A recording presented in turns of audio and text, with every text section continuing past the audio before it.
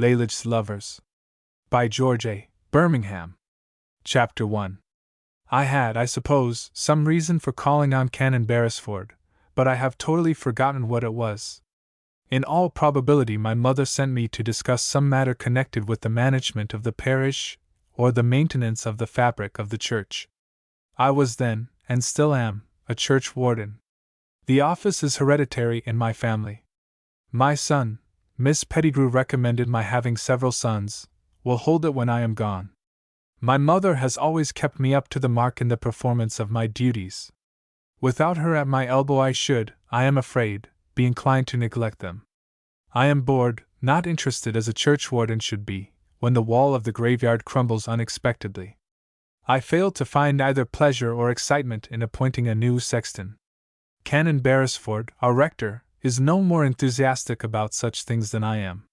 He and I are very good friends, but when he suspects me of paying him a business visit he goes out to fish. There are, I believe, trout in the stream which flows at the bottom of the glebe land, but I never heard of Canon Beresford catching any of them. It must have been business of some sort which took me to the rectory that afternoon, for Canon Beresford had gone out with his rod. Miss Battersby told me this and added, as a justification of her own agreeable solitude, that Lalage was with her father. Miss Battersby is Lalage's governess, and she would not consider it right to spend the afternoon over a novel unless she felt sure that her pupil was being properly looked after. In this case she was misinformed. Lalage was not with her father. She was perched on one of the highest branches of a horse-chestnut tree. I heard her before I saw her, for the chestnut tree was in full leaf and Lalage had to hail me 3 or 4 times before I discovered where she was. I always liked Lalage, and even in those days she had a friendly feeling for me. I doubt, however, whether a simple desire for my conversation would have brought her down from her nest. I might have passed without being hailed if it had not happened that I was riding a new bicycle. In those days bicycles were still rare in the west of Ireland. Mine was a new toy and Lalage had never seen it before. She climbed from her tree-top with remarkable agility, and swung herself from the lowest branch with such skill and activity that she alighted on her feet close beside the bicycle. She was at that time a little more than 14 years of age. She asked at once to be allowed to ride the bicycle. I was a young man then, active and vigorous, but I was hot, breathless, and exhausted before Lalage had enough of learning to ride. I doubt whether she would have given in even after an hour's hard work if we had not met with a serious accident. We charged into a strong laurel bush. Lalage's frock was torn. The rent was a long one, extending diagonally from the waistband to the bottom hem. I knew, even while I offered one from the back of my tie, that a pin would be no use. "Cattersby," said Lalage. "We'll be mad, raging mad. She's always at me because things will tear my clothes. Horrid nuisance clothes are, aren't they? But Cattersby doesn't think so, of course. She likes them. The lady's name is Battersby, not Cattersby. She held the position of governess to Lalage for more than a year and is therefore entitled to respect. Her predecessor, a Miss Thomas, resigned after 6 weeks. It was my mother who recommended Miss Battersby to Canon Beresford. I felt that I ought to protest against Lalage's irreverent way of speaking. In mere loyalty to my mother, apart altogether from the respect which, as a landed proprietor, I naturally entertained for all forms of law and order, I was absolutely bound to say something. "You should speak of her as Miss Battersby," I said firmly. "I call her Cattersby," said Lalage, "because that is her nature."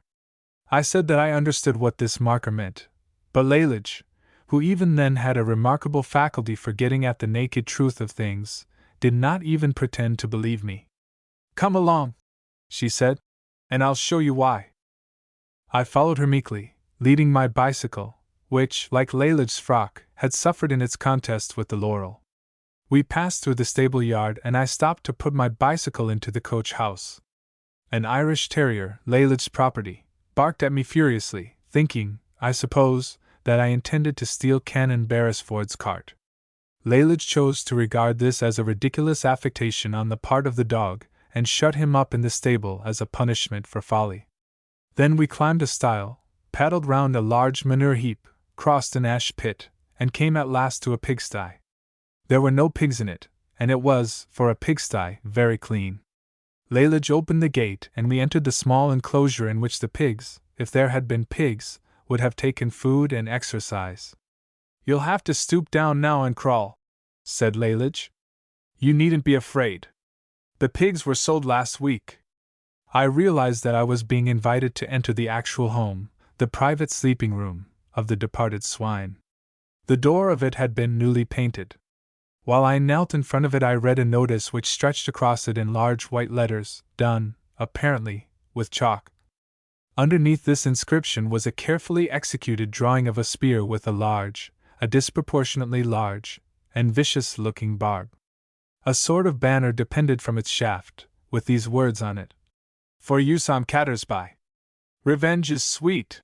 I looked round at Lalage, who was on her hands and knees behind me. I intended asking for some explanation of the extraordinarily vindictive spirit displayed by the spear and the banner. Lalage forestalled my question and explained something else. "I have the office here," she said, "because it's the only place where I can be quite sure she won't follow me." This time I understood thoroughly what was said to me. Cattersby, that is to say, Miss Battersby, if she were the sort of person who mourned over torn frocks, and if, as Lalage suggested, she liked clothes, would be very unwilling to follow any one into the recesses of the pigsty. Even a bower in the upper branches of a tree would be less secure from her intrusion. We crawled in. Against the far wall of the chamber stood the trough from which the pigs, now no doubt deceased, used to eat. "It was put there," said Lalage, who seemed to know that I was thinking of the trough, "after they had done cleaning out the sty, so that it wouldn't go rotten in the wet before we got some more young pigs." "Was that Miss Battersby's idea?" "No, it wasn't. Cattersby wouldn't think of anything half so useful. All she cares about is sums and history and lessony things. It was Tom Kitterick who put it there, and I helped him. Tom Kitterick is the boy who cleans the boots and pumps the water. It was that time," she added, "that I got paint all over my blue dress. She said it was Tom Kitterick's fault." "It may have been," I said, "partly. Anyhow, Tom Kitterick is a red-haired, freckly youth. It wouldn't do him any harm to be slanged a bit for something. It's a jolly sight better to have freckles, even if you come out all over like a turkey egg, than to go rubbing stinking stuff on your face at night. That's what Cattersby does." I caught her at it. Miss Battersby has a nice, smooth complexion and is, no doubt, quite justified in doing her best to preserve it. But I did not argue the point with Lalage. A discussion might have led to further revelations of intimate details of the lady's toilet. I was young in those days and I rather prided myself on being a gentleman. I changed the subject. "Perhaps," I said, "you will now tell me why you have brought me here. Are we to have a picnic tea in the pig's trough?" Lalage crawled past me. She had to crawl, for there was not room in the sty for even a child to stand upright. She took out of the trough a bundle of papers, pierced at the top left-hand corner, and tied with a slightly soiled blue ribbon. She handed it to me and I looked it over. It was, apparently, a manuscript magazine modelled on those sold at railway bookstalls for sixpence. It was called, as I might have guessed, The Anti-Cat. The table of contents promised the following reading matter. "You can enter for that if you like," said Lalage, who had been following my eyes down the page. "I shall," I said, "if she insults me, but she never has yet." "Nor she won't," said Lalage. "She'll be honey to you. That's one of the worst things about her. She's a hypocrite. I loathe hypocrites, don't you?" I returned to the table of contents. "She won't insult you," said Lalage. "She simply crawls to any grown-up. You should hear her talking to father and pretending that she thinks fishing nice. She's perfectly right to do that. After all, Lalage, your father is a canon and a certain measure of respect is due to his recreations as well as to his serious work. Besides, it's never right to crawl to anyone. Besides," I said, "what you call crawling may in reality be sympathy. I'm sure Miss Battersby has a sympathetic disposition. It is very difficult to draw the line between proper respect, flavored with appreciative sympathy, and what you object to as sycophancy. If you're going to try and show off, said Lalage, by using ghastly long words which nobody could possibly understand, you'd better go and do it to the cat. She'll like it. I'm not going to sit here all day listening to you. Either read the magazine or don't, whichever you like. I don't care whether you do or not, but I won't be jawed. This subdued me at once. I began with the poem. There was a difficulty about the last 3 lines, I suppose, I said. Yes, said Lalage. I couldn't remember how they went, and Cattersby had the book. She pretends she likes reading poetry, though she doesn't really, and she makes me learn off whole chunks of it. You can't deny that it comes in useful occasionally. I don't see how you could have composed that parody if she hadn't made you learn. She didn't. That's not the sort of poetry she makes me learn. If it was, I might do it. She finds out rotten things about little lamb, who made you. We are 7, and stuff of that sort. Not what I call poetry at all. I had the good sense while at Oxford to attend some lectures given by the professor of poetry. I also belonged for a time to an association modestly called the Brotherhood of Rhyme.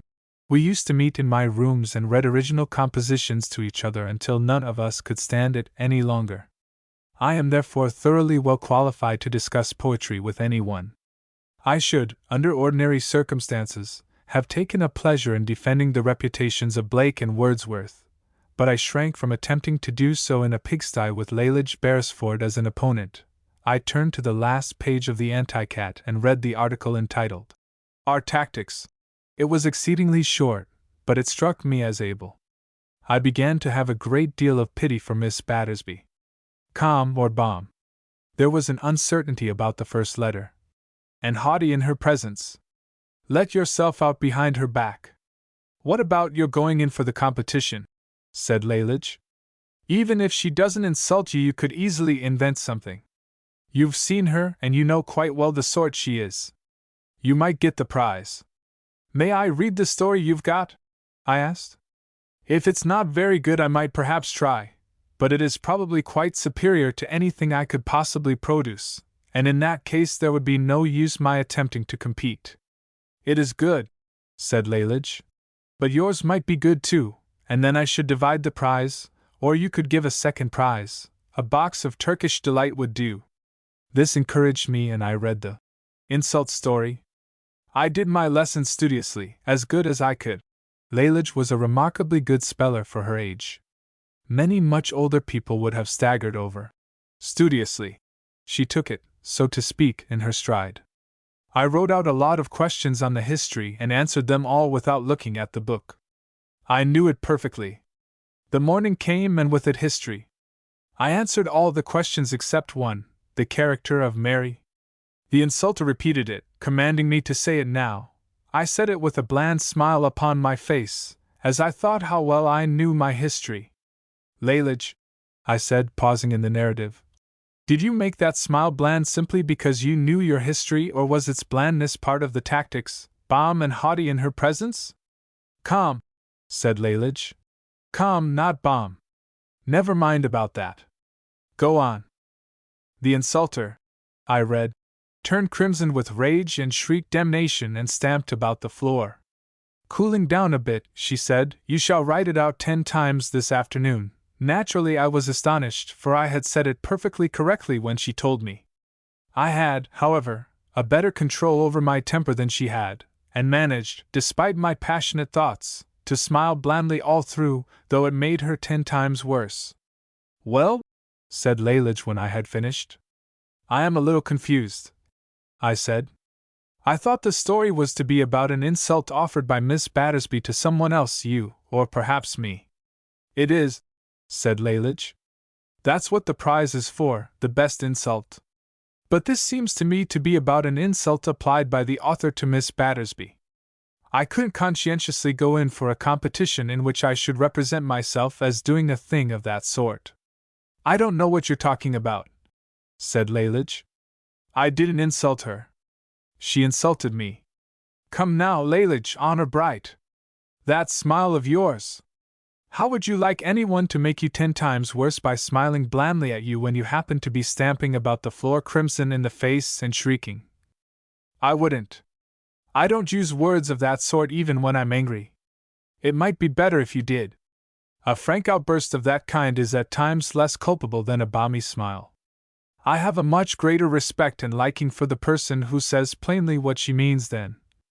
She didn't. She wouldn't think it ladylike. Didn't what? Didn't say straight out what she meant. She can have meant more, I said. After all, we must be reasonable. There isn't any more that anyone could mean. You're very stupid, said Lalage. I keep on telling you she didn't say it. She's far too great a hypocrite. Do you mean to say that she didn't stamp about the floor and say? I hesitated. I have been very carefully brought up and I am a churchwarden. Besides, there is a Latin tag which Canon Beresford, who has a taste for tags, quotes occasionally, about the great reverence due to boys. Obviously, a much greater reverence must be due to girls. I did not want my conscience to have an opportunity for reproaching me. Therefore, I hesitated when it came to the point of saying out loud a word which Lalage ought certainly not to hear. She came to my rescue and finished my sentence for me in a way which got me out of my difficulty. Very likely she felt that she ought not to corrupt me. That word, she said? Thanks. We'll put it that way. Am I to understand that she didn't say that word? Certainly not, said Lalage. She couldn't if she tried. I really think I should quite like her if she did. I felt that this was as far as I was at all likely to get in bringing Lalage to a better frame of mind. Her attitude toward her governess was very far indeed from that enjoined in the church catechism, but I lacked the courage to tell her so. Nor do I think I should have effected much even if I had been as brave in rebuke as an archdeacon or a bishop. Besides, I felt that I had accomplished something. Lalage had committed herself to an approval of a hypothetical Miss Battersby. If a governess could be found in the world who would stamp about the floor and shriek that word, or if Miss Battersby would learn the habit of violent profanity, Lalage would quite like her. It was a definite concession. I had a mental vision of the changed Miss Battersby, a lady freckled from head to foot, magnificently contemptuous of glycerin and cucumber, who hated clothes and tore them when she could, who rejoiced to see blue dresses with blobs of bright red paint on them, who scoffed openly at Blake's poetry, who had been to sea or companied with private soldiers on the battlefield, and so garnered a store of scorching blasphemies. I imagined Lalage taking this paragon to her heart, clinging to her with warm affection, leading her into pigsties for confidential chats, and if she published a magazine at all, calling it our feline friend. But the dream faded, as such dreams do. Miss Battersby was plainly incapable of rising to the heights required. It is to my credit that in the end I did make an effort to soften Lalage. I wish, I said, that you'd try and call her Pussy instead of Cat. Why? What's the difference? The meaning is the same, I said. But it's a much kinder way of putting it. You ought to try and be kind, Lalage. She pondered this advice for a while and then said, I would, if only she'd stop kissing me. Does she do it often? Every morning and every evening and sometimes during the day. That settled it. I could not press my point. Once, years afterward, Miss Battersby very nearly kissed me, but even before there was any chance of such a thing I was able to sympathize with Lalage. I crept out of the pigsty and went home again, leading my injured bicycle. Chapter 2. There is a short cut which leads from my house to the church, and therefore, of course, to the rectory, which stands, as rectories often do, close to the church. The path, it can only be used by those who walk, leads past the garden and through a wood to the high road. It was on this path, a quarter of a mile or so from the road, that I met Canon Beresford, about 10 days after my interview with Lalage in the pigsty. Certain wood pigeons of low morality had been attacking our gooseberry bushes. My mother, instigated by the gardener, demanded their destruction, and so I went out with a gun. I shot 2 of the worst offenders. The gardener discovered half-digested fruit in the dead bodies, so I am sure that I got the right birds and did not unjustly execute the innocent. Then I met the canon. He displayed no interest whatever in the destruction of the wood pigeons, although his garden must have suffered quite as much as ours. I remarked that it was nearly luncheon time and asked him to return with me and share the meal. He was distraught and nervous, but he managed to quote Horace by way of reply. The canon's fondness for Horace accounts, I suppose, for the name he gave his daughter. His habit of quoting is troublesome to me, because I cannot always translate what he says. But he has a feeling for my infirmity, and a tactful way of saving my self-respect. If you had a heavy, two-handed sword hanging over your head by a hair, he explained, you would be thinking about something else besides luncheon. What has the Archdeacon been doing? I asked. The Archdeacon is a man with a thirst for information about church affairs, and he collects what he wants by means of questions printed on sheets of paper which he expects other people to answer. Canon Beresford, who never has statistics at hand, and consequently has to invent his answers to the questions, suffers a good deal from the Archdeacon. It's not the Archdeacon this time, he said. I wish it was. The fact is I am in trouble again about Lalage. I am on my way up to consult your mother. Has Miss Battersby been complaining? She's leaving, said the canon at once. Leaving, so to speak, vigorously. I was afraid it would come to that. She wasn't the sort of woman who'd readily take to swearing. I very nearly did, said the canon. She cried. It's curious, but she really seems fond of Lalage. Did she by any chance force her way into the pigsty and find the anti-cat? Canon Beresford looked at me and a smile hovered about his mouth. So you've seen that production?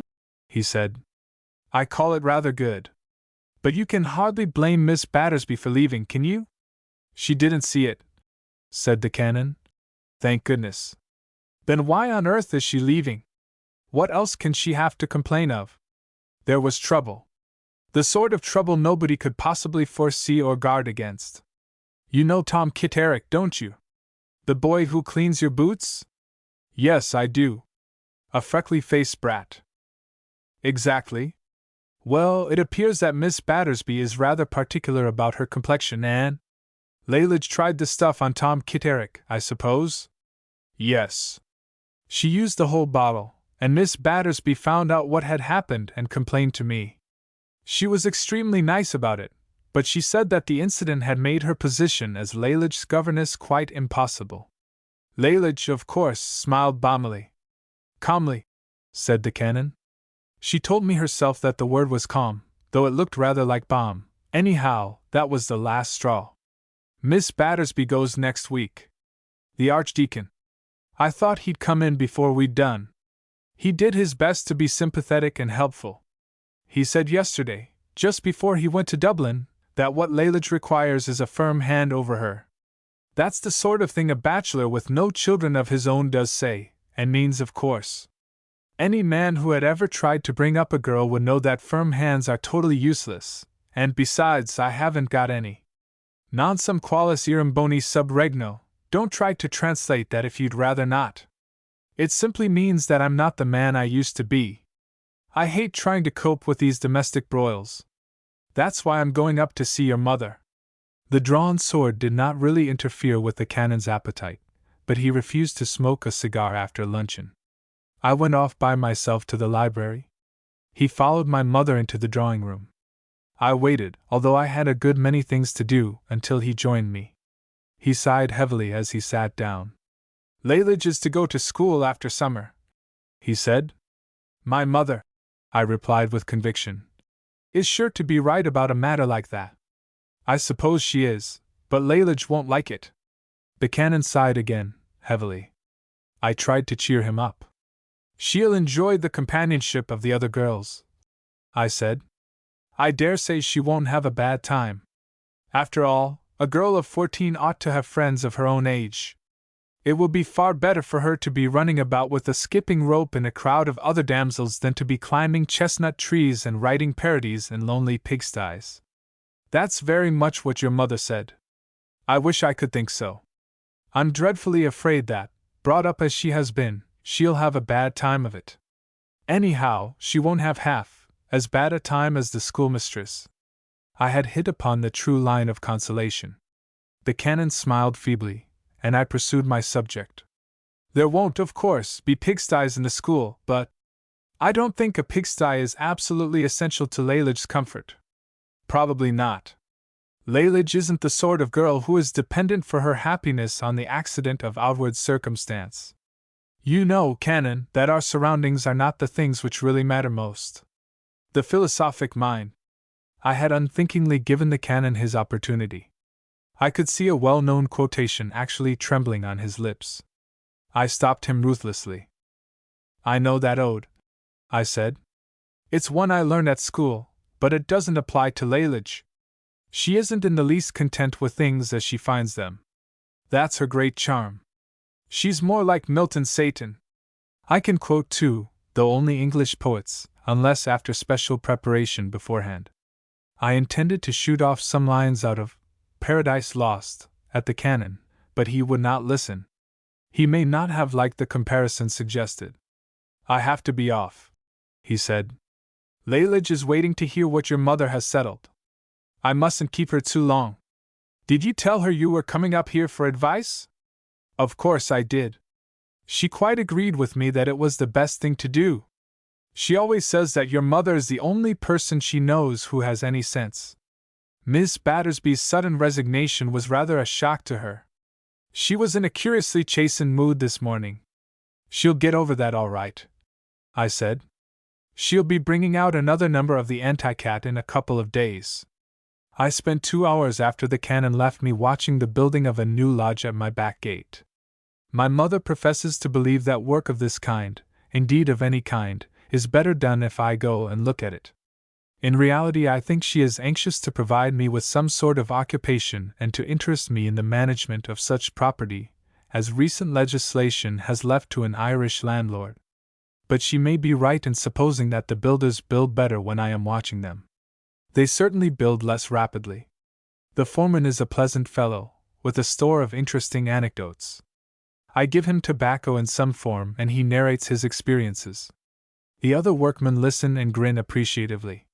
Thus a certain sedateness of progress is ensured and all danger of hasty building, which is, I understand, called jerry building, is avoided. At 5 o'clock, after I had heard some 20 or 30 stories and the builders had placed in position about the same number of stones, I went home in search of afternoon tea. My mother was in the drawing-room, and Miss Battersby was with her. She, too, had come to ask advice. I am sure she needed it, poor woman.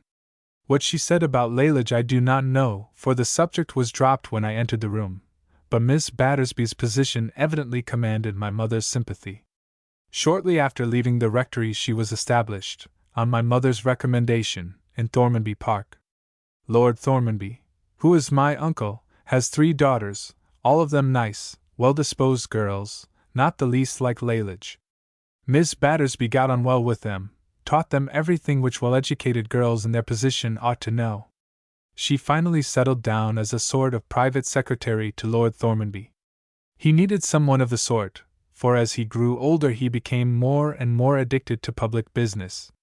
He is at present about 65. If he lives to be 70 and goes on as he is going, Miss Battersby will have to retire in favor of someone who can write shorthand and manipulate a typewriter. She will then, I have no doubt, play a blameless part in life by settling flowers for Lady Thormanby. But all this is still a long way off. I was naturally anxious to hear Miss Battersby's version of the experimental treatment of Tom Kitterick's complexion. I hoped that my mother would have told me this story voluntarily. She did not, so I approached the subject obliquely after dinner. The Archdeacon, I said, was lamenting to me this morning that Mrs. Beresford died while Lalage was still a baby. My mother seemed a little surprised to hear this. He takes the greatest interest in Lalage, I added. She's a very attractive little girl. Very, said my mother. But I thought the Archdeacon went to Dublin yesterday. He certainly told me he was going.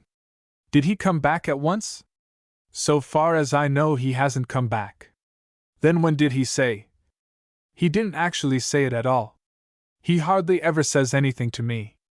I so seldom see him, you know. This at least was true. Although the seat of the Archdeaconry is in Drumbo, a town which contains our nearest railway station and which is our chief center for local shopping, I had not spoken to the Archdeacon for more than 3 months. My mother seemed to be waiting for an explanation of my original remark.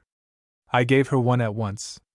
But it's exactly the kind of thing the Archdeacon would have said if he hadn't been in Dublin, and if I had met him, and if our conversation had happened to turn on Lalage Beresford. My mother admitted frankly that this was true, but she seemed to think my explanation incomplete. I added to it. He went on to speak at some length, I said. That is to say, he would have gone on to speak at some length about the great importance of a mother's influence during the early years of a girl's life. My mother still looked at me and her face still wore a questioning expression. It was evident to me that I must further justify myself. So I'm not doing the Archdeacon any wrong, I went on, in putting into his mouth words and sentiments which he would certainly approve. I happened to have forestalled him in giving them expression, but he would readily endorse them. You know yourself that he's great on subjects like the sacred home influence of a good woman. I suppose, said my mother after a pause, that you want to hear the whole account of Lalage's latest escapade? Miss Battersby's version of it, I said. I heard the canons after luncheon. And that story of yours about the Archdeacon. That, I said, was my way of introducing the subject without displaying what might strike you as vulgar curiosity. I have too much respect for you to heckle you with aggressive inquiries as if you were a Chief Secretary for Ireland and I were a Member of Parliament. Besides, I don't like the feeling that I'm asking blunt questions about Miss Battersby's private affairs. After all, she's a lady. I'm sure you'll appreciate my feelings. Lalage, said my mother, is an extremely naughty little girl who will be a great deal better at school. But have you considered the plan from the point of view of the school you're sending her to? Miss Pettigrew is an old friend of mine and… Is she the schoolmistress? The principal, said my mother. And she's quite capable of dealing with Lalage. I wasn't thinking of her. As I told the canon this afternoon, Lalage will probably be very good for her. She'll certainly be very good for Lalage. I'm not saying anything the least derogatory to Miss Pettigrew. Schoolmasters are just the same. So are the heads of colleges. The position tends to develop certain quite trifling defects of character for which Lalage will be an almost certain cure. You don't know Miss Pettigrew. No, I don't. That's the reason I'm trying not to talk of her. What I'm considering and what you ought to be considering is the effect of Lalage on the other girls. Think of those nice, innocent young creatures, fresh from their sheltered homes. My dear boy, said my mother, what on earth do you know about little girls? Nothing, I said, but I've always been led to believe that they are sweet and innocent. Let me tell you then, said my mother, that Lalage has a career of real usefulness before her in that school. Most girls of her age are inclined to be sentimental and occasionally priggish. Lalage will do them all the good in the world. I wonder why it is that so many able women have an incurably low opinion of their own sex. My mother would not say things like that about schoolboys, though they are at least equally sentimental and most of them more priggish. She is extremely kind to people like Miss Battersby, although she regards them as pitiably incompetent when their cosmetics are used on stable boys. Yet she would not despise me or regard it as my fault if someone took my shaving soap and washed a kitchen maid's face with it. So, I said, Lalage is to go forth as a missionary of anarchy, a ravening wolf into the midst of a sheepfold. The Archdeacon was saying to me this morning, said my mother, that if you… May I interrupt you one moment? I said. I understood that the Archdeacon was in Dublin. This, said my mother, is another of the things which the Archdeacon would have said if he had been at home. Oh, I said, in that case I should particularly like to hear it. He said or would have said that if you allow your habit of flippant talking to grow on you, you'll lose all hold on the solemn realities of life and become a totally useless member of society. I quite admit, I said, that the Archdeacon would have put it in pretty nearly those words if he had said it. I particularly admire that part about the solemn realities of life.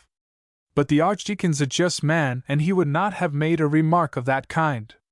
He knows the facts. I hold a commission in the militia, which is one of the armed forces of the Crown, Auxiliary is, I think, the word properly applied to it. I am a justice of the peace, and every Wednesday I sit on the judgment seat in Drumbo and agree with the stipendiary magistrate in administering justice. I am also a churchwarden, and the archdeacon is well aware of what that means. He would be the first to admit that these are solemn realities. I don't see what more I can do, unless I stand for Parliament. I suppose a constituency might be found somewhere which would value a man with a good temper and a little money to spare. Perhaps, said my mother, smiling, we'll find that constituency for you some day. This was the first hint I ever got of my unfortunate destiny. It gave me a feeling of chill. There is nothing I want less than a seat in Parliament, but nothing seems more certain now than that I shall get one. Even then, when my mother made her first smiling reference to the subject, I knew in my heart that there was no escape for me. Chapter 3. Lalage's departure from our midst took place early in September and happened on a Wednesday, the day of the Drumbo Petty Sessions. Our list of malefactors that week was a particularly short one, and I was able to leave the court-house in good time to see Lalage off at the railway station. I was, in fact, in very good time and arrived half an hour before the train was advertised to leave. Canon Beresford and Lalage were there before me. The Canon, when I came upon them, was pressing Lalage to help herself to chocolate creams from a large box which he held open in his hand. He greeted me with an apologetic quotation. "When you come home for the Christmas holidays, Lalage," I said, "you'll be able to translate that. In the meanwhile I may as well tell you that it means—" "You needn't," said Lalage. "Father has told me 4 times already. He has been saying it over and over ever since breakfast. It means that I may as well eat as much as I can now because I shall be sick tomorrow anyway. But that's all humbug, of course. I shouldn't be sick if I ate the whole box. Last Christmas I ate 3 boxes as well as plum pudding." I felt snubbed. "So, I think, did the Canon." Lalage smiled at us, but more in pity than in balm. "I call this rather a scoop for me," said Lalage. "I'm glad of that," I said, "for I brought a bottle of French plums from my mother and a box of Turkish Delight which I bought out of my own money." "Thanks," said Lalage. "But it wasn't the chocolates I was thinking of. The scoop I mean is going to school. It's a jolly sight better than rotting about here with a beastly governess. You can't expect any governess to enjoy being robbed of her glycerin and cucumber," I said. "You wouldn't like it yourself." "That wasn't the real reason," said Lalage. "Even Cattersby had more sense than that." "She means," said the Canon, "that it didn't begin there." "No," I said. "It began with the character of Mary." "It didn't," said Lalage. "She'd forgotten all about that, and so had I. What really began it was my birthday. For 3 weeks I had suggested a holiday for that day from the tyrant. Her answer had ever been, 'A half will do you nicely, if pressed, you are very ungrateful.' I may not give you even that, so I acted boldly. It was breakfast time and we were eating fish." "Trout," said the Canon. "I remember the morning perfectly. Tom Kitterick caught them the day before. I took him out with me. The Archdeacon had been over to see me. Laying down my fork," Lalage went on, "I said to no one in particular." "Excuse me, Lalage," I said, "but is this a quotation from the last number of the Anti-Cat?" "It is. I had an article about it." "How did you guess?" "There was something in the style of the narrative, a certain quite appreciable literary flavor which suggested the Anti-Cat. But please go on and keep to the words of the article as far as possible. You had just got to where you spoke to no one in particular." "Laying down my fork, I said to no one in particular, 'Of course I get a holiday for my birthday.' 'I think a half,' began she. 'Of course,' said father loudly, 'a holiday on such a great occasion.'" Her face fell. Her scowl deepened. To hide her rage she blew her nose. There was a revengeful glitter in her eye. Lalage paused. "I need scarcely tell you," said the Canon, "that I had no idea when I spoke that there had been any previous discussion of the subject." "The article ends there, I suppose?" I said. "Yes," said Lalage. "She had it in for me after that worse than ever, knowing that I had jolly well scored off her. And in the end she broke out over your effort to improve Tom Kitterick's complexion? She sneaked, said Lalage. Sneaked to father. I wrote an article about that. It's in my box if you'd like to see it. The Canon's eyes met mine. Then we both looked at our watches. We had still 10 minutes before the train started. It's about halfway down, said Lalage. On the left-hand side. I think we might, I said. Yes, said the Canon. In fact, we must. We moved together across the platform toward the porter's barrow, on which Lalage's trunk lay. I should like to see the article, I said, fumbling with the strap. It isn't so much that, said the Canon. Somebody is sure to unpack her box for her tonight, and if Miss Pettigrew came on the thing and read it, she would be prejudiced against Lalage. I'd like the poor child to start fair anyhow, said the Canon. Whatever happens later on. We unpacked a good many of Lalage's clothes and came on the second number of the Anti-Cat. Lalage took possession of it and turned over the pages, while the Canon and I refolded the blue serge dress and wedged it into its place with boots. Here you are, said Lalage, when I had finished tugging at the straps. Sneaking, second example. The latest move of Cattersby. Such a move! A disgrace to any properly run society, a further disgrace to the already disgraceful tactics of the cat. How even that base enemy could do such a thing is more than we honorable citizens can understand. The other honorable citizen, I said, is Tom Kitterick, I suppose? No, said Lalage. There was only me, but that's the way editors always talk. Father told me so once. Yet she did it.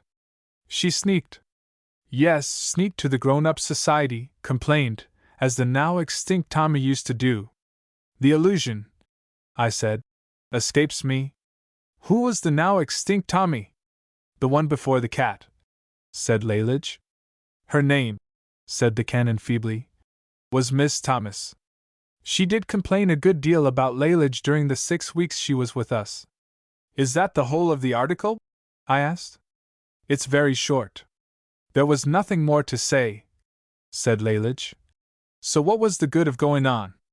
I thought, I said, and hoped that there might have been something in it about the effect the stuff had on Tom Kitterick. I have never been able to find out anything about that. It didn't do much to Tom Kitterick, said Lalage. He was just as turkey-eggy afterward as he was before. It didn't even smart, though I rubbed it in for nearly half an hour, and Tom Kitterick said I'd have the skin off his face, which just shows the silly sort of stuff it was. Not that I'd expect the cat to have anything else except silly stuff. That's the kind she is. Anybody would know it by simply looking at her.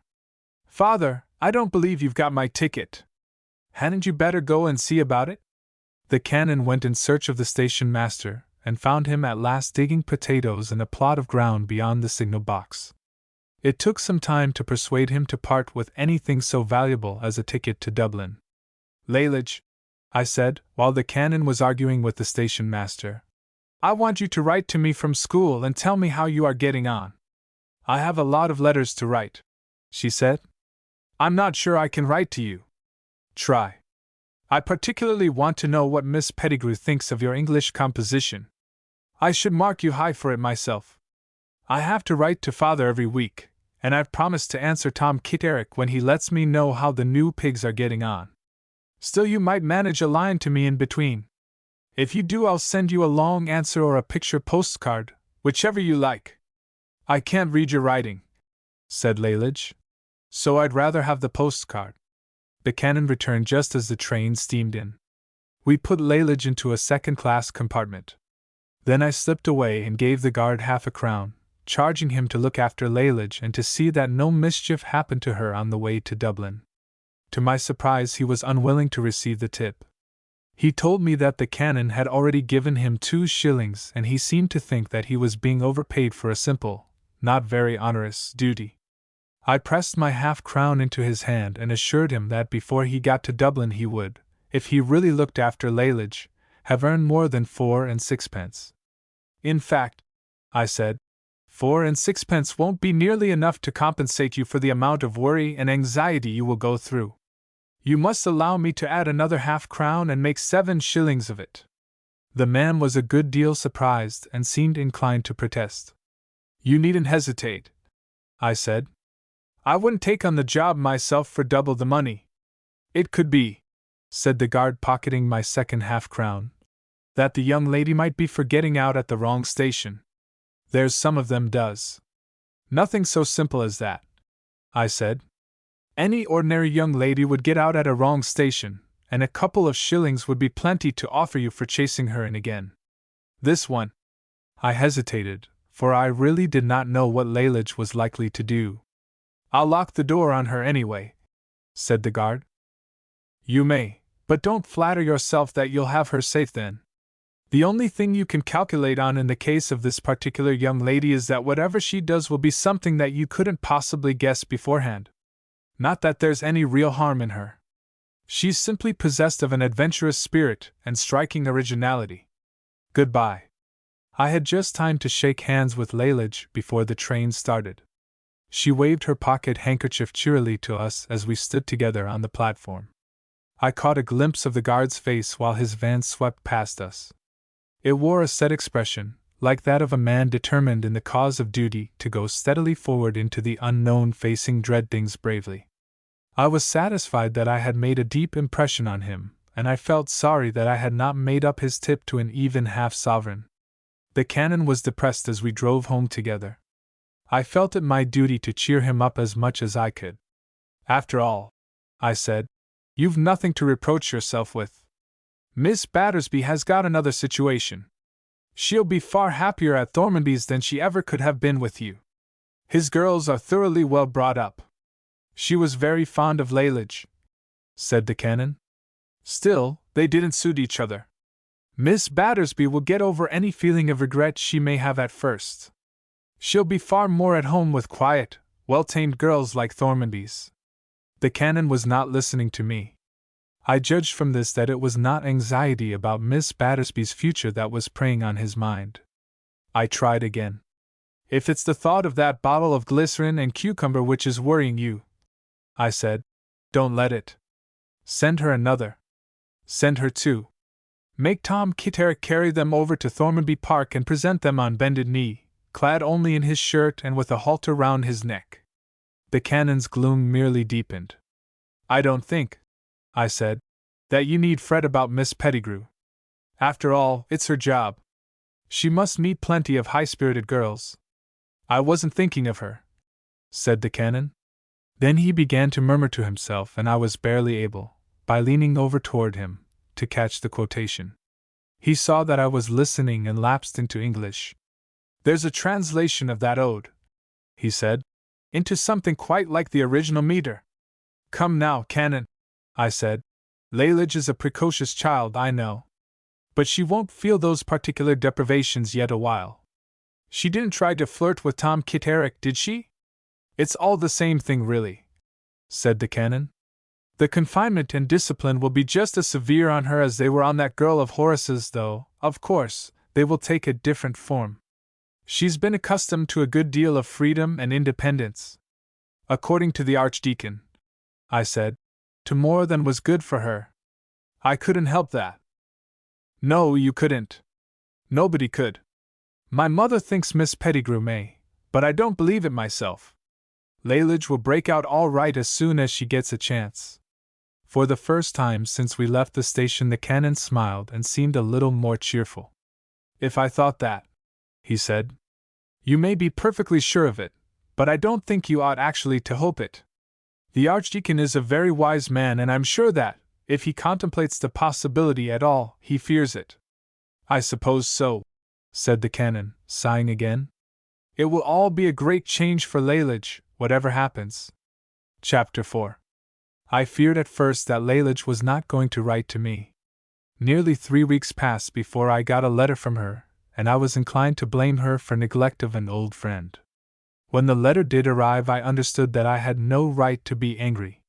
Lalage was better than I had dared to hope. She kept a kind of irregular diary in an exercise book and sent it to me. It was, like all diaries, in disconnected paragraphs, evidently written down when the mood for recording experiences was on Lalage. There were no dates attached, but the first entry must, I think, embody the result of a very early series of impressions. One, at least, of the opinions expressed in it was modified later on. When I arrived, I was hustled into a room by a small fat lady dressed in purple, not the old pet, which is what we call Miss Pettigrew. I waited for 10 minutes. Then I was hustled upstairs by the same purple-clothed lady, and shown a locker, number 73. There I stayed for about 5 minutes and then was driven down again by the purple-clothed lady and pushed into the same room as I had been before.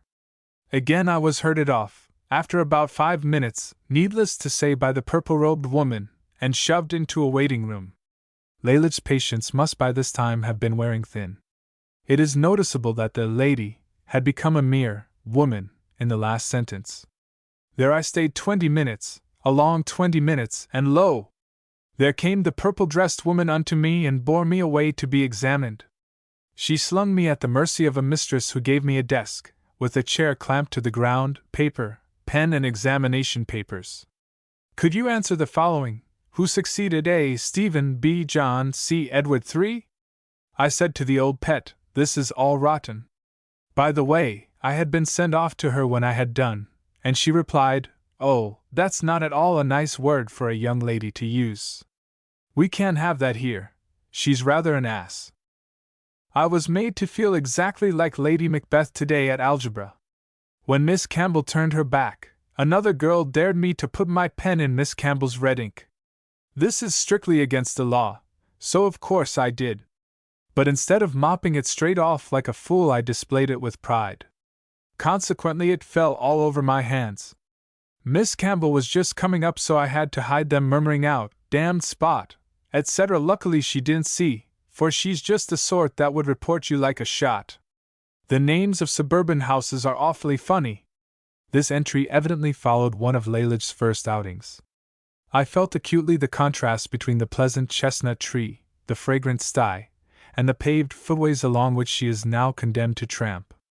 An awful, staring, back-gardenly-looking house, with muslin curtains, frilly and a jumpy-looking pattern on the side, is called Sans Souci. One ass calls his stable Cliftonville, although I bet he's never seen Clifton. Ardenbaugh and honeysuckle arbor are common. Today we heard a frightful row in the corridor, laughing, talking, and trampling.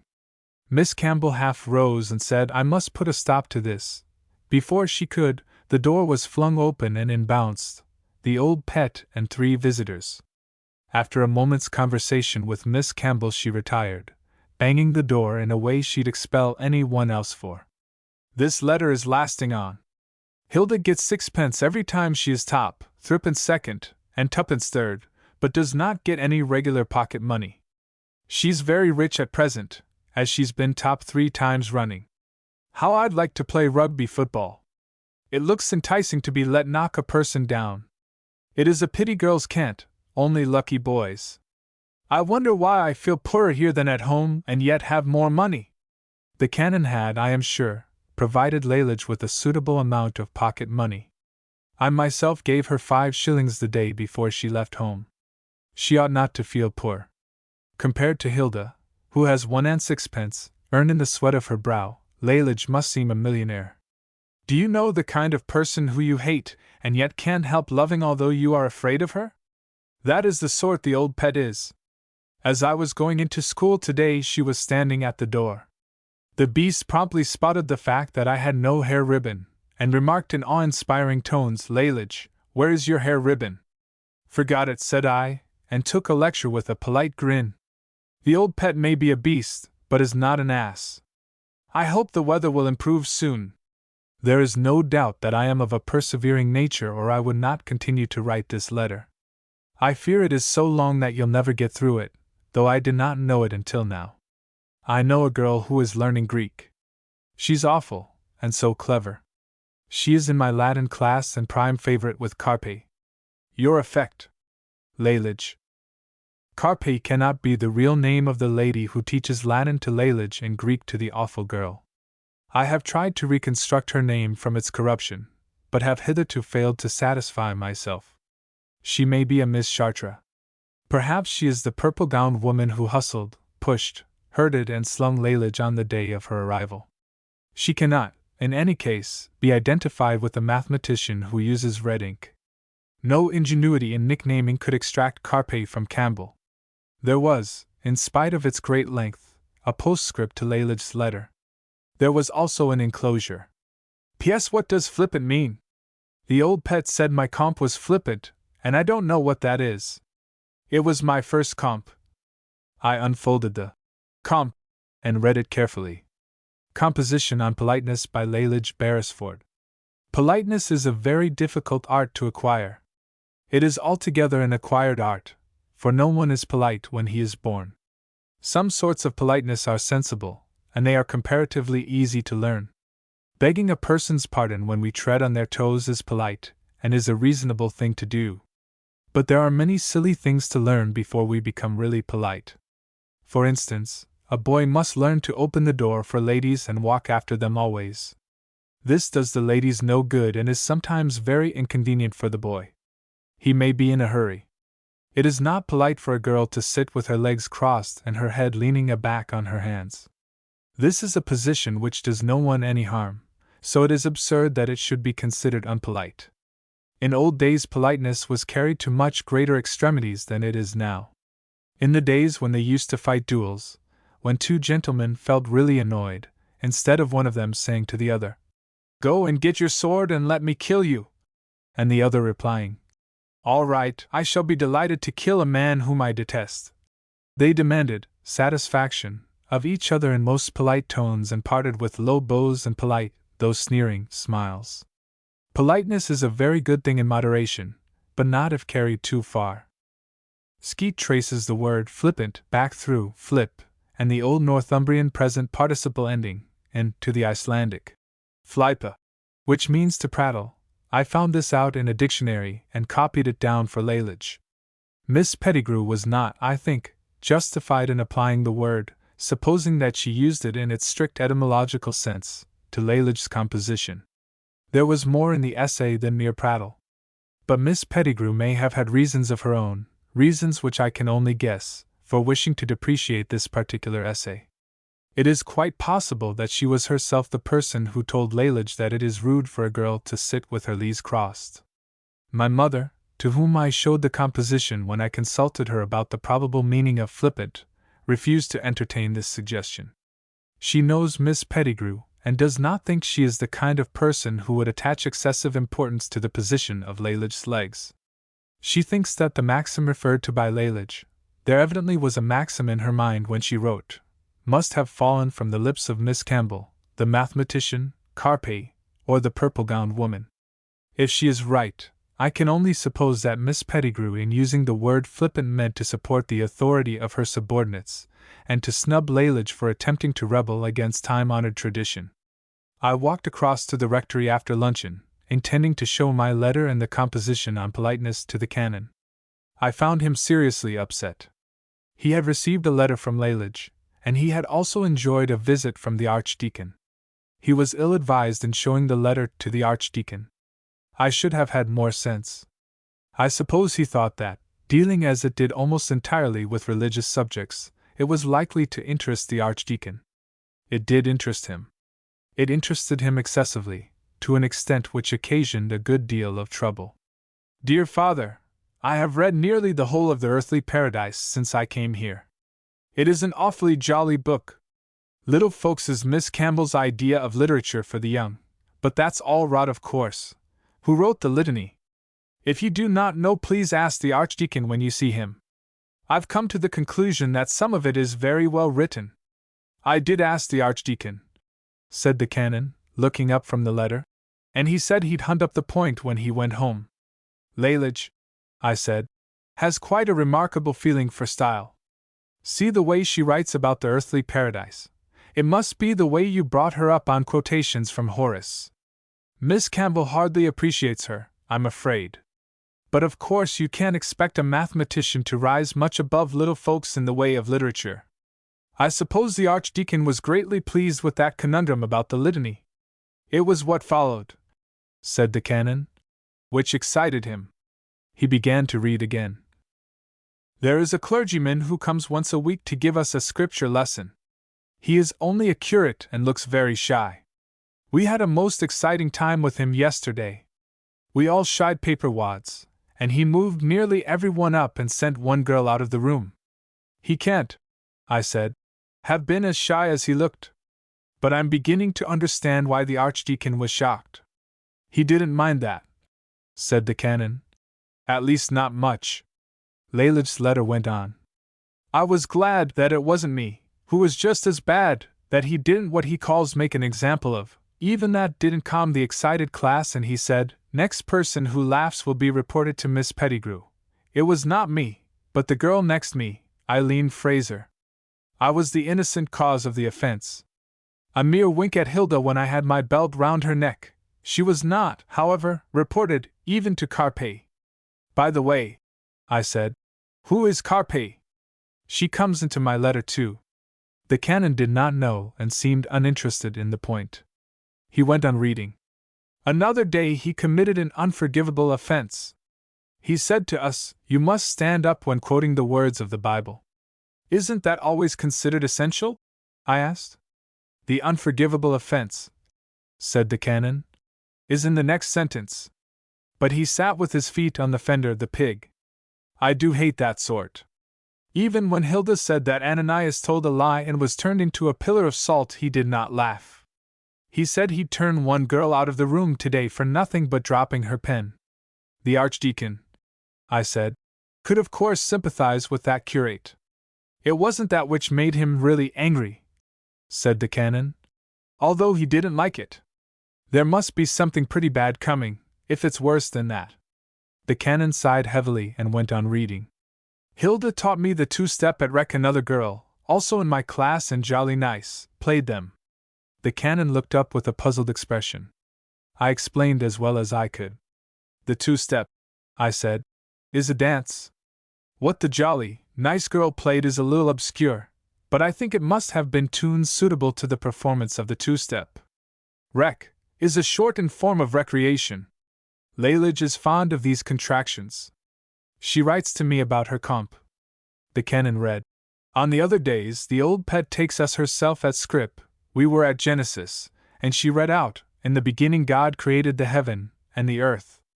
But of course you all know he didn't. Modern science teaches us. Then she went on with a lot of rot about gases and forces and nebulous things. The archdeacon, said the canon, is going to write to the Archbishop of Dublin about it. He says that kind of teaching ought not to be allowed.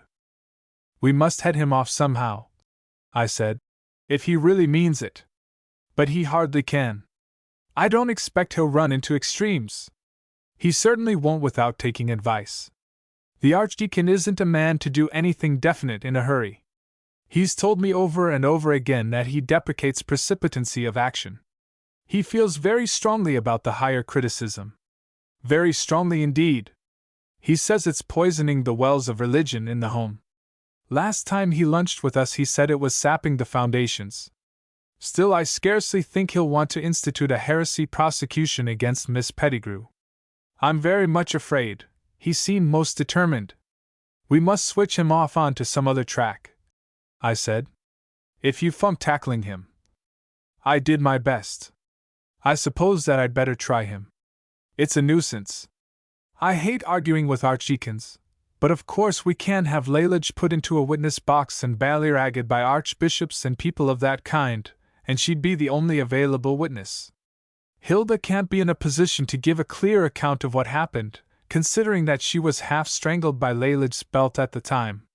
It was at the curate's class that the belt incident occurred, said the canon, just after they had been throwing paper wads. So it was. All the same, I don't think Hilda would be much use as a witness. The memory of that choking would be constantly with her, and would render every scripture lesson a confused nightmare for months afterward. The other girls would probably lose their heads. It's all well enough to pelt curates with paper wads. Anyone could do that. It's quite a different thing to stand up before an ecclesiastical court and answer a string of questions about nebulous things. That archbishop will find himself relying entirely on Lalage to prove the archdeacon's case, which won't be a nice position for her. I'll go home now and drive over at once to see the Archdeacon. Do, said the canon.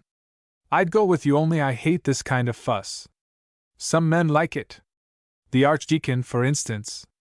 Curious, isn't it, how differently we're made, though we all look very much alike from the outside. Sunt quos cumculo.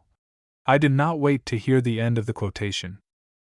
I approached the Archdeacon hopefully, relying, I confess, less on the intrinsic weight of the arguments I meant to use than on the respect which I knew the Archdeacon entertained for my position in the county. My mother is the sister of the present Lord Thormanby, a fact which by itself predisposes the Archdeacon in my favor. My father was a distinguished soldier.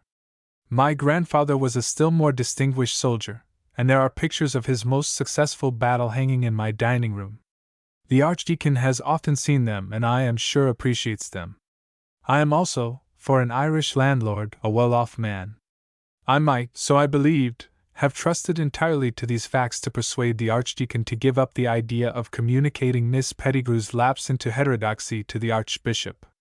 But I worked out a couple of sound arguments as well, and I was greatly surprised to find that I produced no effect whatever on the Archdeacon. He bluntly refused to modify his plan of action. I quoted to him the proverb which warns us to let sleeping dogs lie. Under any ordinary circumstances this would have appealed strongly to the Archdeacon. It was just the kind of wisdom by which he guides his life. I was taken aback when he replied that Miss Pettigrew, so far from being a sleeping dog, was a roaring lion. A moment later he called her a ravenous evening wolf, so I gave up my proverb as useless. I then reminded him that Lalage was evidently quite unaffected by the teaching which she received, had in fact described modern science as a lot of rot. The Archdeacon replied that, though Lalage escaped, others might be affected, and that he was not quite sure even about Lalage, because insidious poisons are most to be feared when they lie dormant in the system for a time. This brought me to the end of my 2 arguments, and I had to invent another on the spot. I am always rather ashamed to think of the one I actually used, but I was driven against the wall, and the position seemed almost desperate. I suggested that Lalage's account of the scripture lesson was in all probability quite unreliable. You know, Archdeacon, I said, that all little girls are horrid liars. The insinuation that Lalage ever spoke anything but the truth was treacherous and abominable. She has her faults, but I have not the slightest doubt in my mind that her description of Miss Pettigrew's scripture lesson was a perfectly honest account of the impression it produced on her mind. The Archdeacon hesitated, and hoping for the best, I plunged deeper. Lalage in particular, I said, is absolutely reckless about the truth. The Archdeacon shook his head mournfully. I wish I could think so, he said. I should be glad, indeed, if I could take your view of the matter, but in these days when the higher criticism is invading our pulpits and our schoolrooms. His voice faded away into the melancholy silence, and he continued shaking his head. This shows how much more important dogmatic truth is than the ordinary everyday correspondence between statement and fact. To the Archdeacon a lie of Lalage's would have been a minor evil in every way preferable, if it came to a choice between the two, to Miss Pettigrew's unorthodox interpretation of the Mosaic narrative. I could argue the matter no more and fell back upon a last plan. Archdeacon, I said, come out and dine with us tonight. Talk the whole business over with my mother before you take any definite action. The Archdeacon agreed to do this. I went home at once and prepared my mother for the conflict. You must use all your influence, I said. It is a most serious business. My dear boy, said my mother, it's quite the most ridiculous storm in a teacup of which I've ever heard. No, I said solemnly, it's not. If the Archdeacon makes his charge formally, the Archbishop will be obliged to take it up. Miss Pettigrew will be hauled up before him. Miss Pettigrew, said my mother, would simply laugh. She's not in the very least the sort of woman. I know. She's one of those people that you hate awfully and yet can't help loving, though you are rather afraid of her. It's for her sake more than Lalage's that I'm asking you to interfere. If I interfere at all, it will be for the Archdeacon's sake. It's a pity to allow him to make a fool of himself. I do not know what line my mother actually took with the Archdeacon. I left them together after dinner, and when the time came for saying good night, I found that the Archdeacon had been persuaded not to attempt a formal protest against Miss Pettigrew's teaching. He has never, however, trusted her since then, and he still shakes his head doubtfully at the mention of her name. I wrote to Lalage next day and told her not to send home any more accounts of scripture lessons. English compositions, I said, we should be glad to receive. Latin exercises would always be welcome, and algebra sums, especially if worked in Miss Campbell's red ink, would be regarded as treasured possessions. All letters, I added, suspected of containing ecclesiastical news of any kind will be returned to you unopened. I also called on the canon and spoke plainly to him about the danger and folly of showing letters to the Archdeacon. I was wrong, said the canon apologetically. I can see now that I was wrong, but I thought at the time that he'd enjoyed the joke. You ought, said I severely, to have had more sense. The Archdeacon expects to be a bishop some day. He can't afford to enjoy jokes of that kind. By the way, did he tell you who wrote the litany? Chapter 5. It must have been about 3 weeks after the pacification of the Archdeacon by my mother that a crisis occurred in my affairs. I am not a person of any importance, although I shall be, I fear, some day, and my affairs up to the present are not particularly interesting even to myself. I record the crisis because it explains the fact that I lost touch with Lalage for nearly 4 years and know little or nothing about her development during that time. I wish I knew more. Some day, when I have a little leisure, I mean to have a long talk with Miss Pettigrew. She saw more of Lalage in those days than anyone else did, and I think she must have some very interesting, perhaps exciting, things to tell. To a sympathetic listener, Miss Pettigrew would talk freely. She has a sense of humor, and like all people who are capable of laughing themselves, takes a pleasure in telling good stories. It was my uncle, Lord Thormanby, who was mainly responsible for my private crisis. My mother, I dare say, goaded him on, but he has always taken the credit for arranging that I should join the British Embassy in Lisbon as a kind of unpaid attaché. My uncle used his private and political influence to secure this desirable post for me. I do not know exactly whom he worried. Perhaps it was a sympathetic Prime Minister, perhaps the Ambassador himself, a nobleman distantly connected with Lady Thormanby. At all events, the thing was done, and Thormanby was enormously proud of the achievement. He gave me a short lecture by way of a send-off, in which he dwelt a good deal on his own interest in my future, and told me that my appointment might lead on to something big. It has not done so, up to the present, but that I dare say is my own fault. The canon, who seemed sorry to say goodbye to me, gave me a present of an English translation of the works of the philosopher Epictetus, with several passages, favorites of his own, marked in red ink. One of these I use frequently to read and still think about occasionally, not because I have the slightest intention of trying to live in the spirit of it, but because it always reminds me of the canon himself, and so makes me smile. "Is a little of your oil spilt, or a little wine stolen?" said this philosopher. "Then say to yourself, for so much peace is bought. This is the price of tranquility, for nothing can be gained without paying for it." It is by this wisdom that the man who happened to be Lalage's father was able to live without worrying himself into frequent fevers. The Archdeacon dined with us a short time before I left home and gave me a very fine valedictory address. He said that I was about to follow the example of my ancestors and devote myself to the service of my country. He had every hope that I would acquit myself as nobly as they did. This was a very affecting thing to say, particularly in our dining room, with the pictures of my grandfather's battles hanging round the walls. I looked at them while he spoke, but I did not venture to look at my mother. Her eyes have a way of twinkling when the Archdeacon is at his best which always upsets me. The Archdeacon, his face still raised toward the large battle picture, added that there is nothing finer than the service of one's country, nothing more inspiring for a man, and nothing more likely to lead to fame. I felt at the time that this is very likely to be true in the case of any one who has a country to serve. I, unfortunately, have none. The recent developments of Irish life, the revivals of various kinds, the books which people keep on writing, and the general atmosphere of the country have robbed me and others like me of the belief, held comfortably by our fathers, that we are Englishmen. On the other hand, nobody, least of all the patriotic politicians who make speeches, will admit that we are Irish.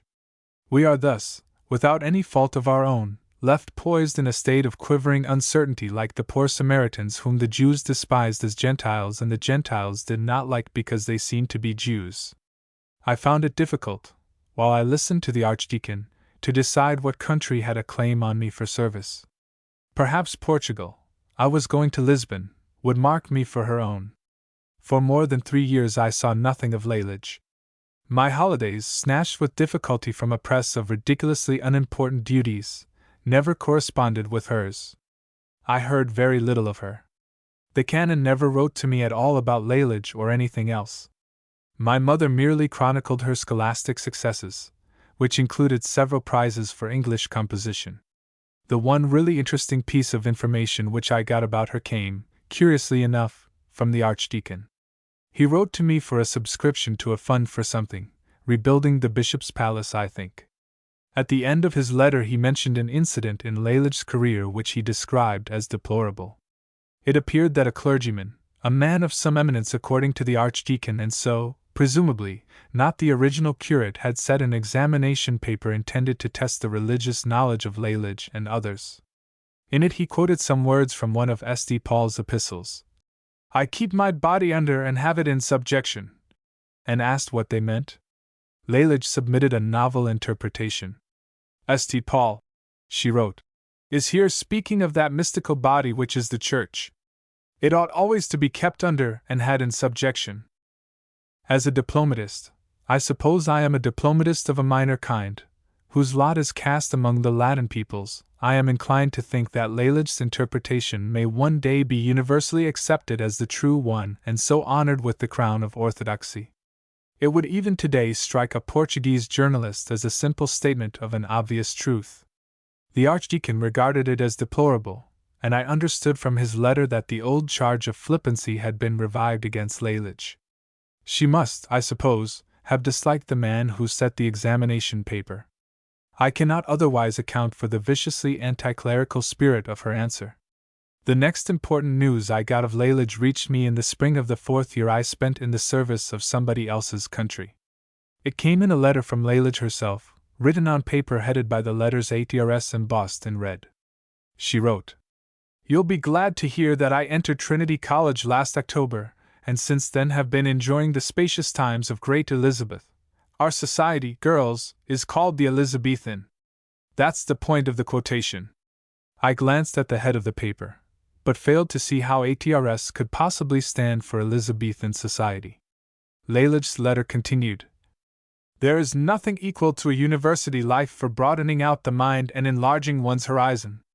I have just founded a new society called the ATRS, and the committee, Hilda, myself, and a boy called Selby Harrison, who got a Junior X, and is very clever, is on the lookout for members' subscription, a year, paid in advance, or life members £1. Our object is to check by every legitimate means the spread of tommyrot in this country, and the world generally. There is a great deal too much of it, and something ought to be done to make people jolly well ashamed of themselves before it is too late. If the matter is not taken in hand vigorously, the country will be submerged and all sensible people will die." I began to get at the meaning of the red letters.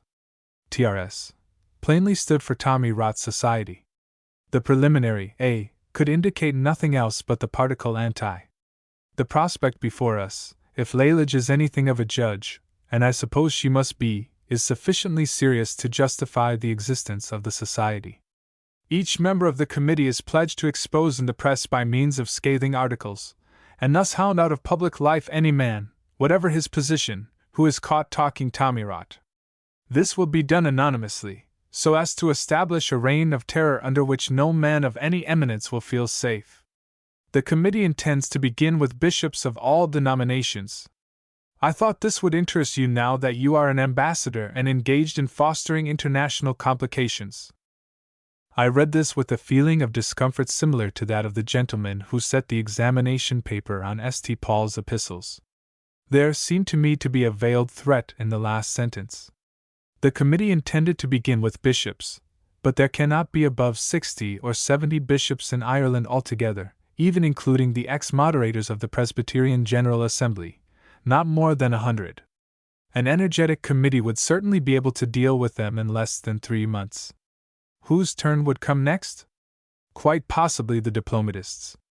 I do not particularly object to the prospect of being hounded out of public life by means of scathing articles, but I feel that I should not be the only victim. Some of the others would certainly resent Lalage's action, and then there would be a fuss. I have always hated fuss of any kind. Only members of the committee are expected to take part in the active propaganda of the society. Ordinary members merely subscribe. I am sending this appeal to Father, Lord Thormanby, Miss Battersby, who is still there, and the Archdeacon, as well as to you. I breathed a sigh of great relief. Lalage was not threatening my colleagues with exposure in the press. She was merely asking for a subscription. I wrote at once, warmly commending the objects and methods of the society. I enclosed a check for £5 with a request that I should be enrolled as 5 ordinary life members. I underlined the word ordinary, and added a postscript in which I expressly refused to act on the committee even if elected. Lalage did not answer this letter or acknowledge the check. I suppose the bishops kept her very busy. In August that year I met Lalage again for the first time since I had seen her off to school from the station at Drumbo. I did not recognize her at first. For years make a great difference in a girl when she is passing from the age of 14 onward. Besides, I was not in the least expecting to see her. Mont Estoril is a watering place near the mouth of the Tagus. In spite of the fact that some misguided people advertise its attractions and call it the Riviera of Portugal, it is a pleasant spot to live in when Lisbon is very hot. There are several excellent hotels there, and I have found it a good plan to migrate from the capital and settle down in Mont Estoril for June, July, and August. I have to go into Lisbon every day, but this is no great hardship, for there is a convenient train service. I usually catch what the Portuguese call a train of great velocity, and arrive at the Cós de Soda railway station a few minutes after 11 o'clock. From that I go, partly on foot, partly in a tram, to the embassy and spend my time there in the usual way. One morning, I have kept a note of the date, it was the 9th of August, I saw a large crowd of people, plainly tourists, standing together on the footpath, waiting for a tram. The sight was common enough. Every 10 days or so an enterprising steamboat company lands a bevy of these worthy people in Lisbon. This crowd was a little larger than usual.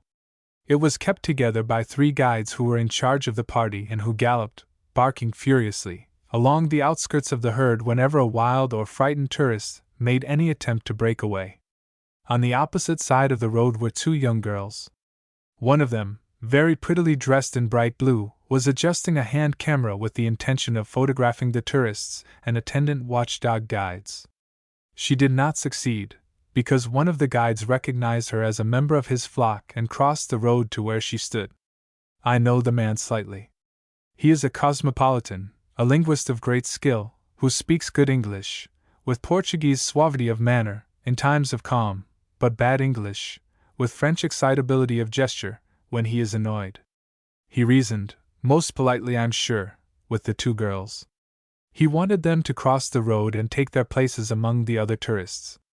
The girl in blue handed the camera to her companion, took the cosmopolitan guide by the shoulders, pushed him across the road and posed him in a picturesque attitude on the outskirts of the crowd. Then she went back to take her picture. The guide, of course, followed her, and I could see by the vehemence of his shrugs and gesticulations that his temper had given way. I guessed that his English must have been almost unintelligible. The scene interested me, and I stood still to see how it would end. The girl in the blue dress changed her intention and tried to photograph the excited interpreter while he gesticulated. I sympathized with her wish. His attitudes were all well worth preserving. If she had been armed with phonograph as well as a camera, she might have secured a really valuable record. The man, to my knowledge, speaks 8 languages, all equally badly, and when he mixes them he is well worth listening to. In order to get him into focus, the girl in the blue dress kept backing away from him, holding the camera level and gazing into the viewfinder. The man, gesticulating more wildly than ever, followed her. She moved more and more rapidly away from him until at last she was proceeding backward along the street at a rapid trot. In the end she bumped against me.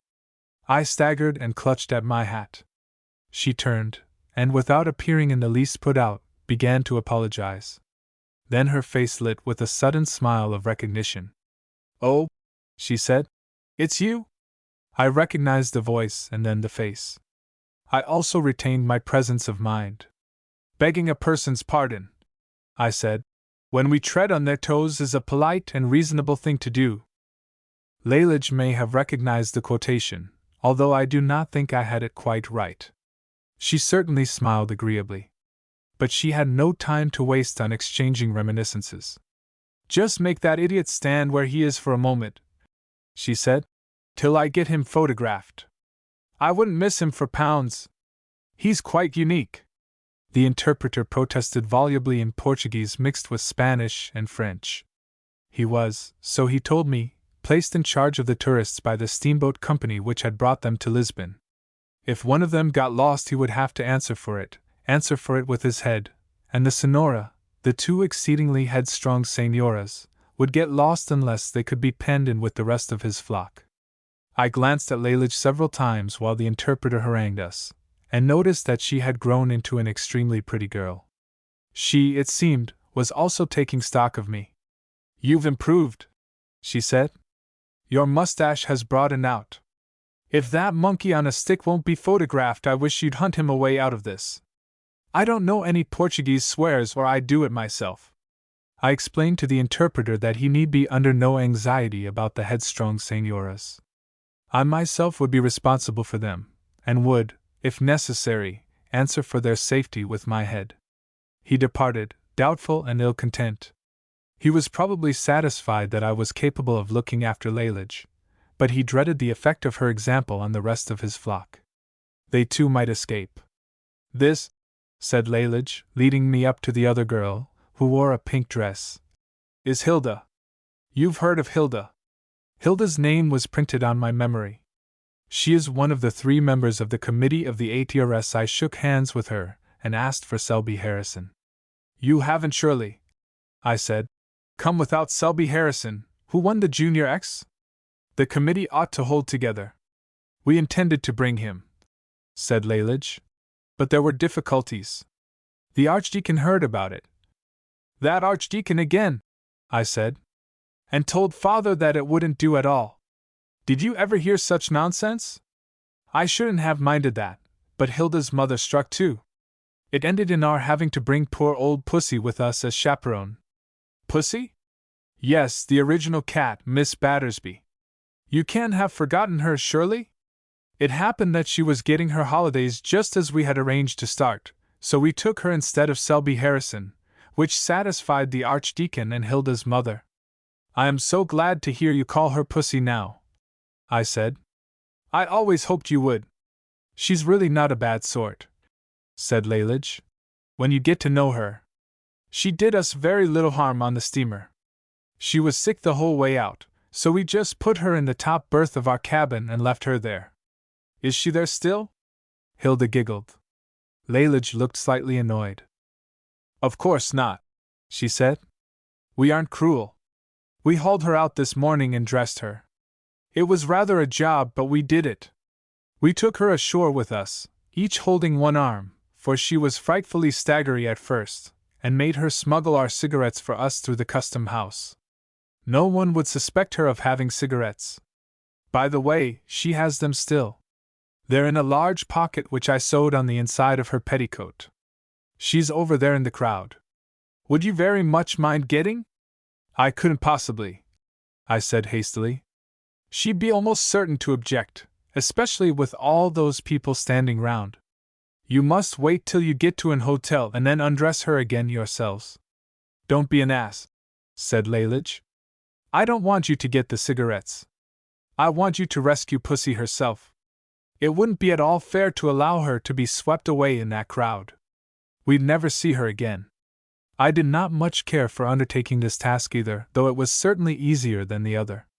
The polyglot guide would, I felt sure, deeply resent the rape of another of his charges. Couldn't Hilda do that? I said. After all, she's a member of the committee. I'm not. And you told me distinctly that ordinary members were not expected to do anything except subscribe. Go on, Hilda, said Lalage. I suppose Lalage must be president of the ATRS and be possessed of autocratic powers. Hilda crossed the road without a murmur.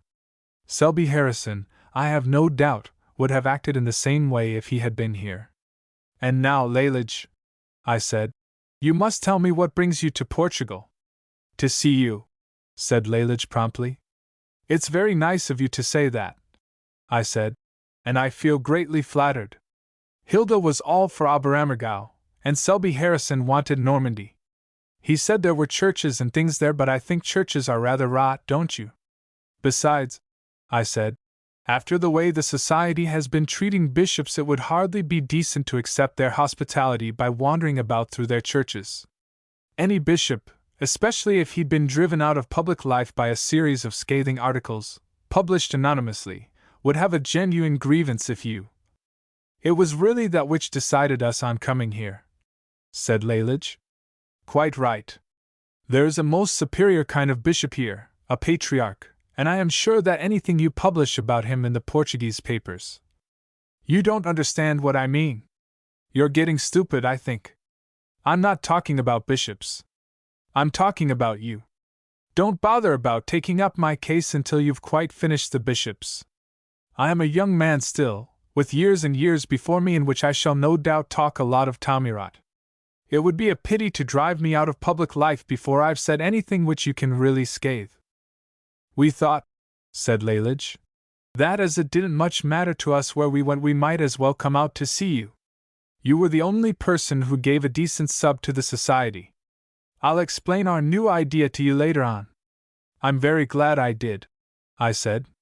If another fiver would bring Selby Harrison by the next steamer. Hullo! Here's Hilda back with Miss Battersby. I hardly thought she'd have succeeded in getting her. How do you do, Miss Battersby? I'm delighted to welcome you to Lisbon, and I must do my best for you now you're here. I'm quite at your disposal for the day. Miss Battersby smiled feebly. She had not yet recovered from the effects of the sea voyage. First, said Lalage, we'll go to an hotel.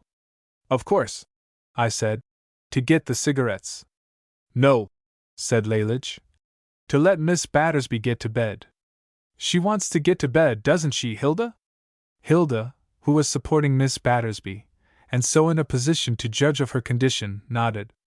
She's frightfully weak, said Lalage to me, on account of not having eaten anything except 2 water biscuits and an apple for nearly a week.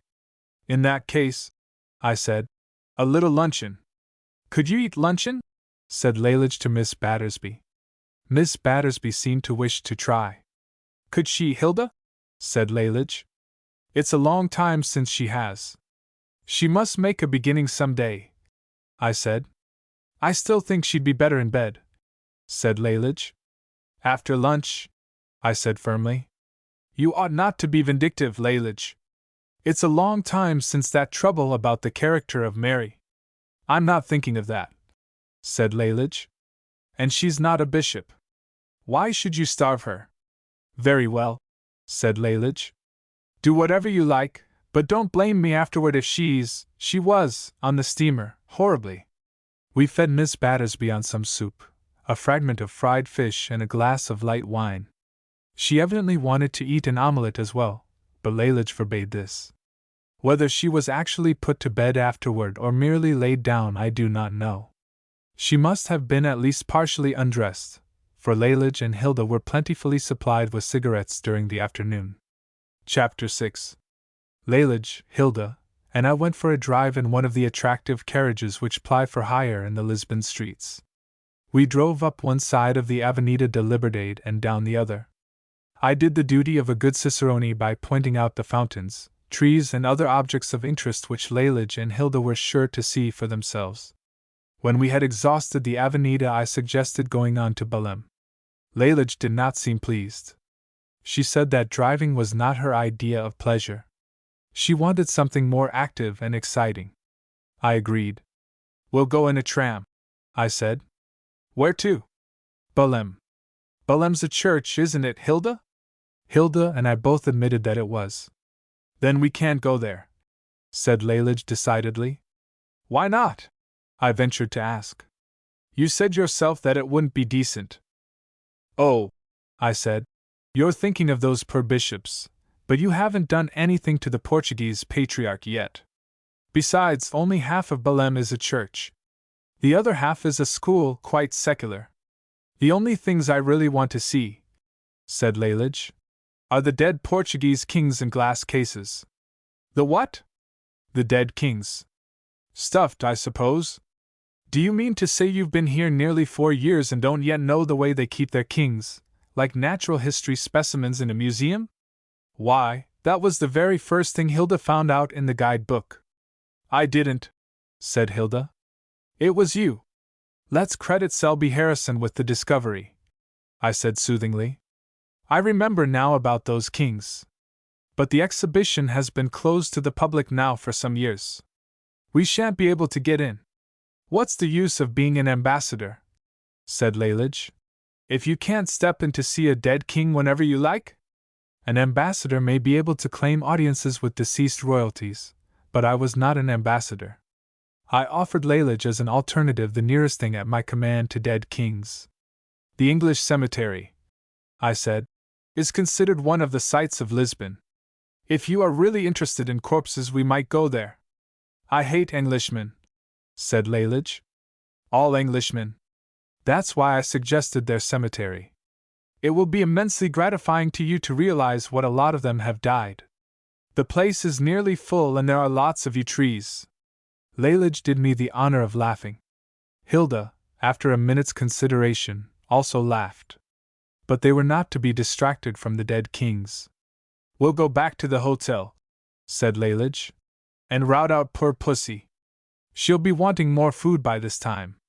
You can go and call on the present king or the queen mother, or whoever it is who keep the key of that mausoleum, and then come back for us. By the way, before you go, just tell me the Portuguese for an ice. It's desperately hot. I told her, and then got out of the carriage. I did not call upon either the king or his mother. They were in Sintra, so I should not have had time to get at them even if I had wished. I saw my chief, and with the fear of Lalage before my eyes, worried him until he gave me a letter to a high official. From him I obtained with great difficulty the permission I wanted. I returned to the hotel. Miss Battersby, though recovering rapidly, was still too feeble to accompany us, so Lalage, Hilda, and I set off without her. The dead kings were a disappointment. Hilda's nerve failed her on the doorstep and she declined to go in. Lalage and I went through the exhibition alone. I observed, without surprise, that Lalage turned her eyes away from the objects she had come to inspect. I ventured, when we got out, to suggest that we might perhaps have spent a pleasanter afternoon at Birmingham. Lalage snubbed me sharply. Certainly not, she said. I'm going in for the Vice-Chancellor's Prize for English Verse next year, and the subject is mortality. I shall simply knock spots out of the other competitors when I work in those kings. You know the sort of thing I mean. That's not original, I said. I remember it distinctly in the Golden Treasury, though I have forgotten the author's name. It wasn't meant to be original. I quoted it simply as an indication of the sort of line I mean to take in my poem. You'll win the prize to a certainty. When you publish the poem afterward with notes, I hope you'll mention my name. Without me you wouldn't have got at those kings. In the meanwhile, said Lalage, I could do with some tea and another ice. Couldn't you, Hilda? Hilda could and did. I took them to an excellent shop in the Rua Aurea, where Hilda had 3 ices and Lalage 4 after tea. I only had 1. Lalage twitted me with my want of appetite. I can't eat any more, I said. The thought of poor Miss Battersby sitting alone in that stuffy hotel has spoiled my appetite. The hotel is stuffy, said Lalage. Where are you stopping? I mentioned Mont Estoril, and Lalage at once proposed to move her whole party out there. There were difficulties with the Lisbon hotel keeper, who wanted to be paid for the beds which Lalage and Hilda had not slept in as well as for that which Miss Battersby had enjoyed during the afternoon. Lalage argued with him in French, which he understood very imperfectly, and she boasted afterward that she had convinced him of the unreasonableness of his demand. I privately paid his bill. There were also difficulties with Miss Battersby. She had, so Hilda told me, the strongest possible objection to putting on her clothes again. But Lalage was determined. In less than an hour after our return to the hotel, I was sitting opposite to Miss Battersby, who was swathed rather than dressed, in a railway carriage, speeding along the northern shore of the Tagus estuary. I had, early in the summer, made friends with a Mr. and Mrs. Dodds, who were living in my hotel. Mr. Dodds was a Glasgow merchant, and was conducting the Portuguese side of his firm's business. Mrs. Dodds was a native of Paisley. They were both very fond of bridge, and I had got into the habit of playing with them every evening. We depended on chance for a fourth member of our party, and just at the time of Lalage's visit were particularly fortunate in securing a young English engineer who was installing a service of electric light somewhere in the neighborhood. The Doddses were friendly people, and I had gradually come to entertain a warm regard for them in spite of the extreme severity of their bridge and Mrs. Dodds's habit of speaking plainly about my mistakes. I would not, except under great pressure, cause any inconvenience or annoyance to the Doddses. But Lalage's great pressure.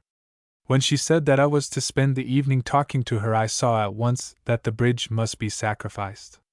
My plan was to apologize profusely to the Doddses, and leave them condemned for one evening to sit bridgeless till bedtime. But Lalage would not hear of this. She wanted, so she said, to talk confidentially to me. Miss Battersby was an obstacle in her way, and so she ordered me to introduce Miss Battersby as my substitute at the bridge table. If Miss Battersby had acted reasonably and gone to bed either before or immediately after dinner, this would have been unnecessary.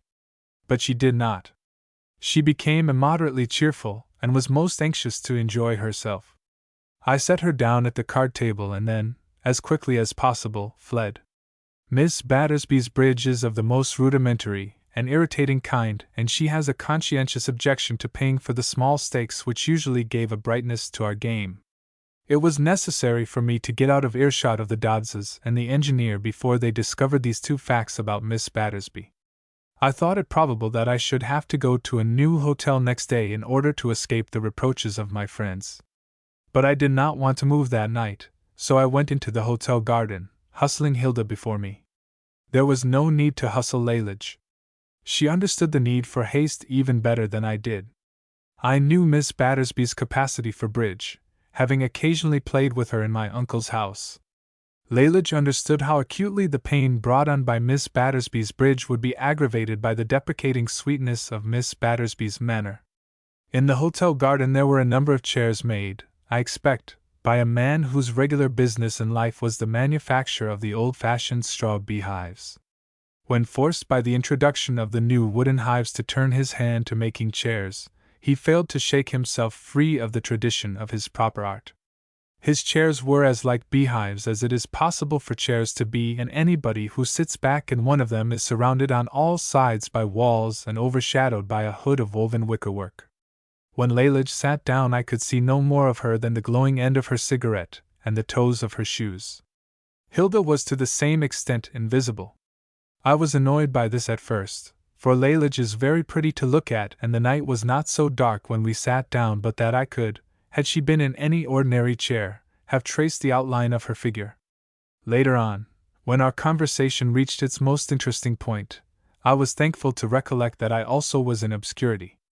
I am not, owing to my training as a diplomatist, an easy man to startle, but Lalage gave me a severe shock. I prefer to keep my face in the shadow when I am moved to unexpected emotion. "Tomorrow," I said pleasantly, by way of opening the conversation, "we shall have another long day's sightseeing, mitigated with ices."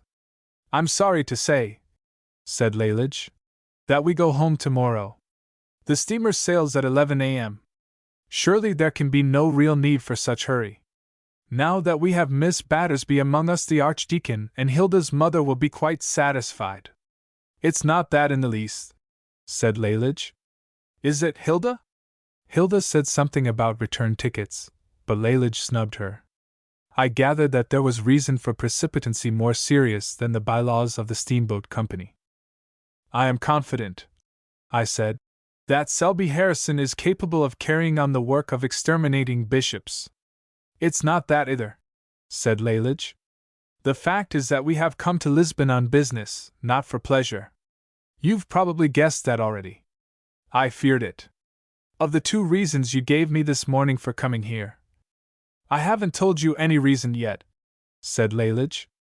Excuse me, but when we first met this morning you said distinctly that you had come to see me. I hardly flattered myself that could really be true. It was, said Lalage. Quite true. It's very kind of you to say so, and of course I quite believe you, but then you afterward gave me to understand that your real object was to work up the emotion caused by the appearance of a dead king with a view to utilizing it to add intensity to a prize poem. That, of course, is business of a very serious kind. That's why I meant to say a minute ago that of the 2 reasons you gave me for coming here the second was the more urgent.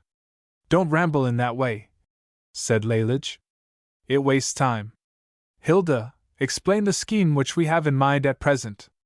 Hilda threw away the greater part of a cigarette and sat up in her beehive. I do not think that Hilda enjoys smoking cigarettes. She probably does it to impress the public with the genuine devotion to principle of the ATRS. The society, said Hilda, has met with difficulties. Its objects. He knows the objects, said Lalage. Don't you? To expose in the public press, I began. That's just where we're stuck, said Lalage. Do you mean to tell me that the Irish newspapers have been so incredibly stupid as not to publish the articles sent by you, Hilda, and Selby Harrison? Not a single one of them, said Lalage. And the bishops, I said, still wear their purple stocks, their aprons, and their gaiters, and still talk tommyrot through the length and breadth of the land. But we're not the least inclined to give in, said Lalage. Don't, I said. Keep on pelting the editors with articles.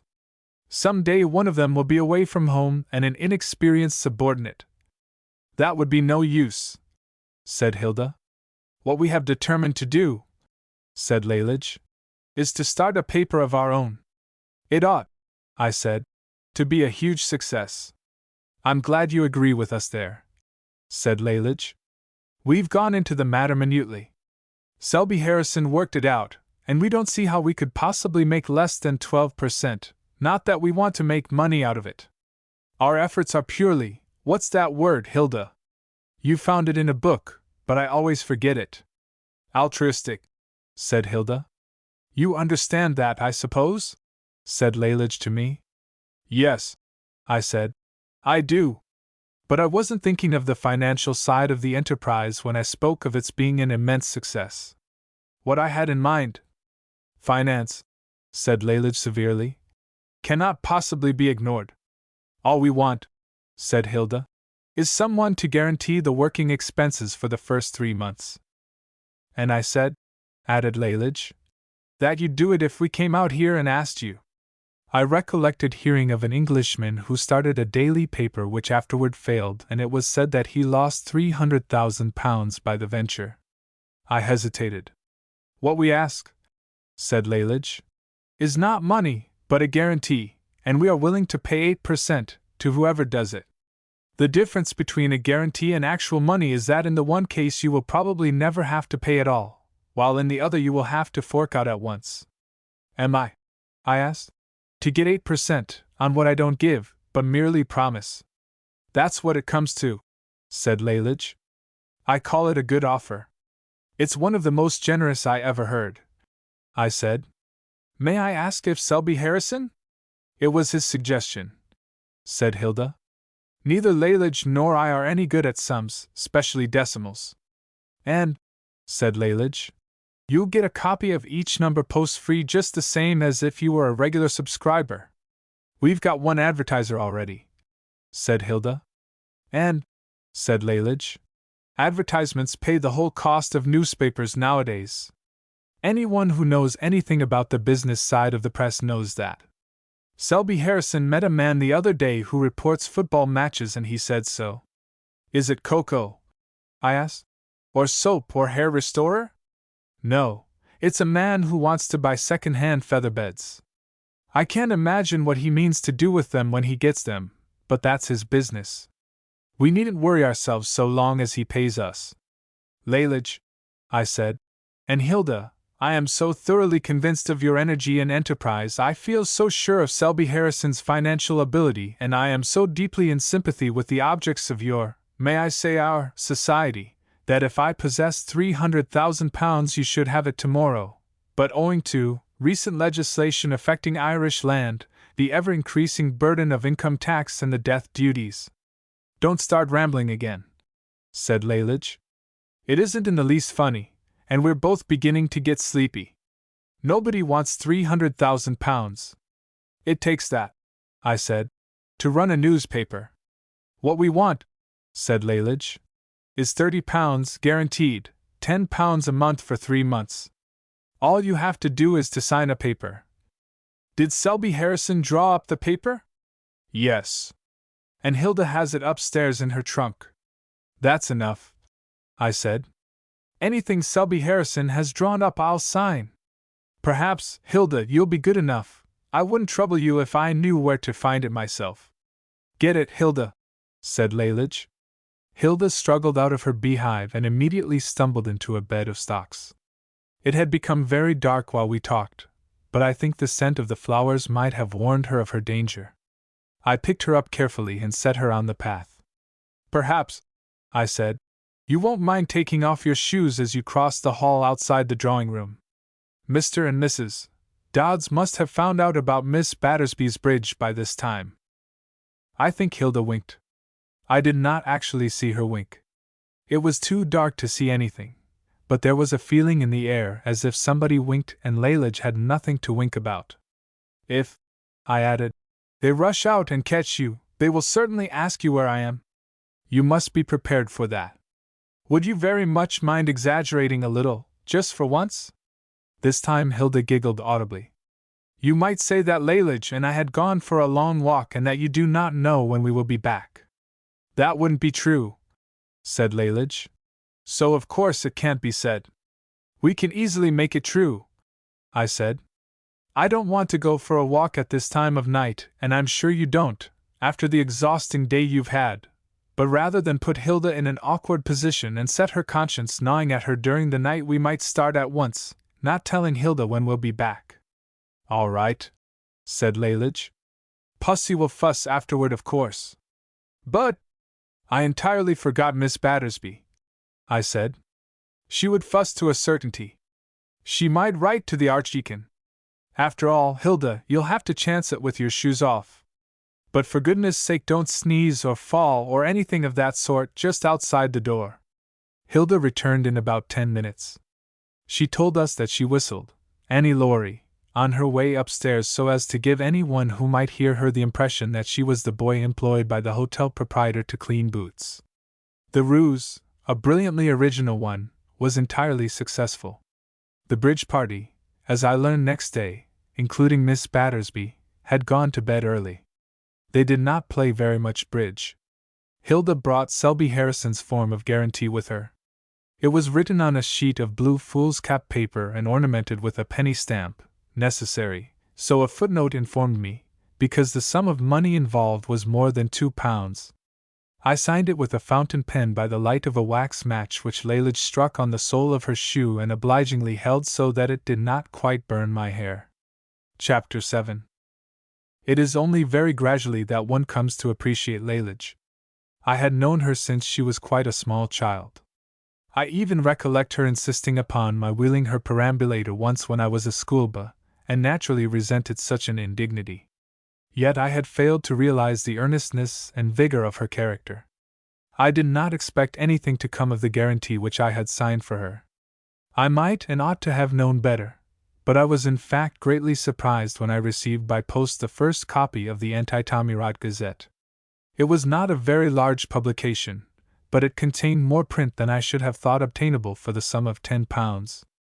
Besides the title of the magazine and a statement that this issue was Volume 1, no, There was a picture of a young lady, clothed like the goddess Diana in the illustrations of the classical dictionary, who was urging on several large dogs of most ferocious appearance. In the distance, evidently terrified by the dogs, were 3 animals of no recognized species, but very disgusting in appearance, which bore on their sides the words, Tommy Rot.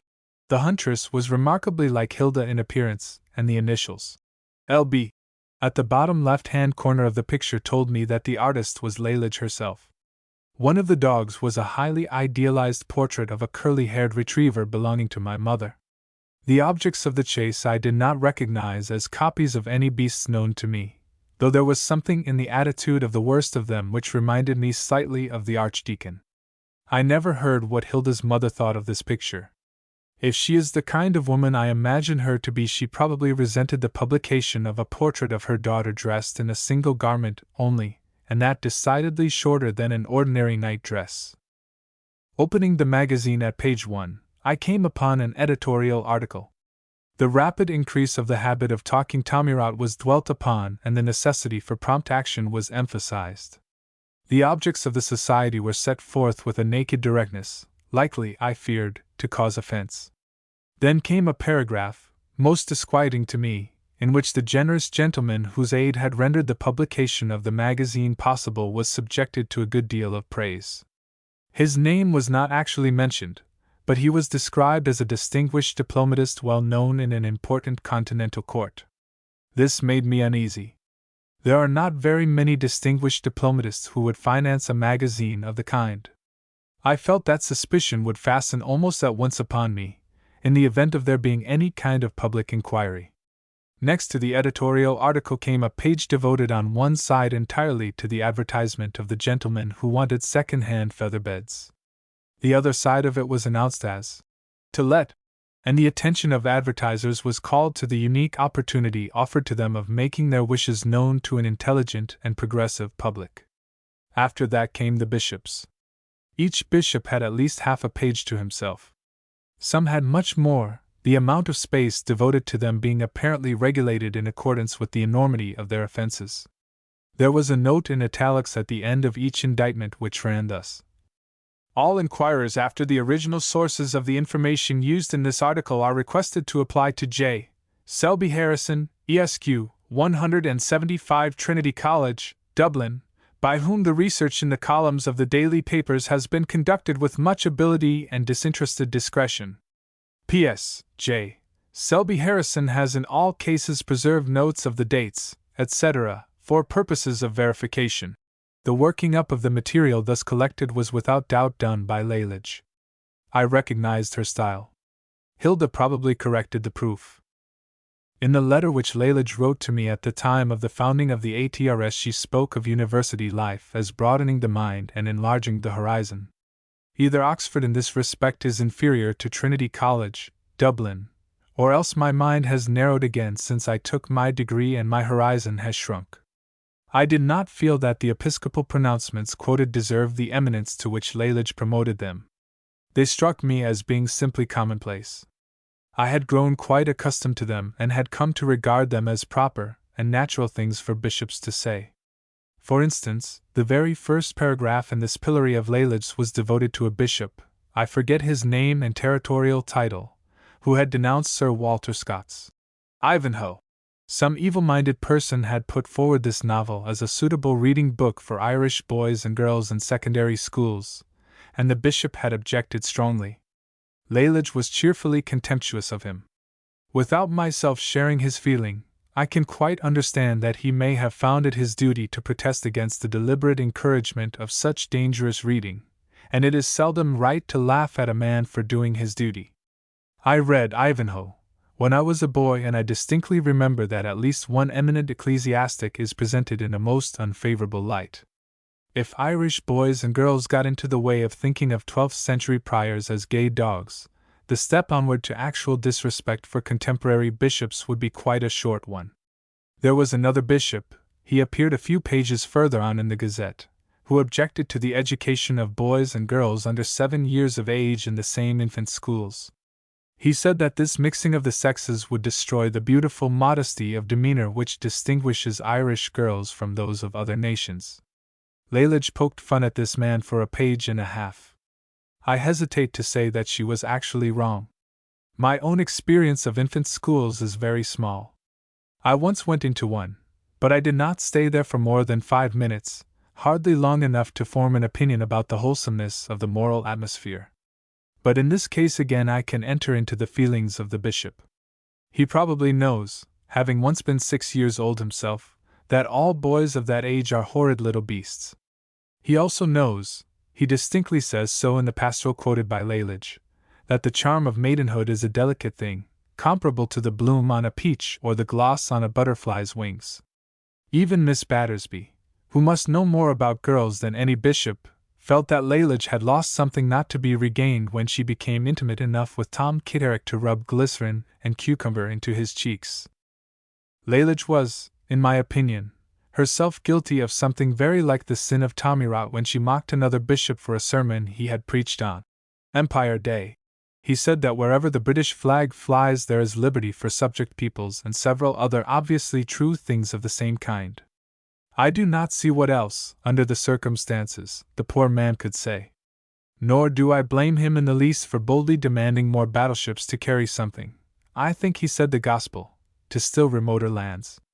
Lalage chose to pretend that liberty and subjection are contradictory terms, but this is plainly absurd. Lord Thormanby talked over this part of the Gazette with me some months later and gave it as his opinion that a man whom he knew in the club had put the case very well by saying that there are several quite distinct kinds of liberty. I found myself still more puzzled by Lalage's attitude toward another man who was not even, strictly speaking, a bishop. He was a moderator, or an ex-moderator, of the General Assembly of the Presbyterian Church. He had made a speech in which he set forth reasons why he and others like him should have a recognized place in the viceregal court.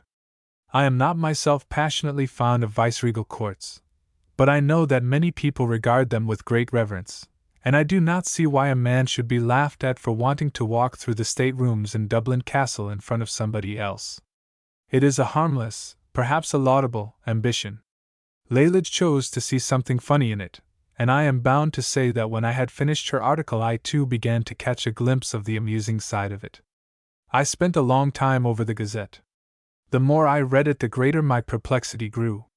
Many things which I had accepted for years as solemn and necessary parts of the divine ordering of the world were suddenly seized, contorted, and made to grin like apes.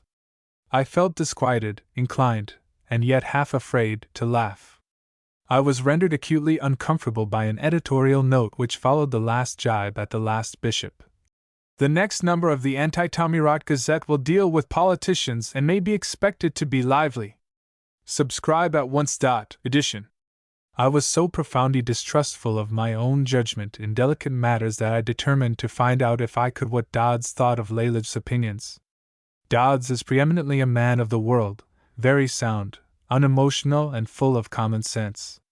I did not produce the Gazette or mention Lalage's name, for Dodds has had a prejudice against her since the evening on which he played bridge with Miss Battersby. Nor did I make a special business of asking his advice. I waited until we sat down to bridge together after dinner, and then I put a few typical cases before him in casual tones, as if they were occurring to me at the moment. Dodds, I said, holding the cards in my hand, supposing that a bishop for whom you always had a respect on account of the dignity of his office were to say, "I wouldn't have any respect for a bishop on account of his office," said Dodds. "Why don't you deal?" "We're Presbyterians," said Mrs. Dodds. "That needn't prevent you considering this case, for the word bishop is here used, that is to say, I am using it, to mean any eminent ecclesiastic.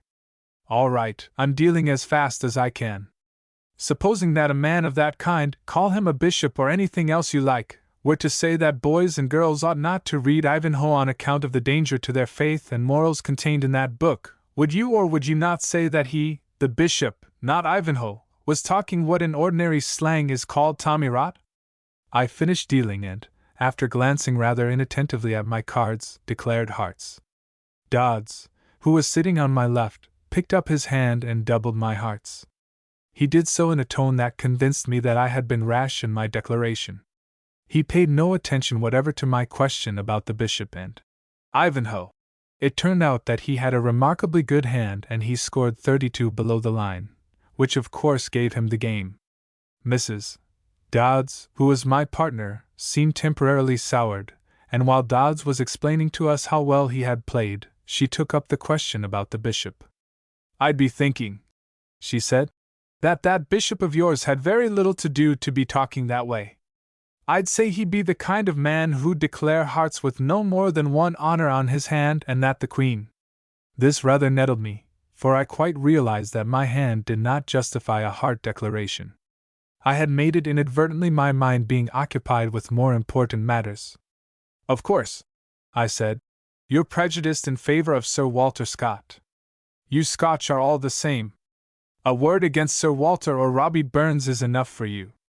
But I'll put another case to you. Supposing a bishop, understanding the word as I've explained it, were to say that infant schools are a danger to public morality on account of the way that boys and girls are mixed up together in the same classrooms, would he, in your opinion?" Dodds has a horribly coarse mind. He stopped dealing and grinned. Then he winked at the young engineer who sat opposite to him. He, I was pleased to see, had the grace to look embarrassed. Mrs. Dodds, who of course knows how her husband revels in anything which can be twisted into impropriety, interrupted me with a question asked in a very biting tone. "Is it chess you think you are playing the now, or is it bridge?" I had to let the next deal pass without any further attempt to discover Dodds's opinion about Tommyrot. I was trying to think out what Mrs. Dodds meant by accusing me of wanting to play chess. It struck me as an entirely gratuitous, and using the word in its original sense, impertinent suggestion. Nothing I had said seemed in any way to imply that I was thinking of chess. As a matter of fact, I detest the game and never play it. I suppose I am slow-witted, but it did not occur to me for quite a long time that, being a Scotch Presbyterian, the mention of bishops was more likely to call up to her mind the pieces which sidle obliquely across a chessboard than living men of lordly degree. I was not sure in the end that I had tracked her thought correctly, but I know that I made several bad mistakes during the next and the following hands. When it worked round to my turn to deal again, I gave out the cards very slowly and made another attempt to find out whether Dodds did or did not agree with Lalage about Tommyrot. "Supposing," I said, "that a clergyman, an ordinary clergyman, not a bishop, the kind of clergyman whom you would perhaps describe as a minister, were to preach a sermon about the British Empire and were to say, 'In our church,'" said Mrs. Dodds snappily, "the ministers preach the gospel."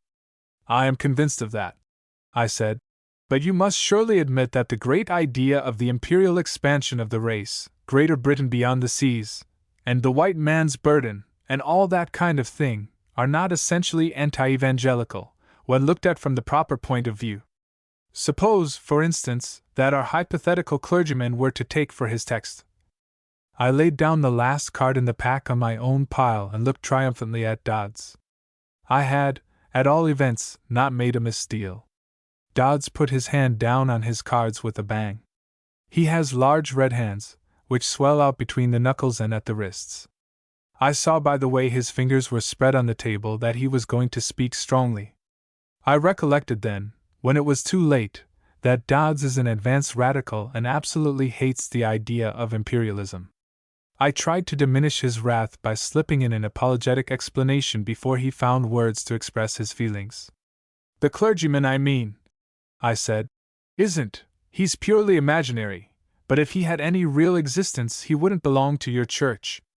He'd be a bishop." "He'd better," said Dodds grimly. I felt so much depressed that I declared spades at once. I gathered from the tone in which he spoke that if the clergyman who preached imperialism came within the jurisdiction of Dodds, or for the matter of that of Mrs.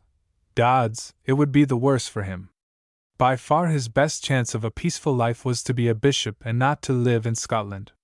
This was a great deal worse than Lalage's way of treating him. She merely sported, pursuing him with gay ridicule, mangling his pet quotations, smiling at his swelling rotundities. Dodds would have sent him to the stake without an opportunity for recantation. I lost altogether 7 shillings during the evening, which represents a considerable run of bad luck, for we never played for more than a shilling for each 100 points. Mrs. Dodds, of course, lost the same amount. I tried to make it up to her next day by sending her, anonymously, 6 pairs of gloves. She must have known that they came from me, for she was very gracious and friendly next evening. But for a long time afterward Dodds used to annoy her by proposing to talk about bishops and infant schools whenever she happened to be my partner. Chapter 8. A week passed without my hearing anything from home about Lalage's Gazette. My mother's weekly letter, she wrote regularly every Sunday afternoon, contained nothing but the usual chronicle of minor events. I had no other regular correspondent. The Archdeacon had written me 11 letters since I left home, all of them dealing with church finance, and asking for subscriptions. Canon Beresford never wrote to me at all. I was beginning to hope that the Anti-Tommyrot Gazette had failed to catch the eye, ought I to say the ear, of the public. This would of course be a disappointment to Lalage, perhaps also to Hilda and Selby Harrison, but it would be a great relief to me. The more I thought of it, the more I disliked the idea of being identified with the generous gentleman whose timely aid had rendered the publication possible. My hopes were shattered by the arrival of no less than 6 letters by one post. One of them was addressed in my mother's writing, and I feared the worst when I saw it. It was quite the wrong day for a letter from her, and I knew that nothing except a serious disaster would induce her to break through her regular rule of Sunday writing. Another of the letters came from the Archdeacon. I knew his hand. 2 of the other envelopes bore handwritings which I did not recognize. The addresses of the remaining 2 were typewritten.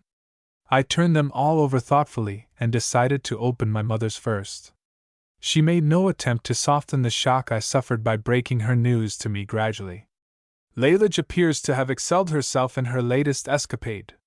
I only heard about it this morning and have not had time to verify the details of the story, but I think it better to write to you at once in case you should hear an exaggerated version from someone else. My mother is very thoughtful and kind, but in this particular case, needlessly so. I was not in the least likely to hear an exaggerated version of Lalage's performance from any source, because no one in the world, not even a politician, could exaggerate the truth about the Anti-Tommyrot Gazette. My mother went on. You appear to be mixed up in the affair, and on the whole, I advise you to get out of it at once if you can. Your uncle, who takes these matters very seriously, is greatly annoyed. Lalage appears to have published something, a pamphlet probably, but report says variously a book, a magazine, and a newspaper. I have not seen a copy myself, though I telegraphed to Dublin for one as soon as the news of its publication reached me. Your uncle, who heard about it at the club, says it is scurrilous. He sent out for a copy, but was informed by the news agent that the whole issue was sold out. The Archdeacon was the first to tell me about it. He had been in Dublin attending a meeting of the church representative body, and he says that the general opinion there is that it is blasphemous. Even the canon is a good deal upset and has gone away for a holiday to the north of Scotland. I had a postcard from him today with a picture of the town hall at Wick on the back of it.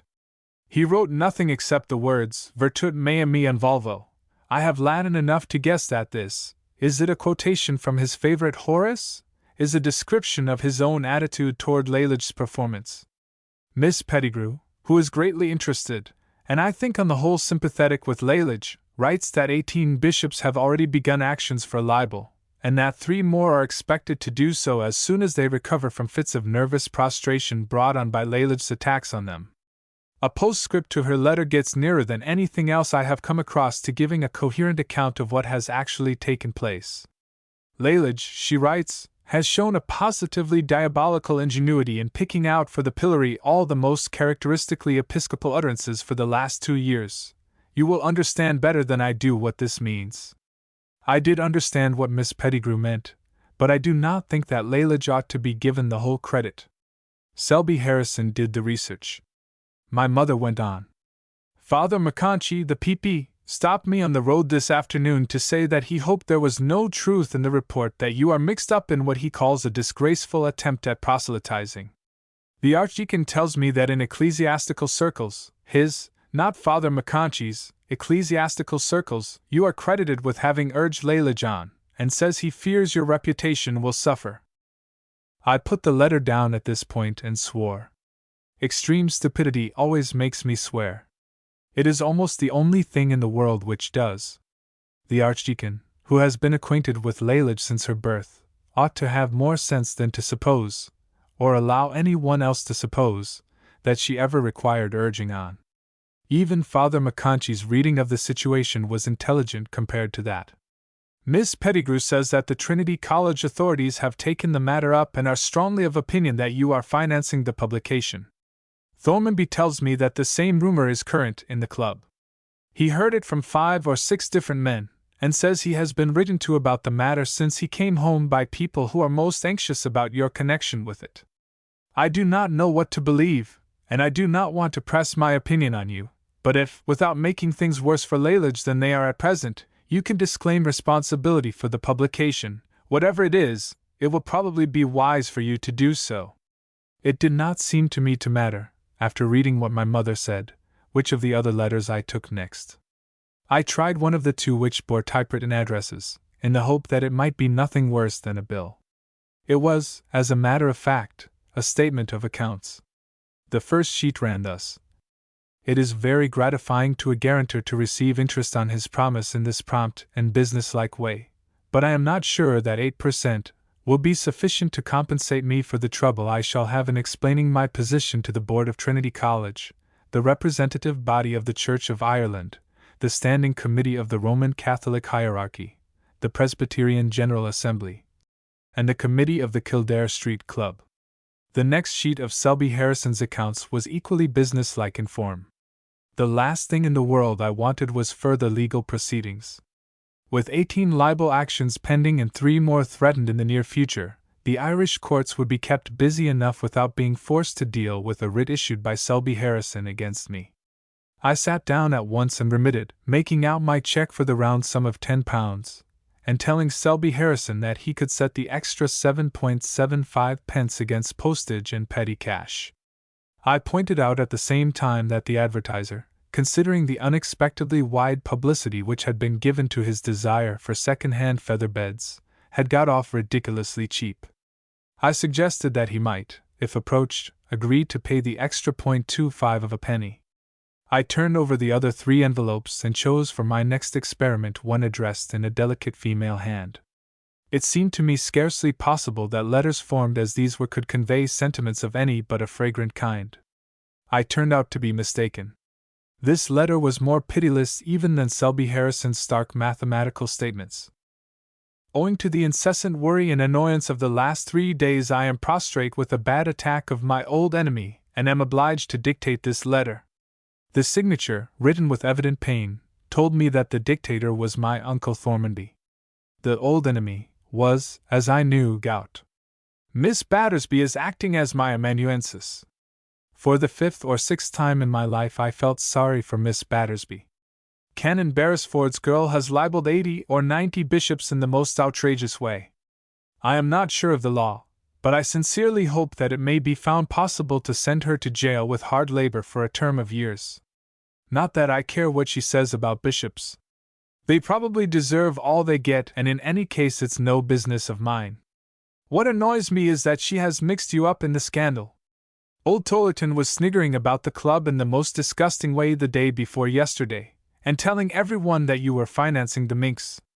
He says he has it on the best authority. I found a letter waiting for me when I came home from the secretary of the Conservative and Unionist Parliamentary Association, asking me if the rumor was true. I had just arranged with them to put you up for the East Connor division of Down at the general election, and everything was looking rosy.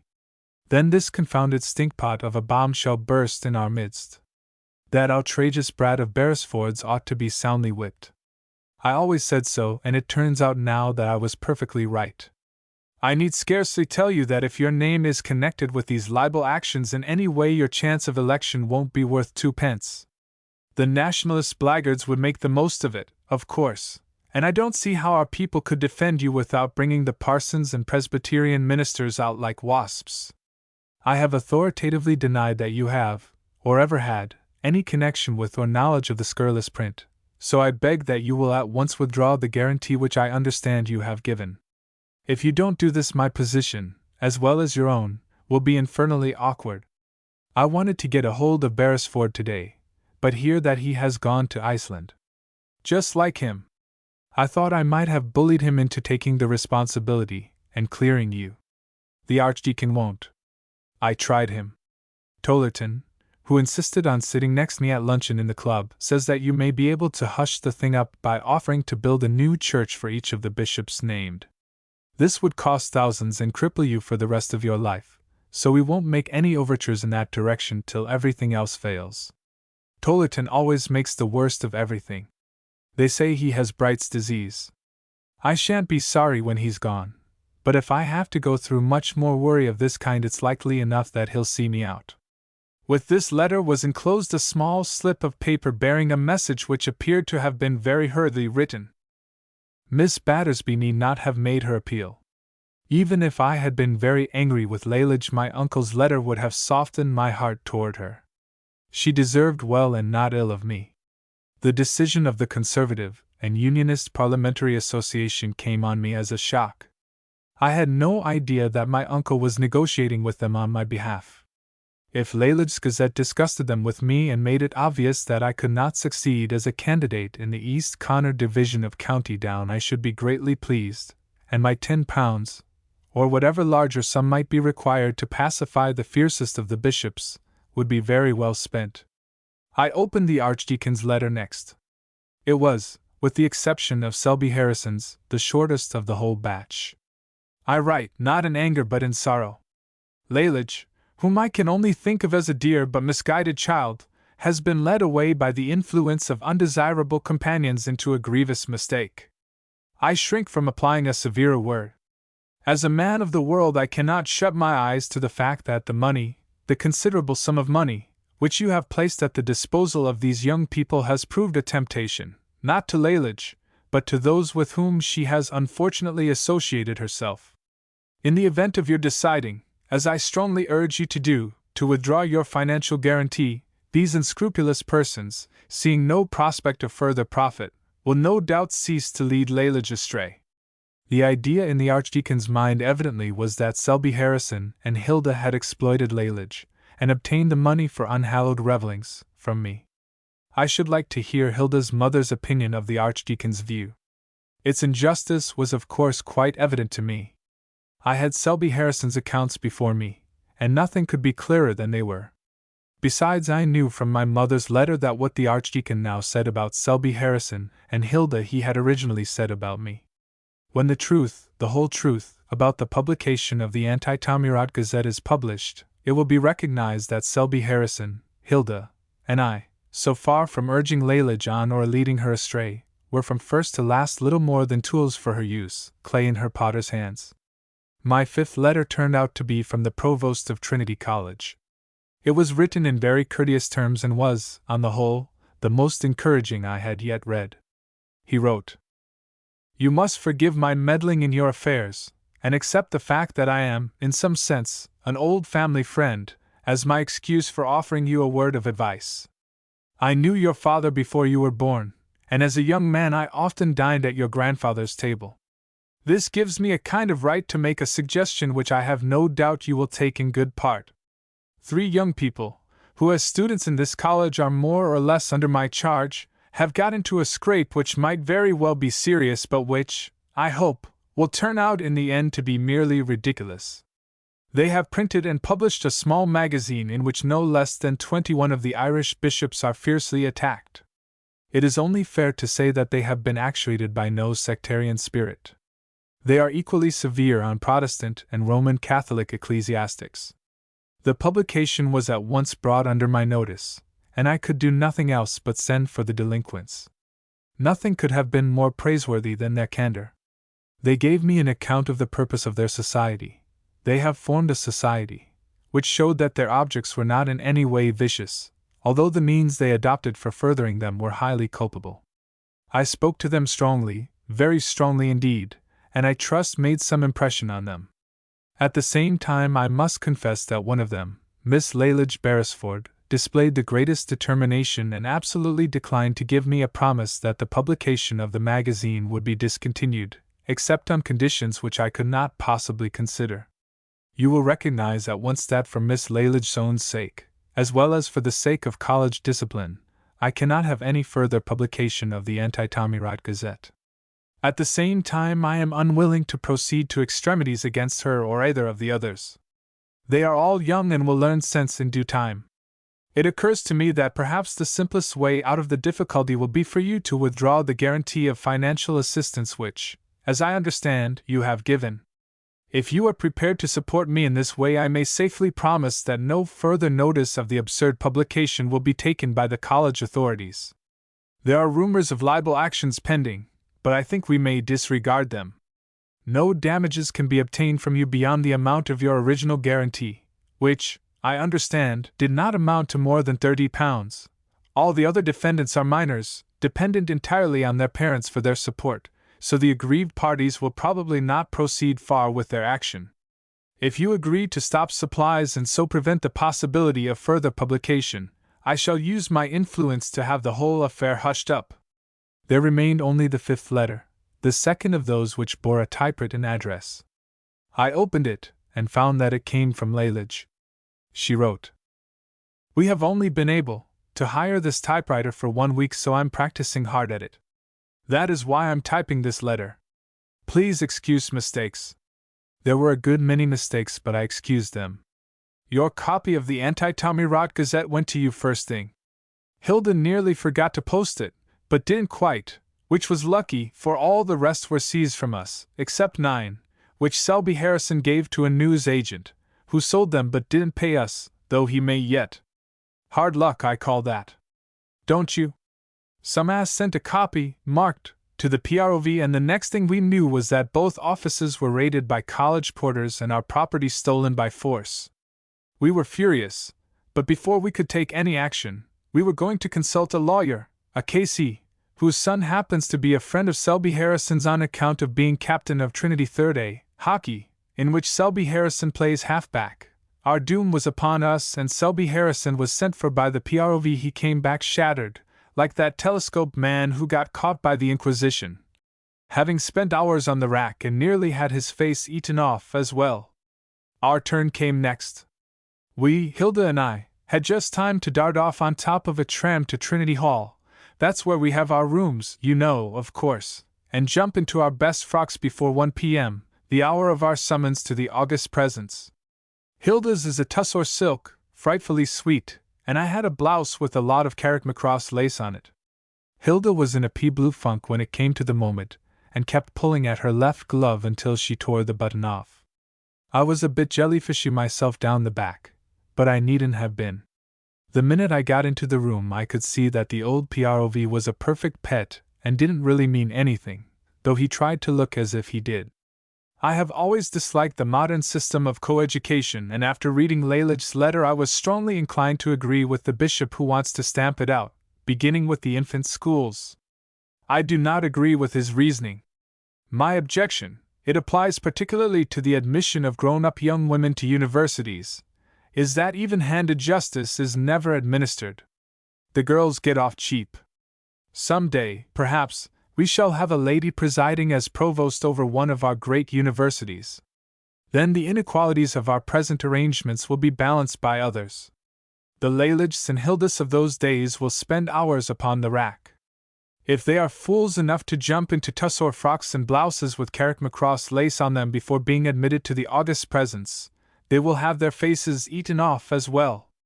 On the other hand, the Selby Harrisons, if reasonably good-looking young men, will find the PROV a perfect pet, who doesn't really mean anything, who, perhaps, will not even try to look as if she does. He jawed a lot, of course, but we did not mind that a bit. At least I didn't, for I knew he only did it because he had to. In the end he asked us to promise not to annoy bishops any more. Hilda promised. Rather base of her, I call it, but by that time she had dragged the second button off her glove and would have promised simply anything. I stuck on and said I wouldn't. He seemed a bit put out, and he'd been such a dear about the whole thing that I hated having to refuse him. You know the sort of way you feel when somebody, that you want frightfully to do things for, will clamor on for what you know is wrong. That's the way I was, and at last I couldn't stand it any more, so I said I'd promise on condition that the bishops all undertook not to say any more silly things except in church. That was as far as I could well go, and I thought the PROV would have jumped at the offer. Instead of which he first scowled in a very peculiar way, and then his face all wrinkled up and got quite red, so that I thought he was going to get some kind of fit. Without saying another word, he in a sort of way hustled us out of the room. That was the only really rude thing he did to us. But Selby Harrison sticks to it that he was perfectly awful to him. We don't quite know what will happen next, but both the other two think that we'd better not have the college porters arrested for stealing the magazines. I'd like to, but of course, they are 2 to 1. Selby Harrison is looking like a sick turkey and is constantly sighing. He says he thinks he'll have to be a doctor now. He had meant to go into the divinity school and be ordained, but after what the provost said to him, he doesn't see how he can. Rather rough luck on him, having to fall back on the medical. But I don't think he'll mind much in the end, except that he doubts whether his father can afford the fees. That will be a difficulty if true. I wonder what the fees amount to. I am inclined to think that it is my duty to see Selby Harrison through. I should not like to think of his whole career being wrecked. At the same time, I am inclined to think that it would be waste to turn him into a doctor. He ought to make his mark as a chartered accountant if he gets a chance. I shall speak to my mother about him when I go home and see what she suggests. Hilda's mother has written saying that Hilda is not to spend next halls with me, which was all arranged before the fuss began. I can't see what objection she can possibly have. Anyhow, it is frightful tyranny, and of course we don't mean to stand it. Selby Harrison says that perhaps if you wrote to her she would give in, but I don't want you to do this. I hate crawling, especially to Hilda's mother and people like that, but if you like to do it you can.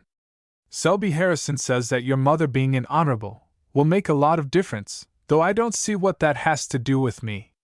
Still, if you think it will be any use, there's no reason why you shouldn't mention it. Hilda has cried buckets full since the letter came. I am sorry for Hilda, but I shall not write to her mother. I have enough on my hands without that. Besides, as Lalage says, I do not see the connection between my mother's position in society and Hilda's mother's schemes for her daughter's holidays. P.S. I hope you got your 8%, all right. I told Selby Harrison to send it.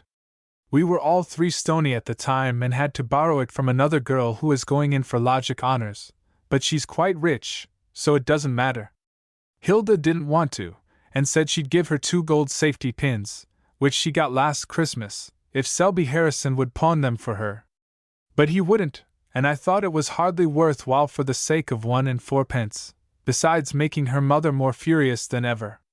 We ought not to have had to borrow more than 4 pence, for Selby Harrison had a shilling the night before, but went and spent it on having a Turkish bath. Rather a rotten thing to do, I think, when we owed it. But he said he'd forgotten about the 8%, and had to have the Turkish bath on account of the way the PROV talked to him. That was yesterday, of course, not today. I was glad when I read this that I had made out my check for the whole £10. Selby Harrison will be in a position to pay the other girl back. She may be quite rich, but she will not like being done out of her money. The fact that she is going in for logic honors shows me that she has a precise kind of mind and a good deal of quiet determination. I should be surprised if she submitted meekly to the loss of 1 and 4 pence. P.P.S. I always forget to tell you that Pussy, Miss Battersby, says she left a hat pin with a silver swallow on the end of it in that first hotel in Lisbon. Would you mind going in the next day you are passing and asking for it? I hate to bother you and I wouldn't, only that we don't any of us remember the name of the hotel and so can't write. I rather shrank from asking that hotel keeper for a pin supposed to have been dropped in one of his bedrooms during the previous August. But Miss Battersby, at least, does not deserve to suffer. I spent a long afternoon going round the jewelers' shops in Lisbon, and in the end secured a pin with 2 silver doves and a heart on it. I sent this to Miss Battersby and explained that it was the nearest thing to her original swallow which the hotel keeper had been able to find. She is, fortunately, quite an easy person to please. She wrote thanking me for the trouble I had taken. Chapter 9. My friends were singularly successful in their negotiations on my behalf. Not a single bishop proceeded with his libel action against Lalage. Nor was I forced to buy any of them off by building even a small cathedral. I attribute our escape from their vengeance entirely to the provost. His clear statement of the impossibility of obtaining damages by any legal process must have had its effect. Gossip too died away with remarkable suddenness. I heard afterward that old Tollerton got rapidly worse and succumbed to his disease, whatever it was, very shortly after his last interview with my uncle. I have no doubt that his death had a good deal to do with the decay of public interest in the anti-Tommyrot Gazette. The Archdeacon, who also was inclined to talk a good deal, had his mind distracted by other events. The bishop of our diocese had a paralytic stroke. He was not one of those whom Lalage libeled, so the blame for his misfortune cannot be laid on us. The Archdeacon was, in consequence, very fully occupied in the management of diocesan affairs and forgot all about the Gazette. Canon Beresford ventured back to his parish after a stay of 6 weeks in Wick. He would not have dared to return if there had been the slightest chance of the Archdeacon's reverting to the painful subject in conversation. Had there been even the slightest reference to it in the newspapers, Canon Beresford, instead of returning home, would have gone farther afield to an Orkney Island or the Shetland group, or, perhaps, to one of those called Faroe, which do not appear on ordinary maps but are believed by geographers to exist. Thus, when my mother, in the course of one of her letters, mentioned casually that Canon Beresford had lunched with her, I knew, as Noah did when the dove no longer returned to him, that the flood had abated. My uncle was also successful, too successful, in his effort. His definite denial of my connection with the Anti-Tommyrot Gazette obtained credence with the Committee of the Conservative and Unionist Parliamentary Association. My name retained its place on their books, and they continued to put me forward as a candidate for the East Connor division of Down at the general election. I only found this fact out by degrees, for nobody seemed to think it worth while to tell me. My uncle said afterward that my ignorance, in which he found it very difficult to believe, was entirely my own fault. I cannot deny this, though I still hold that I ought to have been plainly informed of my destiny and not left to infer it from the figures in the accounts which were sent to me from time to time. When I went to Portugal, I left my money affairs very much in the hands of my mother and my uncle. I had what I wanted. They spent what they thought right in the management of my estate, in subscriptions and so forth. The accounts which they sent me, very different indeed from the spirited statements of Selby Harrison, bored me, and I did not realize for some time that I was subscribing handsomely to a large number of local objects and places of which I had never even heard the names. I now know that they are towns and villages in the East Connor division of Down, and my uncle has told me that this kind of expenditure is called nursing the constituency. The first definite news of my candidature came to me, curiously enough, from Lalage. She wrote me a letter during the Christmas holidays. There was a party, flappers, with dancing and a sit-down supper, not a Christmas tree, at Thormanby Park last night. I got a bit fed up with the dear girls, Cattersby's expression, at about 9 o'clock and slipped off with Hilda in hope of a cigarette. Hilda's mother's cook got scarlatina, so she had to give in about Hilda coming here for the halls after all. Rather a climb down for her, I should say. It was jolly lucky we did, as it turned out, though we didn't succeed in getting the whiff. Lord Thormanby and the Archdeacon were in the smoking room, so we pretended we'd come to look for Hilda's pocket snuffler. The Archdeacon came to the party with a niece, in a green dress, who's over from London, and stiff with swank, though what about I don't know, for she can't play hockey a bit, has only read the most rotten books, and isn't much to look at, though the green dress is rather sweet, with a lace yoke and sequins on the skirt. Why didn't you tell me you were going into Parliament?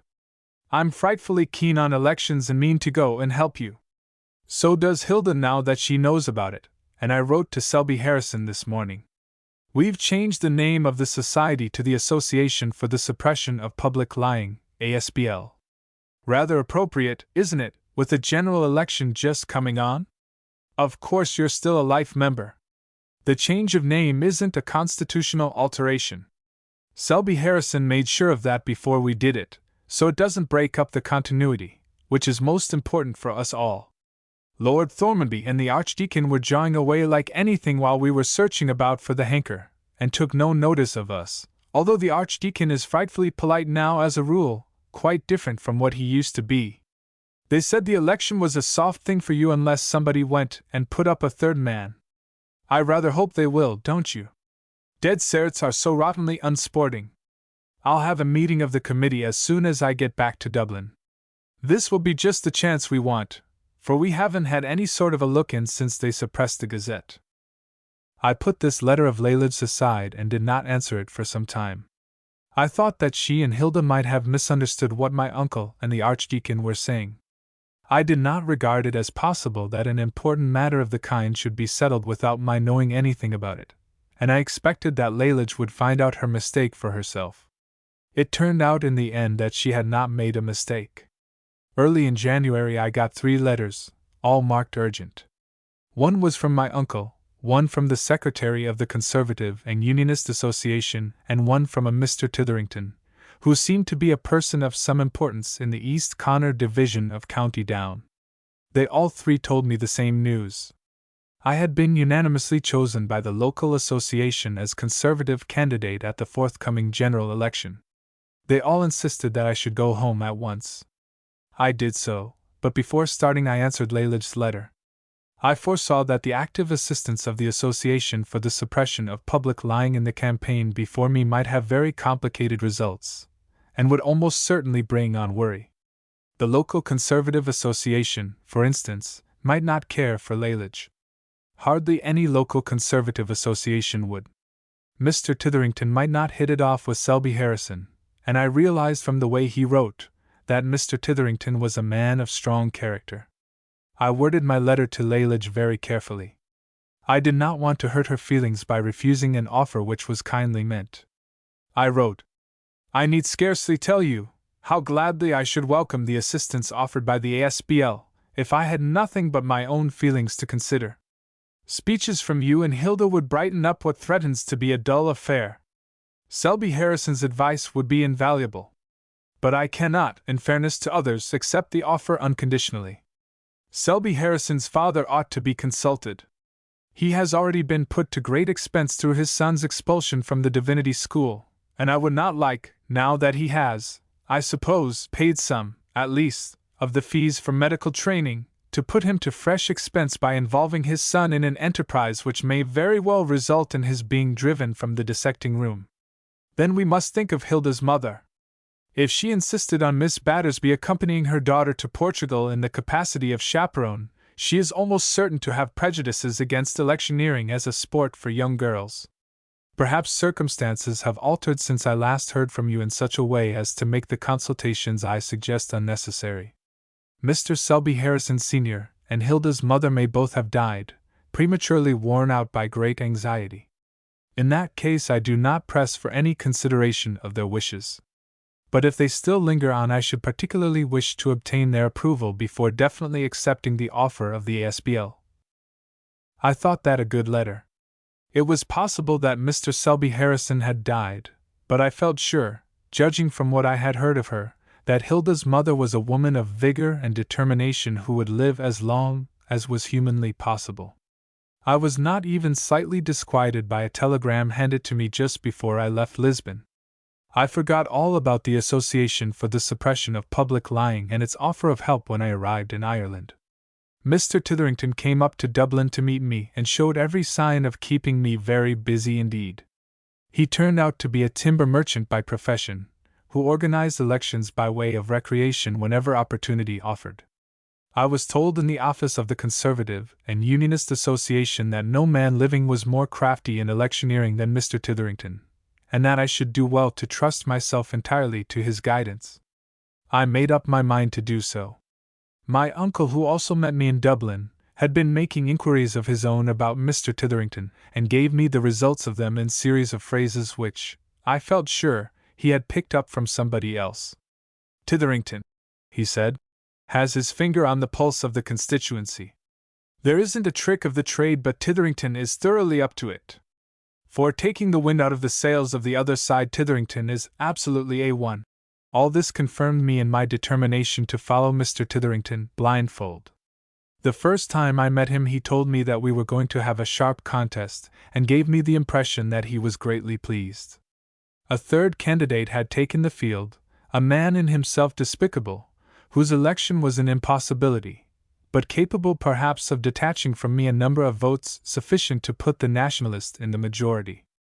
And O'Donoghue, let me tell you, said Titherington, is a smart man and a right good speaker. I'm not, I said. I can see that. I do not profess to know how he saw it. So far as I know, inability to make speeches does not show on a man's face, and Titherington had no other means of judging at that time except the appearance of my face. No one, in fact, not even my mother, could have been sure then that I was a bad speaker. I had never spoken at a public meeting. But, said Titherington, we'll pull you through all right. That blackguard Viddy can't pull more than a couple of hundred. Viddy, I said, is, I suppose, the tertium quid, not the Nationalist. I'm sorry to trouble you with inquiries of this kind, but in case of accident it's better for me to know exactly who my opponents are. He calls himself a liberal. He's going bald-headed for some temperance fad and is backed by a score or so of Presbyterian ministers. We'll have to call canny about temperance. If you want me to wear any kind of glass button on the lapel of my coat, I'll do it, but I'm not going to sign a total abstinence pledge. I'd rather not be elected. Titherington was himself drinking whiskey and water while we talked.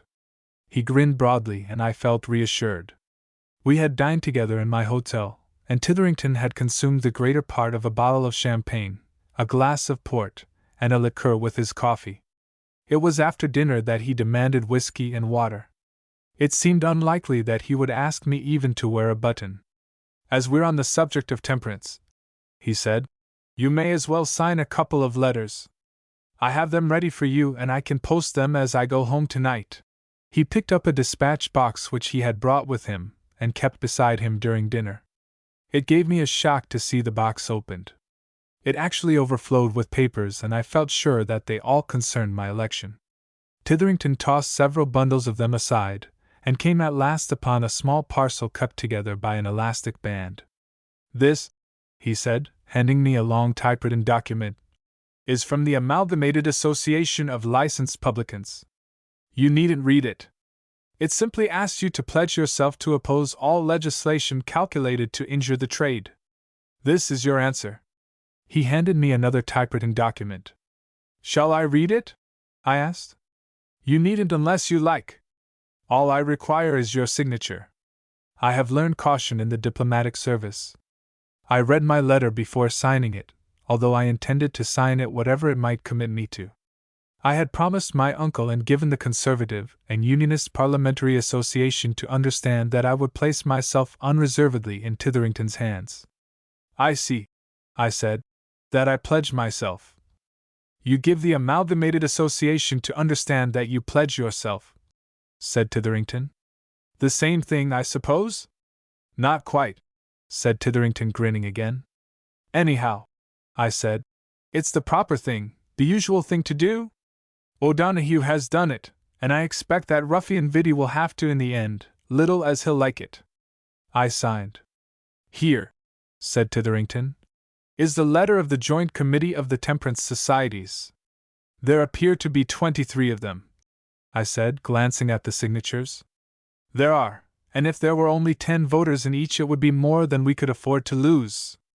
Viddy thinks he has them all safe in his breeches pocket, but I have a letter here which will put his hair out of curl for a while. I hate men with curly hair, I said. It's so effeminate.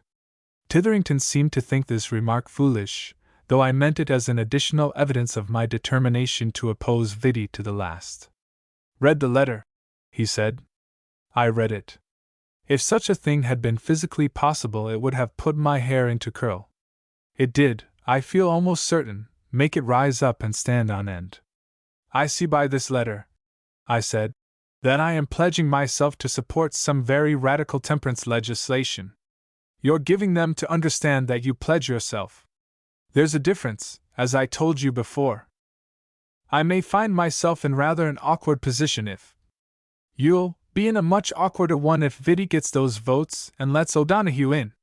Titherington spoke in such a determined tone that I signed the letter at once. Is there anything else? I asked. Now that I am pledging myself in this wholesale way, there's no particular reason why I shouldn't go on. Titherington shuffled his papers about. Most of the rest of them, he said, are just the ordinary things. We needn't worry about them. There's only one other letter. Here it is. By the way, have you any opinions about women's suffrage? Not one, I said.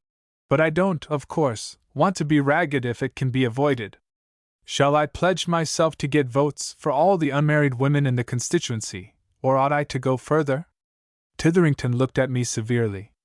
Then he said, It won't do us any harm if Viddy is made to smell hell by a few militant suffragettes. After the hole he's put us in about temperance, I said, he'll deserve the worst they can do to him. In any ordinary case I'd hesitate, for women are a nuisance, nuisance.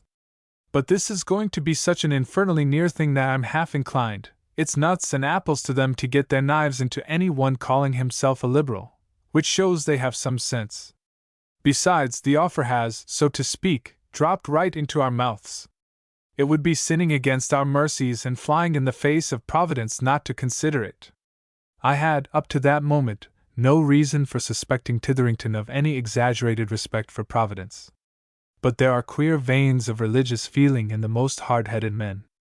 I saw that Titherington had a theological side to his character, and I respected him all the more for it.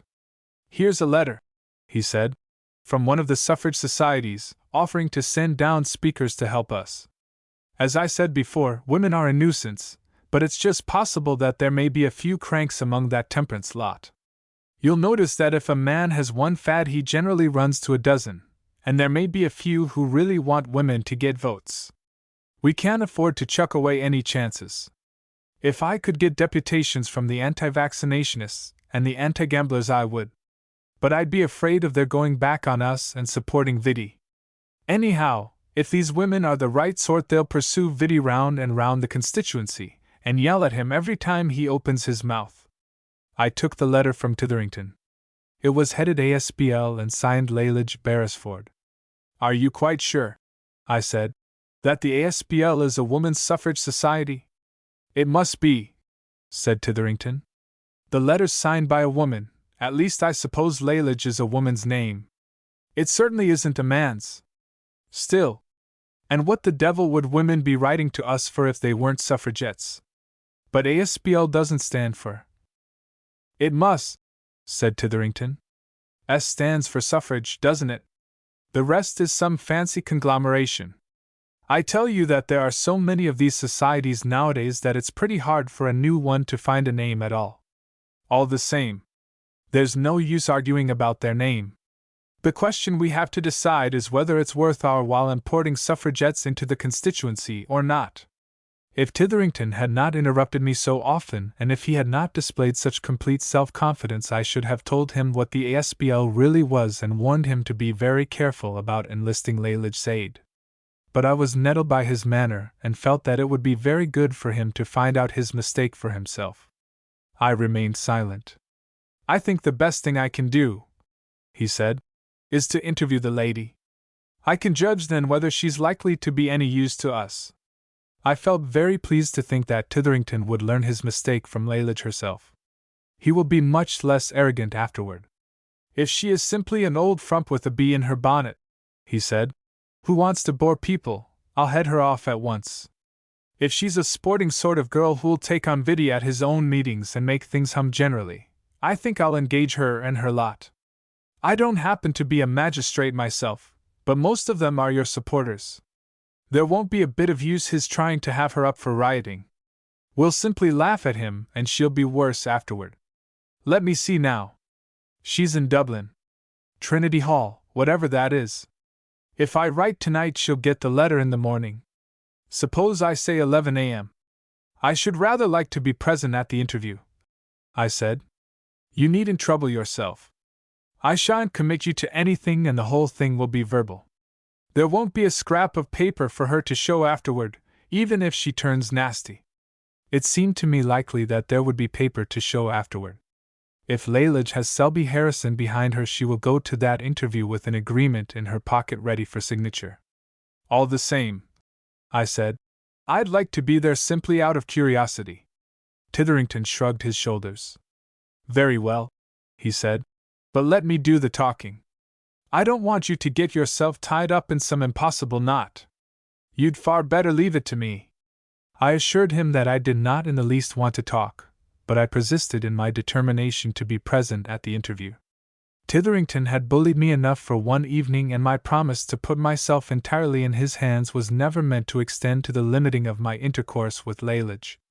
Besides, I enjoyed the prospect of seeing him tied up in some impossible knot, and I believed that Lalage was just the girl to tie him. Chapter 10. Titherington had a room, temporarily set apart for his use as an office, in the house of the Conservative and Unionist Parliamentary Association. Here he was at liberty to spread about on a large table all the papers he carried in his dispatch box and many others. The profusion was most impressive, and would, I am sure, have struck a chill into the soul of Vidi had he seen it. Here were composed and written the letters which I afterwards signed, wonderful letters, which, like the witches in Macbeth, paltered in a double sense. Here Titherington entered into agreements with bill printers and poster artists, for my election was to be conducted on the best possible system with all the modern improvements, an object lesson to the rest of Ireland. Here also the interview with Lalage took place. The room was a great convenience to us. Our proper headquarters were, of course, in Ballygore, the principal town in the East Connor division of Down. But a great deal of business had to be done in Dublin, and we could hardly have got on without an office. I walked into this room a few minutes before 11 on the morning after I had entertained Titherington in my hotel. The lady hasn't arrived yet, I said. She's gone, said Titherington. She was here at 8:30. I noticed that Titherington spoke in a subdued way and that his eyes had a furtive expression I had never seen in them before. I felt encouraged to give expression to the annoyance which I felt. I told Titherington plainly that I thought he ought not to have changed the hour of the interview without telling me. It seemed to me that he had played me a mean trick and I resented it. Greatly to my surprise, Titherington apologized meekly. It wasn't my fault, he said, and I hadn't time to communicate with you. I only got this at 8:20 and had no more than time to get here myself. He handed me a telegram. 11 quite impossible. Say 8:30, June Saf. Ord. Begins at 9:30, Lalage Beresford. I was just sitting down to breakfast, said Titherington, and I had to get up without swallowing so much as a cup of tea and hop onto a car. She's a tremendously prompt young woman. She is, I said, and always was. You know her then? I've known her slightly since she was quite a little girl. Why didn't you tell me so last night? I tried to, I said, but you kept on interrupting me, so I gave up. Titherington's conscience may have pricked him. He was certainly in a chastened mood, but he showed no sign of wishing to make any further apologies. On the contrary, he began to recover something of his habitual self-assertiveness. If you know her, he said, perhaps you can tell me what a June Saf. Ord. Is? No, I can't. She was always, even as a child, fond of using contractions. I remember her writing to me about a comp, and she habitually used halls and rec, for holidays and recreation. It sounds to me, said Titherington, like a police court. You don't mean to say that you think she's been arrested for anything? I hope so. Why? I asked. Was she too much for you this morning? Titherington ignored the second question. I hope so, he said, because if she's the sort of girl who gets arrested, she'll be most useful to us. She was quite on for annoying Vidi. She says she's been looking up his speeches and that he's one of the worst liars she ever came across. She's quite right there. I wish, I said, that you'd go and bail her out. Her father's a clergyman, and it will be a horrible thing if there's any public scandal. I hinted at that as delicately as I could. I didn't actually mention bail, because I wasn't quite sure that a June Saf. Ord. Mightn't be something in the probate and divorce court. She simply laughed at me and said she didn't want any help. She told me that she and Hilda, whoever Hilda is, are sure to be all right, because the puffin is always a lamb. I suppose the puffin is some name they have for the magistrate, but that a Miss Harrison would probably be stuck. She can't have said Miss Harrison. No, she said Selly, or Selby Harrison, short for Selina, I thought. As a matter of fact, Selby Harrison, it's a hyphenated surname, is a man. Oh, is it? Said Titherington, using the neuter pronoun because, I suppose, he was still uncertain about Selby Harrison's sex. I wish, I said, that I knew exactly what they've done. It doesn't in the least matter to us. So long as she's the kind of young woman who does something, we shall be satisfied. Oh, she's that. So I saw. And she's an uncommonly good-looking girl. The crowd will be all on her side when she starts breaking up Viddy's meetings. You accepted her offer of help then? Certainly, said Titherington. She's to speak at a meeting of yours on the 21st. Titherington was by this time talking with all his usual buoyant confidence, but I still caught the furtive look in his eyes which I had noticed at first. He seemed to me to have something to conceal, to be challenging criticism, and to be preparing to defend himself. Now a man who is on the defensive, and who wants to conceal something, has generally acted in a way of which he is ashamed. I felt encouraged. You didn't commit me in any way, I hope? I said. Certainly not. I didn't have to. She was as keen as nuts on helping us and didn't ask a single question about your views on the suffrage question. I needn't say I didn't introduce the subject. You didn't sign anything, I suppose? Titherington became visibly embarrassed. He hesitated. I rather expected you'd have to, I said. It wasn't anything of the slightest importance. Selby Harrison drew it up, I expect. So she said. But it didn't matter in the least. If it had been anything that tied us down, I shouldn't have signed it. You would, I said. Whatever it was, you'd have signed it. She rather rushed me. She's a most remarkable young woman. However, that's all the better for us. If she's capable of rushing me. Titherington's chest swelled again as he spoke. She'll simply make hay of Viddy. It would be worth going to hear her heckling that beast on Votes for Women. Believe me, he won't like it. She had you at a disadvantage, I said. You hadn't breakfasted. Titherington became suddenly thoughtful. I wish I knew more about ordinary law, he said. I'm all right on corrupt practices and that kind of thing, but I don't know the phraseology outside of electioneering. Do you think a June soff, ord, can be any process in a libel action? It might be. Why do you ask? Well, the paper I signed was a sort of agreement to indemnify them in case of proceedings for libel. I signed because I didn't think a girl like that would be likely to say anything which Viddy would regard as a libel. He's a thick-skinned hound. She once libeled 23 bishops, she and Hilda and Selby Harrison between them. After all, said Titherington, you can say pretty near anything you like at an election.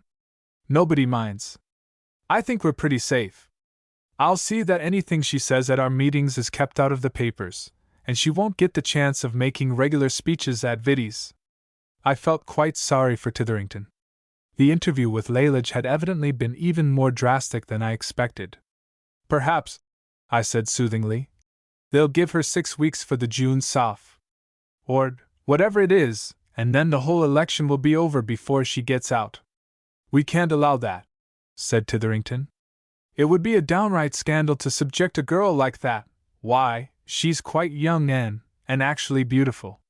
We must hope that the puffin may prove, as she expects, to be a disguised lamb. I wish I knew who he is. I might get at him. It's too late to do anything now, I said, but I'll try and find out in the course of the morning. If I can't, we'll get it all in the evening papers. They're sure to report a case of the sort pretty fully. I left Titherington and walked across toward the club. I met the Archdeacon in St. Stephen's Green. I might, and under ordinary circumstances I should, have slipped past him without stopping, for I do not think he saw me. But I was anxious about Lalage, and I thought it likely that he would have some news of her. I hailed him and shook hands warmly. Up for a holiday? I asked. No, said the Archdeacon. I have 8 meetings to attend today. I mustn't keep you then. How is everybody at home? Canon Beresford and Lalage quite well? I saw Lalage Beresford this morning. I was passing through college on my way to one of my meetings and I saw her standing outside the big hall. She's in her first junior sophistry examination today. Ord? I said. What? Ord? I repeated. You said June Soph, didn't you? I said junior sophister. Quite so, and it would be Ord, wouldn't it? It's an ordinary, if that's what you mean. An ordinary, I said, is, I suppose, an examination of a commonplace kind. It's one that you must get through, not an honor examination. I'm so glad I met you. You've relieved my mind immensely. I was afraid it might be an indictable offense. Without your help I should never have guessed. The Archdeacon looked at me suspiciously. I hope she'll pass, he said, but I'm rather doubtful. Oh, she'll pass all right, she and Hilda. Selby Harrison may possibly be stuck. She's very weak in astronomy. Still, I said, the Puffin is a perfect lamb. I think we may count on that. The Archdeacon eyed me even more suspiciously than before. I could see that he thought I had been drinking heavily. Titherington told me that about the Puffin, I said. He wanted to bail her out. He'll be just as glad as I am when he hears the truth. The Archdeacon held out his hand stiffly. I do not blame him in the least for wanting to get away from me. A church dignitary has to consider appearances, and it does not do to stand talking to an intoxicated man in a public street, especially early in the day. I think we may take it for granted, I said, that the Puffin is the man who sets the paper in astronomy. The Archdeacon left me abruptly, without shaking hands. I lit a cigarette and thought with pleasure of the careful and sympathetic way in which he would break the sad news of my failing to Lord Thormanby. When I reached the club I dispatched 4 telegrams. The first was to Titherington. No further cause for anxiety. June Soph. Ord. Not a crime but a college examination. The Puffin probably the Astronomer Royal, but some uncertainty prevails on this point. Shall see lady this afternoon and complete arrangements. I knew that the last sentence would annoy Titherington. I put it in for that purpose. Titherington had wantonly annoyed me. My other 3 telegrams were all to Lalage. I addressed one to the rooms of the Elizabethan Society, one to 175 Trinity College, which was, I recollected, the alternative address of the Anti-Tommy Rot Gazette, and one to Trinity Hall, where Lalage resided. In this way I hoped to make sure of catching her. I invited her, Hilda, and Selby Harrison to take tea with me at 5 o'clock in my hotel. I supposed that by that time the June Soph. Ord. Would have run its course. I wished to emphasize the fact that I wanted Lalage to bring Selby Harrison, whom I had never seen. I underlined his name, but the hall porter to whom I gave the telegram told me that the post office regulations do not allow the underlining of words. If Titherington succeeds in making me a member of Parliament, I shall ask the Postmaster General some nasty questions on this point. It seems to me a vexatious limitation of the rights of the public. Chapter 11. I had luncheon in the club and then, without waiting even for a cup of coffee and a cigarette, went back to my hotel. I felt that I must make the most perfect possible arrangements for my tea party. The violence of my invitations would naturally raise Lalage's expectations to the highest pitch.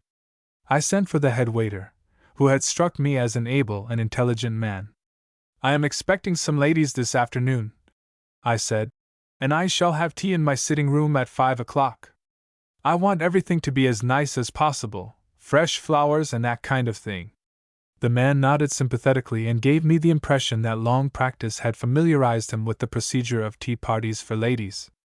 These ladies are young, I said, quite young, and so the cakes must be of the most sumptuous possible kind, not ordinary slices cut off large cakes, but small creations, each complete in itself and wrapped in a little paper frill.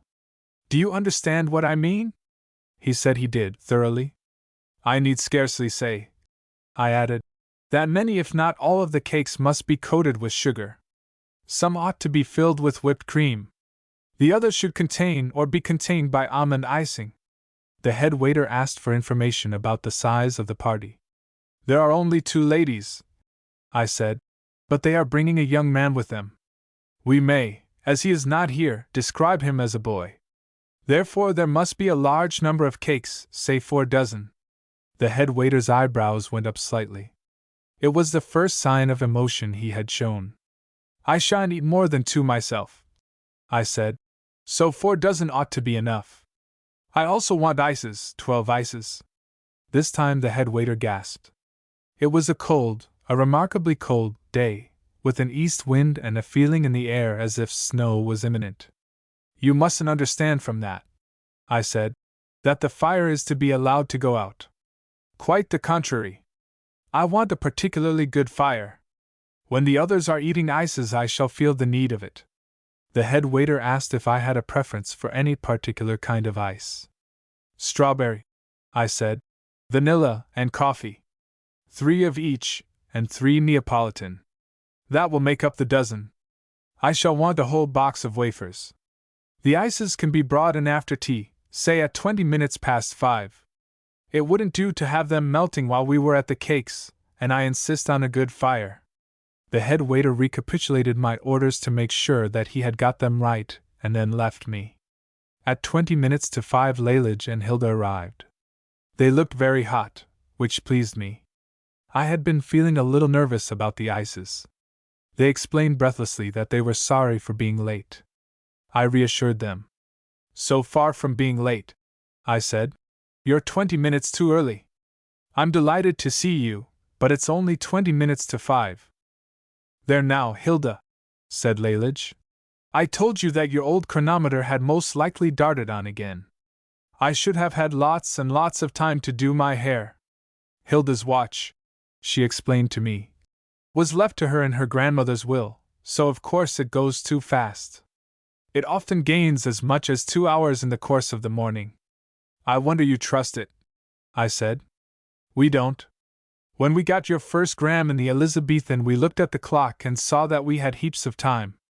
When your second came, Selby Harrison sent it over from number 175.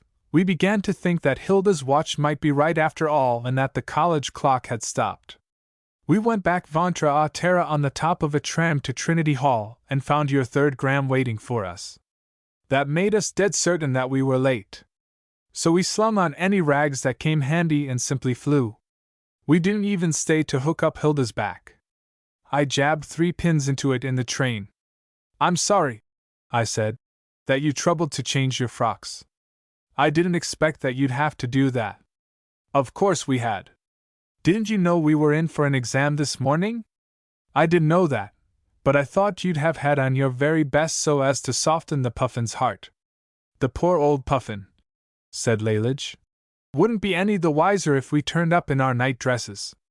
He thinks of nothing but parallaxes. Does he, Hilda? Hilda did not answer.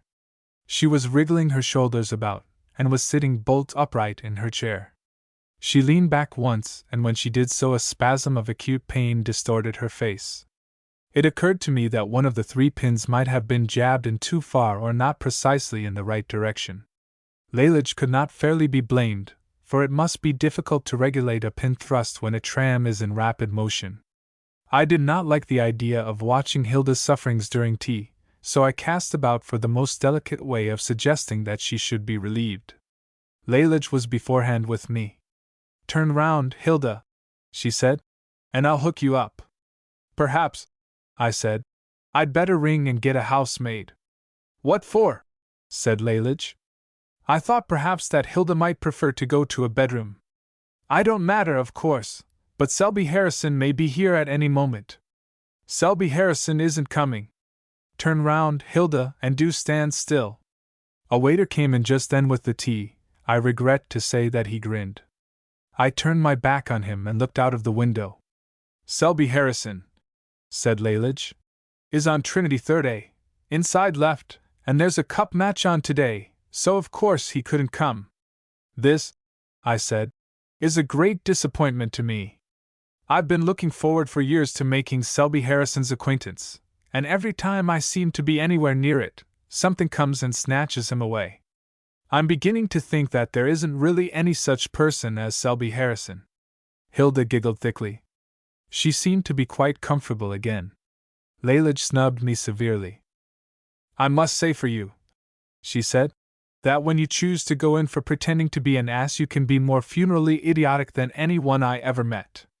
No wonder the Archdeacon said you'd be beaten in your election." "Did he say that?" "Yes. We were talking to him this morning, Hilda and I and Selby Harrison, outside the exam hall. We told him we were going down to make speeches for you." "Was it before or after you told him that he said I'd be beaten?" "Before," said Lalage firmly. "Oh, Lalage! How can you? You know." I interrupted Hilda because I did not want to have the harmony of my party destroyed by recrimination and argument. "Suppose," I said, "that we have tea. I must say," said Lalage, "that you've collected a middling good show of cakes, hasn't he, Hilda?" Hilda looked critically at the tea table. She was evidently an expert in cakes. "You can't have got all those out of one shop," she said. "There isn't a place in Dublin that has so many varieties. I'm glad you like the look of them. Which of you will pour out the tea?" "Hilda's birthday was last month," said Lalage. "Mine isn't till July." This settled the point of precedence. Hilda took her seat opposite the teapot. "There are ices coming," I said a few minutes later. 12 of them. I mention it in case. "Oh, that's all right," said Lalage. "We shall be able to manage the ices. There isn't really much in these cakes." If Selby Harrison had come, there would, I think, have been cakes enough, but there would not have been any to spare. I only ate 2 myself. When we had finished the ices, we gave ourselves to conversation. "That Tithers man," said Lalage, "seems to be a fairly good sort. Is Tithers another name for the puffin?" "No," said Lalage. "Tithers is Joey P. He signed his letter Joseph P., said Hilda. "So at first we called him that. Titherington usually signs himself Joseph P. I inferred that he was Tithers." "You liked him?" I said. "In some ways he's rather an ass," said Lalage. "And just at first I thought he was inclined to have too good an opinion of himself. But that was only his manner. In the end he turned out to be a fairly good sort. I thought he was going to kick up a bit when I asked him to sign the agreement, but he did it all right when I explained to him that he'd have to." "Lalage," I said, "I'd like very much to see that agreement." "Hilda has it." "Hilda, trot out the agreement." Hilda trotted it out of a small bag which she carried attached to her waist by a chain. I opened it and read aloud. "Memorandum of an agreement made this 10th day of February between the members of the ASBL, hereinafter called the Speakers, of the one part, and Joseph P. Titherington, election agent, of the other." "I call that rather good," said Lalage. "Very," I said. "Selby Harrison did it, I suppose?" "Of course," said Lalage. 1. The speakers are to deliver for the said election agent speeches before the 10th of March. "I told Tithers to fill in the number of speeches he wanted," said Lalage. "But he seems to have forgotten." 2. The speakers hereby agree to assign to the said election agent his successors and assigns, and the said election agent hereby agrees to enjoy the sole benefit of the above speeches in the British Empire.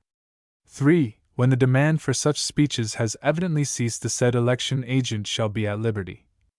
I paused. There was something which struck me as familiar about the wording of this agreement. I recollected suddenly that the Archdeacon had once consulted me about an agreement which ran very much on the same lines. It came from the office of a well-known publisher. The Archdeacon was at that time bringing out his lectures to confirmation candidates. "Has Selby Harrison," I asked, "been publishing a book?" "No," said Lalage, "but his father has." "Ah," I said, "that accounts for this agreement form." "Quite so," said Lalage. "He copied it from that, making the necessary changes. Rather piffle, I call that part about enjoying the speeches in the British Empire. It isn't likely that Tithers would want to enjoy them anywhere else. But there's a good bit coming. Skip on to number 8. I skipped, and then read again.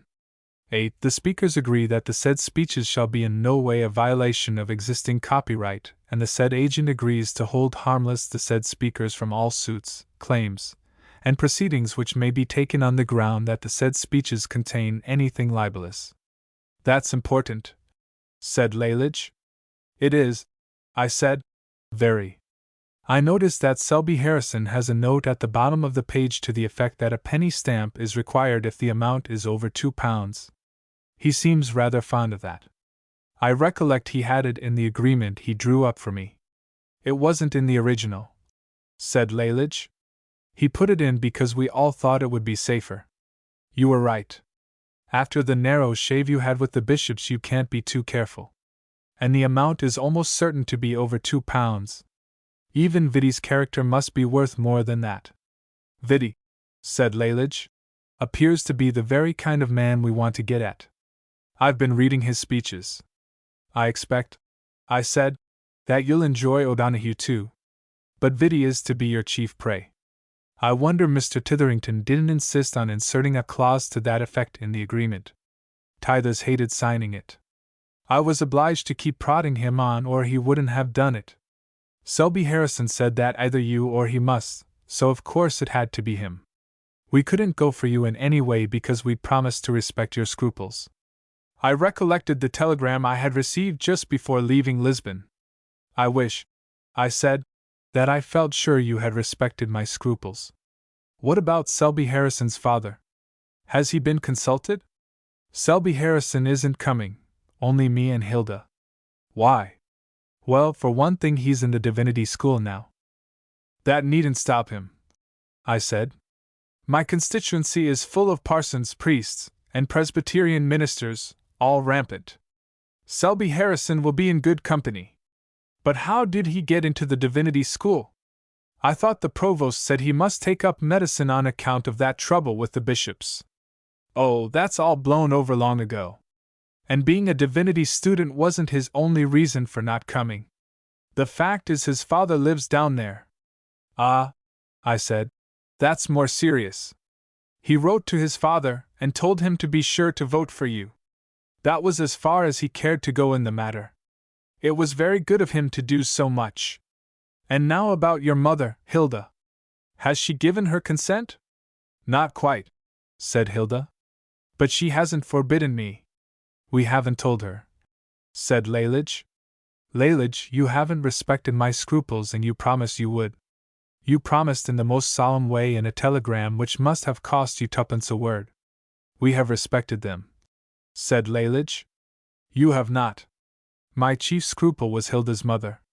My point is that you haven't had anything to do with the business. We arranged it all with Tithers and you weren't even asked to give your consent. I don't see what more could have been done for your scruples. Hilda's mother might have been asked. I can't stop here arguing with you all afternoon, said Lalage. Come on, Hilda. Don't go just yet. I promise not to mention Hilda's mother again. We can't possibly stay, can we, Hilda? We have our viva tomorrow. Viva voce, said Lalage. You must know what that means. The kind of exam you don't write. I got viva into its natural connection with voce and grasped at Lalage's meaning. Part of the June Soph. Ord, I said. Of course, said Lalage. What else could it be? In that case I mustn't keep you. You'll be wanting to look up your astronomy. But you must allow me to parcel up the rest of the cakes for you. I should like you to have them, and you're sure to be hungry again before bedtime. Won't you want them yourself? No, I won't. And even if I did, I wouldn't eat them. It would hardly be fair to Mr. Titherington. He's doing his best for me, and he'll naturally expect me to keep as fit as possible. Very well, said Lalage. Rather than to leave them here to rot or be eaten by mice, we'll take them. Hilda, pack them up in that biscuit tin and take care that the creamy ones don't get squashed. Hilda tried to pack them up, but the biscuit tin would not hold them all. We had not finished the wafers which it originally contained. I rang for the waiter and made him bring us a cardboard box. We laid the cakes in it very tenderly. We tied on the lid with string and then made a loop in the string for Hilda's hand. It was she who carried both the box and the biscuit tin. Goodbye, said Lalage. We'll meet again on the 21st. It was not until after they were gone that I understood why we should meet again on the 21st. That was the day of my first meeting in East Connor, and Lalage had promised to speak at it. I felt very uneasy. It was utterly impossible to guess at what might happen when Lalage appeared in the constituency. I sat down and wrote a letter to Canon Beresford. I did not expect him to do anything, but it relieved my mind to write. After all, it was his business, not mine, to look after Lalage. 3 days later I got an answer from him, which said, I shall not be at all surprised if Lalage turns out to be a good platform speaker. She has, I understand, had a good deal of practice in some college debating society and has acquired a certain fluency of utterance. She always had something to say, even as a child. I wish I could run up to County Down and hear her, but it is a long journey and the weather is miserably cold. The Archdeacon told me yesterday that you meant to employ her in this election of yours. He seemed to dislike the idea very much and wanted me to put my foot down. The phrase, I need scarcely say, is his. I explained to him that if I put my foot down Lalage would immediately tread on it, which would hurt me and not even trip her. Besides, I do not see why I should. If Lalage finds that kind of thing amusing, she ought to be allowed to enjoy it. You have my best wishes for your success with the Tabaquiricium. I am glad very that it is you who have to face them, not I. I do not know anything in the world that I should dislike more. Chapter 12. Titherington took rooms for me in the better of the 2 hotels in Ballygore, and I went down there on the day on which he told me I ought to go. I had as traveling companion a very pleasant man, the only other occupant of the compartment in which I was. He was chatty and agreeable at first, and did not so much as mention the general election. After we passed Drogheda his manner changed. He became silent, and when I spoke to him, answered snappily.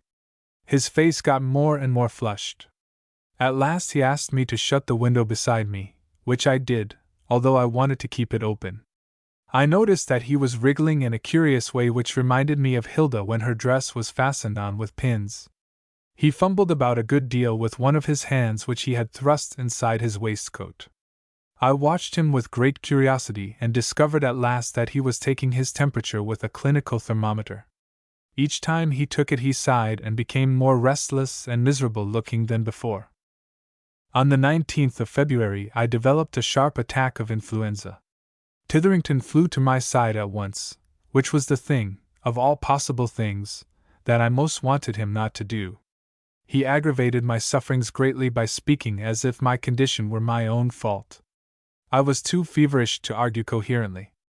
All I could do was to swear at him occasionally. No man has any right to be as stupid as Titherington is. It is utterly ridiculous to suppose that I should undergo racking pains in my limbs, a violent headache and extreme general discomfort if I could possibly avoid it. Titherington ought to have seen this for himself. He did not. He scolded me and would, I am sure, have gone on scolding me until I cried if what he took for a brilliant idea had not suddenly occurred to him. It's an ill wind, he said cheerfully, which can't be made to blow any good. I think I see my way to getting something out of this miserable collapse of yours. I'll call in McMeekin. If McMeekin is a doctor, get him. He may not be able to do me any good, but he'll give orders that I'm to be left quiet, and that's all I want. McMeekin's no damned use as a doctor, but he'll then get someone else. Surely he's not the only one there is. There are 2 others, but they're both sure to support you in any case, whereas McMeekin. The way Titherington was discussing my illness annoyed me. I interrupted him and tried my best to insult him. I don't want to be supported. I want to be cured. Not that any of them can do that. I simply can't and won't have another blithering idiot let loose at me. One's enough. I thought that would outrage Titherington and drive him from my room. But he made allowances for my condition and refused to take offense. McMeekin, he said, sets up to be a blasted radical, and is Viddy's strongest supporter. In that case, send for him at once. He'll probably poison me on purpose, and then this will be over. He's not such an idiot as to do that. He knows that if anything happened to you, we'd get another candidate.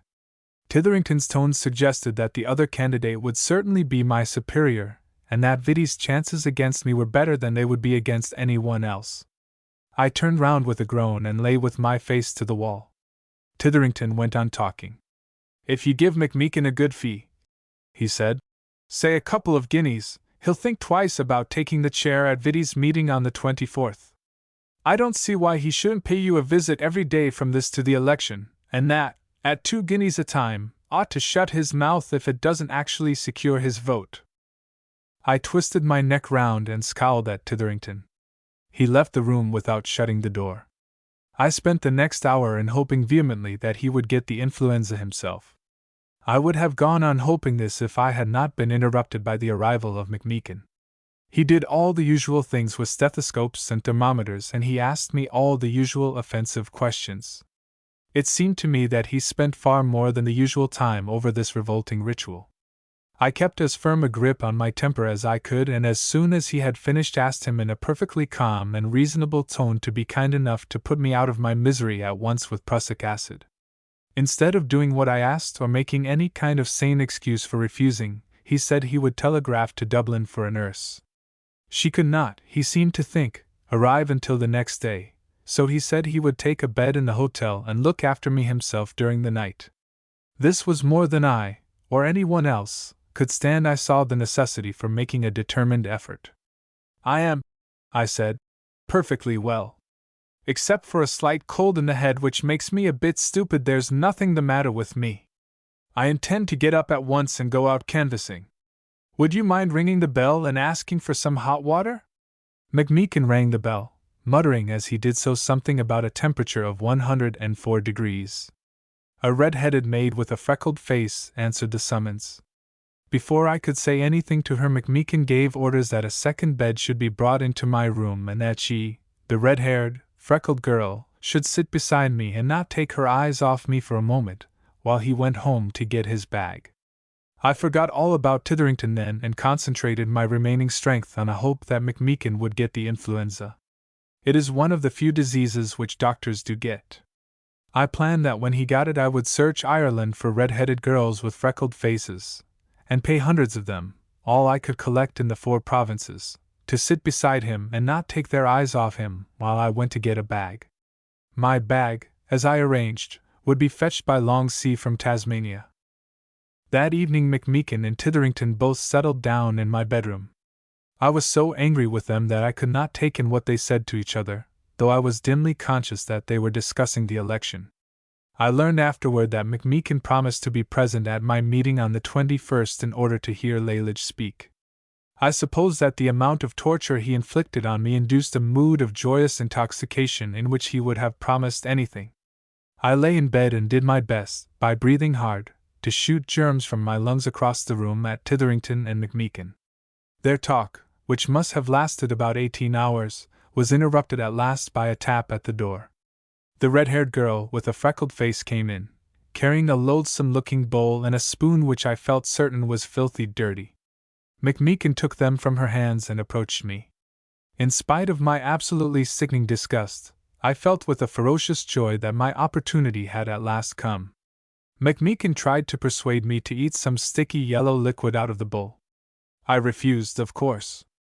As I had foreseen, he began to shovel the stuff into my mouth with the spoon. Titherington came over to my bedside. He pretended that he came to hold me up while McMeekin fed me. In reality he came to gloat. But I had my revenge. I pawed McMeekin with my hands and breathed full into his face. I also clutched Titherington's coat and pawed him. After that I felt easier, for I began to hope that I had thoroughly infected them both. My recollections of the next day are confused. Titherington and McMeekin were constantly passing in and out of the room, and at some time or other a strange woman arrived who paid a deference which struck me as perfectly ridiculous to McMeekin. To me she made herself most offensive. I found out afterward that she was the nurse whom McMeekin had summoned by telegraph. What she said to McMeekin or what he said to her I cannot remember. Of my own actions during the day I can say nothing certainly except this. I asked McMeekin, not once or twice, but every time I saw him, how long it took for influenza to develop its full strength in a man who had thoroughly imbibed the infection. McMeekin either would not or could not answer this simple question. He talked vague nonsense about periods of incubation, whereas I wanted to know the earliest date at which I might expect to see him and Titherington stricken down.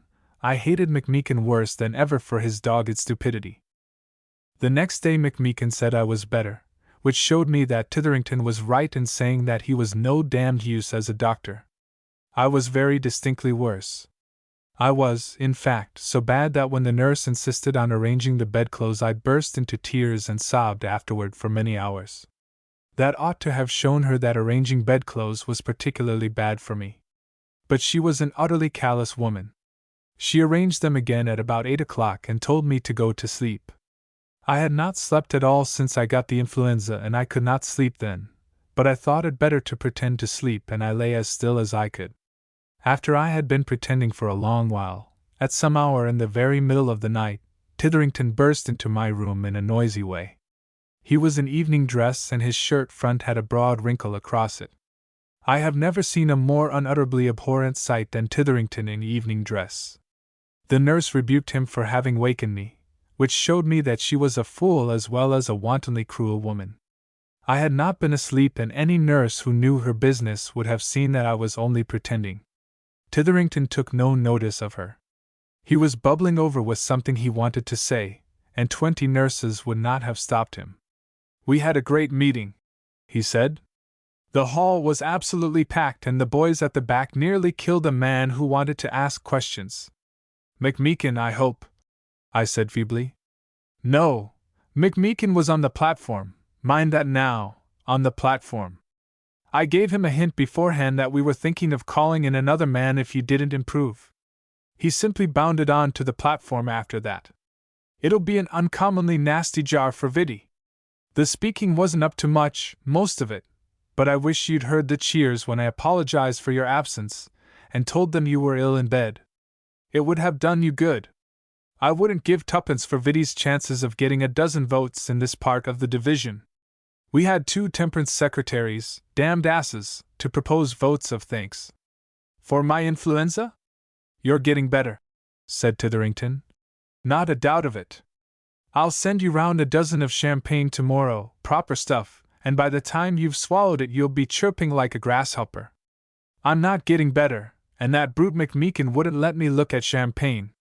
He gives me gruel and a vile slop he calls beef tea.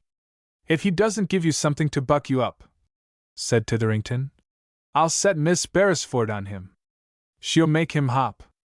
The mention of Lalage reminded me that the meeting was the occasion of her first speech. I found myself beginning to take a slight interest in what Titherington was saying. It did not really matter to me how things had gone, for I knew that I was going to die almost at once. But even with that prospect before me I wanted to hear how Lalage's maiden speech had been received. "Did Miss Beresford speak at the meeting?" I asked. The nurse came over to my bed and insisted on slipping her thermometer under my arm. It was a useless and insulting thing to do, but I bore it in silence because I wanted to hear about Lalage's speech. Titherington did not answer at once, and when he did it was in an unsatisfactory way. "Oh, she spoke all right," he said. "You may just as well tell me the truth. The speech was a good speech, I'll not deny that, a thundering good speech." The nurse came at me again and retrieved her abominable thermometer. She twisted it about in the light of the lamp and then whispered to Titherington. "Don't shuffle," I said to him. "I can see perfectly well that you're keeping something back from me. Did McMeekin insult Miss Beresford in any way? For if he did—" "Not at all," said Titherington. "But I've been talking long enough. I'll tell you all the rest tomorrow." Without giving me a chance of protesting, he left the room. I felt that I was going to break down again, but I restrained myself and told the nurse plainly what I thought of her. "I don't know," I said, "whether it is in accordance with the etiquette of your profession to thwart the wishes of a dying man, but that's what you've just done. You know perfectly well that I shall not be alive tomorrow morning, and you could see that the only thing I really wanted was to hear something about the meeting. Even a murderer is given some indulgence on the morning of his execution. But just because I have, through no fault of my own, contracted a disease which neither you nor McMeekin know how to cure, I am not allowed to ask a simple question. You may think, I have no doubt you do think, that you have acted with firmness and tact. In reality, you have been guilty of blood-curdling cruelty of a kind probably unmatched in the annals of the Spanish Inquisition. I think my words produced a good deal of effect on her. She did not attempt to make any answer, but she covered up my shoulder with the bedclothes. I shook them off again at once and scowled at her with such bitterness that she left my bedside and sat down near the fire. I saw that she was watching me, so again pretended to go to sleep. McMeekin came to see me next morning, and had the effrontery to repeat the statement that I was better. I was not, and I told him so distinctly. After he was gone, Titherington came with a large bag in his hand. He sent the nurse out of the room and unpacked the bag. He took out of it a dozen small bottles of champagne. He locked the door, and then we drank one of the bottles between us. Titherington used my medicine glass. I had the tumbler off the washhand stand. The nurse knocked at the door before we had finished. But Titherington, with a rudeness which made me really like him, again told her to go away because we were talking business. After I had drunk the champagne, I began to feel that McMeekin might have been right after all. I was slightly better. Titherington put the empty bottle in the pocket of his overcoat, and packed up the 11 full bottles in the bag again. He locked the bag and then pushed it as far as he could under my bed with his foot. He knew, just as well as I did, that either the nurse or McMeekin would steal the champagne if they saw it lying about. "No," he said. "You're not feeling so chippy." "No, I'm not. Tell me about Miss Beresford's speech." "It began well," said Titherington. "It began infernally well. She stood up and, without by your leave or with your leave, said that all politicians were damned liars." "Damned? Well, bloody," said Titherington, with the air of a man who makes a concession. "Was Hilda there?" "She was, cheering like mad, the same as the rest of us." "I'm sorry for that. Hilda is, or was, a nice, innocent girl. Her mother won't like her hearing that sort of language." "Bloody wasn't the word she used," said Titherington. "But she gave us all the impression that it was what she meant." "Go on." "Of course I thought, in fact we all thought, that she was referring to Vidi and O'Donoghue, especially Vidi. The boys at the back of the hall, who hate Vidi worse than the devil, nearly raised the roof off with the way they shouted. I could see that McMeekin didn't half like it. He's rather given himself away by supporting Vidi. Well, as long as the cheering went on, Miss Beresford stood and smiled at them. She's a remarkably well set-up girl, so the boys went on cheering just for the pleasure of looking at her. When they couldn't cheer any more, she started off to prove what she said. She began with O'Donoghue and she got in on him. She had a list as long as your arm of the whoppers he and the rest of that pack of blackguards are perpetually ramming down people's throats. Home rule, you know, and all that sort of blasted rot. Then she took the skin off Vidi for about 10 minutes. Man, but it would have done you good to hear her. The most innocent sort of remark Vidi ever made in his life, she got a twist on it so that it came out a regular howling lie. She finished him off by saying that Ananias and Saphra were a gentleman and a lady compared to the ordinary liberal, because they had the decency to drop down dead when they'd finished, whereas Vidi's friends simply went on and told more. By that time there wasn't one in the hall could do more than croak, they'd got so hoarse with all the cheering.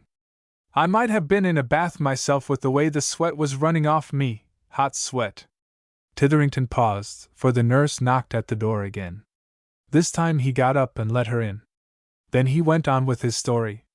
"The next minute," he said, "it was frozen on me." "The sweat?" Titherington nodded. "Go on," I said. "She went on all right. You'll hardly believe it, but when she'd finished with O'Donoghue and Vidi she went on to me, I suppose?" "No, me," said Titherington. "She said she didn't blame you in the least because she didn't think you had sense enough to lie like a real politician, and that those 2 letters about the temperance question. She'd got a hold of those.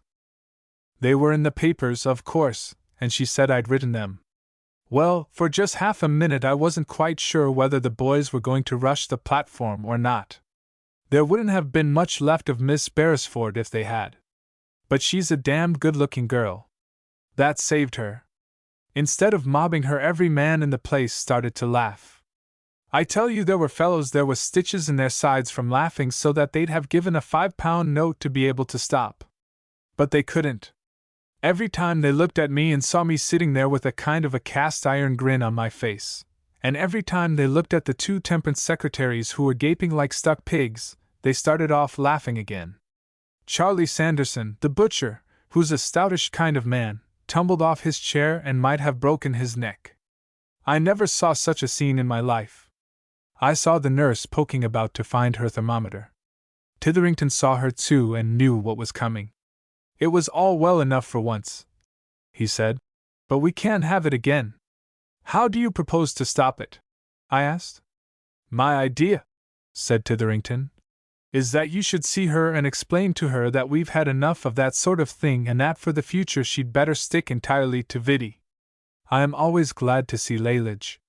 Nothing, even in my miserable condition, would have pleased me better than a visit from her. But I am not prepared at any time to explain things to her, especially when the explanation is meant to influence her action. I am particularly unfitted for the task when I am in a state of convalescence." I interrupted Titherington. "Nurse," I said, "have you got that thermometer? I'm nearly sure my temperature is up again." Titherington scowled, but he knew he was helpless. As he left the room, he stopped for a moment and turned to me. "What beats me about the whole performance," he said, "is that she never said a single word about women's suffrage from start to finish. I never met one of that lot before who could keep off the subject for as much as 10 minutes at a time, even in private conversation." Chapter 13. I entered next day on what proved to be the most disagreeable stage of my illness. McMeekin called on me in the morning. He performed some silly tricks with a stethoscope and felt my pulse with an air of rapt attention which did not in the least deceive me. Then he intimated that I might sit up for an hour or two after luncheon. The way he made this announcement was irritating enough. Instead of saying straightforwardly, "You can get out of bed if you like," or words to that effect, he smirked at the nurse and said to her, "I think we may be allowed to sit up in a nice comfortable armchair for our afternoon tea today." But the permission itself was far worse than the manner in which it was given. I did not in the least want to get up. Bed was beginning to feel tolerably comfortable. I hated the thought of an armchair. I hated still more bitterly the idea of having to walk across the floor. I suppose McMeekin saw by my face that I did not want to get up. He tried, after his own foolish fashion, to cheer and encourage me. "Poor Viddy's got it too," he said. "I was called in to see him last night." "Influenza?" "Yes. It's becoming a perfect epidemic in the district. I have 40 cases on my list. If Viddy's got it," I said, "there's no reason in the world why I should get up." McMeekin is a singularly stupid man. He did not see what I meant. I had to explain myself. "The only object I should have in getting up," I said, speaking very slowly and distinctly, "would be to prevent Viddy going round the constituency when I couldn't be after him. Now that he's down himself, he can't do anything more than I can, so I may just as well stay where I am." Even then McMeekin failed to catch my point. "You'll have to get up some time or other," he said. "You may just as well start today." When he had left the room, I appealed to the nurse. "Did you ever," I said, "hear a more inane remark than that? In the first place, I have pretty well made up my mind never to get up again. It isn't worthwhile for all the good I ever get by being up. In the second place, it's ridiculous to say that because one has to do a thing sometime one may as well do it at once. You have to be buried sometime, but you wouldn't like it if McMeekin told you that you might just as well be buried today." I hold that this was a perfectly sound argument which knocked the bottom out of McMeekin's absurd statement, but it did not convince the nurse. As I might have known beforehand, she was in league with McMeekin. Instead of agreeing with me that the man was a fool, she smiled at me in that particularly trying way called bright and cheery. "But wouldn't it be nice to sit up for a little?" she said. "No, it wouldn't. It would be a change for you, and you'd sleep better afterward. I've got on capitally without sleep for nearly a week, and I don't see any use in reacquiring a habit, a wasteful habit, which I've succeeded in breaking. She said something about the doctor's orders. The doctor, I replied, did not give any orders. He gave permission, which is a very different thing. I spent some time in explaining the difference between an order and a permission. I used simple illustrations and made my meaning so plain that no one could possibly have missed it. The nurse, instead of admitting that I had convinced her, went out of the room. She came back again with a cupful of beef tea which she offered me with another bright smile. If I were not a man with a very high sense of the courtesy due to women, I should have taken the cup and thrown it at her head. It is, I think, very much to my credit that I drank the beef tea and then did nothing worse than turn my face to the wall. At 2 o'clock she got my dressing gown and somewhat ostentatiously spread it out on a chair in front of the fire. I lay still and said nothing, though I saw that she still clung to the idea of getting me out of bed. Then she rang the bell and made the red-haired girl bring a dilapidated armchair into the room. She pummeled its cushions with her fists for some time and then put a pillow on it. This showed me that she fully expected to succeed in making me sit up. I was perfectly determined to stay where I was. I pretended to go to sleep and even went the length of snoring in a long-drawn, satisfied kind of way. She came over and looked at me. I very slightly opened the corner of one eye and saw by the expression of her face that she did not believe I was really asleep. I prepared for the final struggle by gripping the bedclothes tightly with both hands and poking my feet between the bars at the bottom of the bed. At 3 o'clock she had me seated in the armchair, clothed in my dressing gown, with a rug wrapped round my legs. I was tingling with suppressed rage and flushed with a feeling of degradation. I intended, as soon as I regained my self-control, to say some really nasty things to her. Before I had made up my mind which of several possible remarks she would dislike most, Titherington came into the room. The nurse does not like Titherington. She has never liked him since the day that he kept her outside the door while we drank champagne. She always smooths her apron with both hands when she sees him, which is a sign that she would like to do him a bodily injury if she could. On this occasion, after smoothing her apron and shoving a protruding hair-pin into the back of her hair, she marched out of the room. "McMeekin tells me," I said to Titherington, "that Viddy has got the influenza. Is it true?" "He says he has," said Titherington, with strong emphasis on the word. "Says. Then I wish you'd go round and offer him the use of my nurse." "I don't want her. He has 2 aunts, and besides—" I was not going to allow Viddy's aunts to stand in my way. I interrupted Titherington with an argument which I felt sure he would appreciate. "He may have 20 aunts," I said. "That's not my point.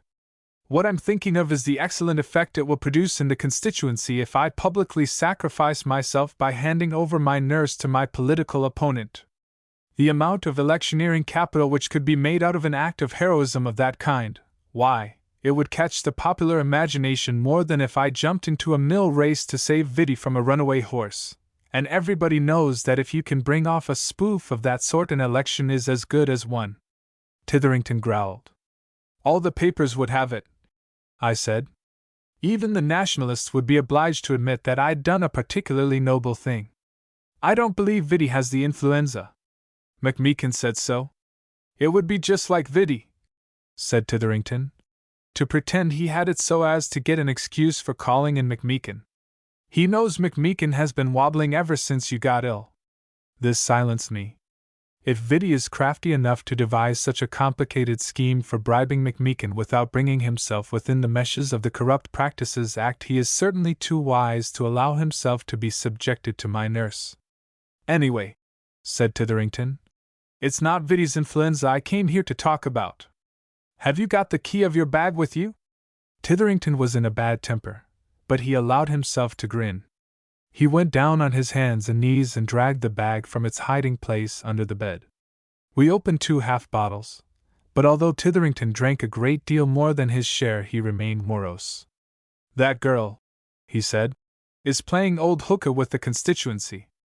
I won't be answerable for the consequences unless she's stopped at once." "I suppose you're speaking about Miss Beresford?" "Instead of talking rot about woman's suffrage," said Titherington savagely, "and ragging Viddy, which is what we brought her here for, she's going round calling everybody a liar." And it won't do. I tell you it won't do at all.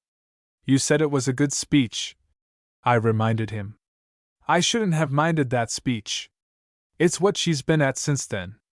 She spent all day yesterday and the whole of this morning going round from house to house gassing about the way nobody in political life ever speaks the truth. She has a lot of young fools worked up to such a state that I can scarcely show my face in the streets, and I hear that they mobbed a man up at the railway station who came down to support O'Donoghue. He deserved it, of course, but it's impossible to say who they'll attack next. Half the town is going about with yards of white ribbon pinned onto them. What on earth for? Some foolery. It's the badge of some blasted society she's started. There's ASBL on the ribbons. I told you at the start, I said, that the letters ASBL couldn't stand for votes for women, but you would have it that they did. She has the whole town placarded with notices of a meeting she's going to hold tomorrow night. We can't possibly have that, you know. Well, why don't you stop her? Stop her? I've done every damned thing I could to stop her. I went round to her this morning and told her you'd sign any pledge she liked about women's suffrage if she'd only clear out of this and go to Belfast. She as good as told me to my face that she wouldn't give a tinker's curse for any pledge I had a hand in giving. My own impression is that she doesn't care if she never got a vote, or any other woman either. All she wants is to turn the place into a bear garden and spoil the whole election. I've come here to tell you plain that if you don't interfere I'll wash my hands of the whole affair. Don't do that, I said. Think of the position I'd be in if you deserted me. Then stop her. I would. I would stop her at once if I hadn't got the influenza. You see yourself the state I'm in.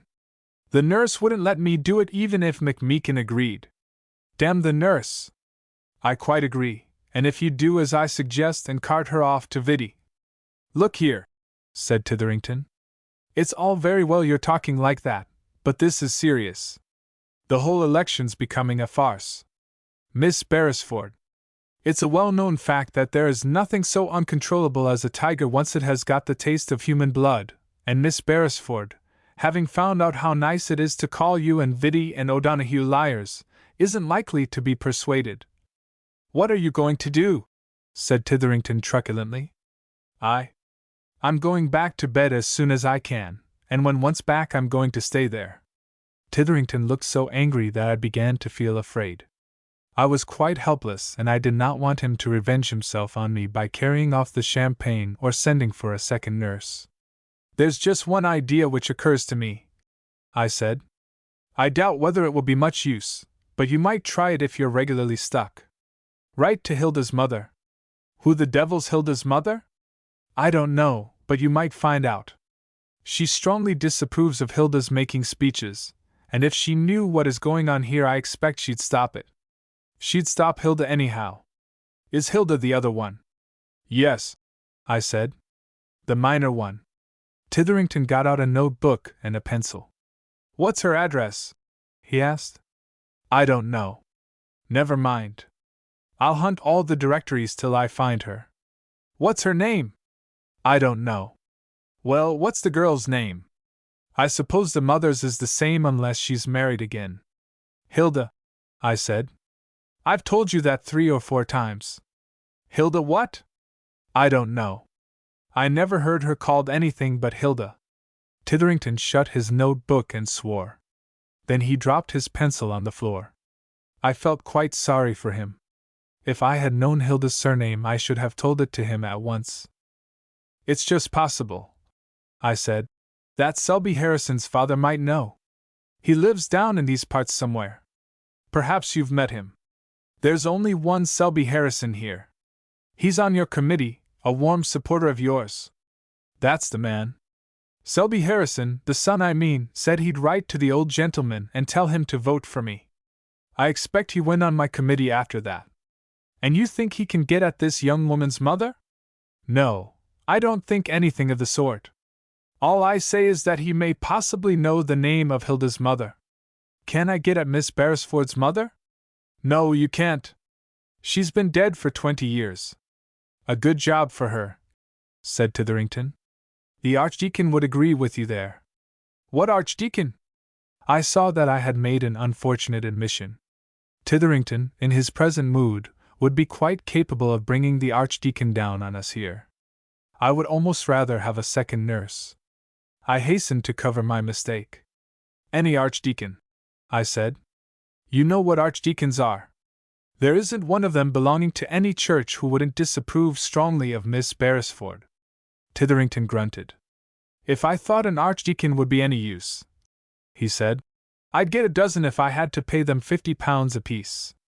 They wouldn't help in the slightest. Miss Beresford and Hilda have libeled 23 bishops in their day. They'd simply laugh at your archdeacons. Well, said Titherington, I suppose that's all I am to get out of you. That's all. If there was anything else I could suggest. Titherington picked up his pencil again. I'll try Selby Harrison, he said, and if he knows the name. If he doesn't, get him to wire to his son for it. He certainly knows. I will. I needn't tell you, I added, that the telegram must be cautiously worded. What do you mean? Merely that if Selby Harrison, the son, suspects that you and the father want to worry Hilda or Miss Beresford in any way, he'll lie low and not answer the telegram. He's on the committee of the ASBL, so of course he won't want the work of the society to be interfered with. If he doesn't answer, I'll go up to Dublin tonight and drag it out of the young pup by force. It'll be a comfort anyhow to be dealing with somebody I can kick. These girls are the very devil. Number 175 Trinity College is the address, I said. J is the initial. If he's not in his rooms when you call, just ask where the third A happens to be playing. The what? It's a hockey 11 and it's called the third A. Miss Beresford told me so, and I think we may rely on it that she, at least, speaks the truth. Selby Harrison sometimes plays halfback and sometimes inside left, but anybody would point him out to you. Titherington took several careful notes in his book. It's not much of a chance, I said, but it will keep you busy for a while, and anything is better than sitting still and repining. In the infernal fix we're in, said Titherington, anything is worth trying. Chapter 14. During the time that Titherington and I were thrown together, I learned to respect and admire him, but I never cared for him as a companion. Only once, so far as I recollect, did I actually wish to see him. The day after I gave him the hint about Hilda's mother, I waited for him anxiously. I was full of curiosity. I wanted to know what Hilda's surname was, a matter long obscure to me, which Titherington, if any man living, would find out. I also wanted to know how Hilda's mother took the news of her daughter's political activity. I waited for him all day, but he did not visit me. Toward evening I came to the conclusion that he must have found himself obliged to go up to Dublin in pursuit of Selby Harrison, Jr. I spent a pleasant hour or two in picturing to myself the interview between them. Titherington had spoken of using violent means of persuasion, of dragging the surname of Hilda out of the young man. He might, so I like to think, chase Selby Harrison round the college park with a drawn sword in his hand. Then there would be complications. The provost and senior fellows, not understanding Titherington's desperate plight, would resent his show of violence, which would strike them as unseemly in their academic groves. Swift, muscular porters would be sent in pursuit of Titherington, who would, himself, still pursue Selby Harrison. The great bell of the Campanile would ring furious alarm peals.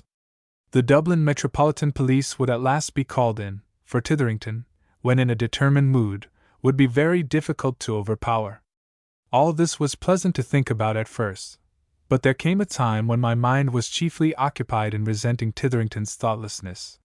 He had no right to go off on a long expedition without leaving me the key of the bag in which we kept the champagne. I felt the need of a stimulant so badly that I ventured to ask McMeekin, who called just before I went to bed, to allow me half a glass of Burgundy. Burgundy would not have been nearly as good for me as champagne, but it would have been better than nothing. McMeekin sternly forbade anything of the sort, and I heard him tell the nurse to give me barley water when I asked for a drink. This is another proof that McMeekin ought to be in an asylum for idiots. Barley water would depress me and make me miserable even if I were in perfect health. As a set-off against Titherington's thoughtlessness and McMeekin's imbecility, I noticed that during the day the nurse became gradually less obnoxious. I began to see that she had some good points and that she meant well by me, though she still did things of which I could not possibly approve. She insisted, for instance, that I should wash my face, a wholly unnecessary exertion which exhausted me greatly and might easily have given me cold. Still, I disliked her less than I did before, and felt, toward evening, that she was becoming quite tolerable. I always like to give praise to any one who deserves it, especially if I have been obliged previously to speak in a different way. After I got into bed, I congratulated her on the improvement I had noticed in her character and disposition. She replied that she was delighted to see that I was beginning to pick up a little. The idea in her mind evidently was that no change had taken place in her, but that I was shaking off a mood of irritable pessimism, one of the symptoms of my disease. I did not argue with her, though I knew that she was quite wrong. There really was a change in her, and I had all along kept a careful watch over my temper. The day after that, being, I believe, the 8th of my illness, I got up at 11 o'clock and put on a pair of trousers under my dressing gown. McMeekin, backed by the nurse, insisted on my sending for a barber to shave me. I did not like the barber, for, like all his tribe, he was garrulous, and I had to appeal to the nurse to stop him talking.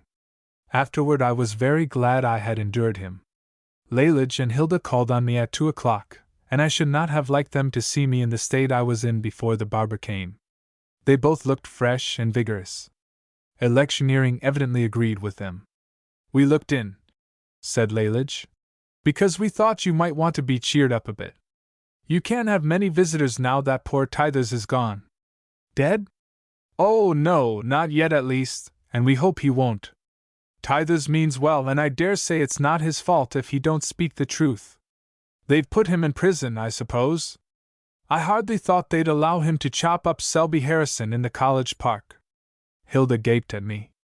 Lalage went over to the nurse and whispered something in her ear. The nurse shook her head and said that my temperature was normal. "If you're not raving," said Lalage, "you're deliberately talking nonsense."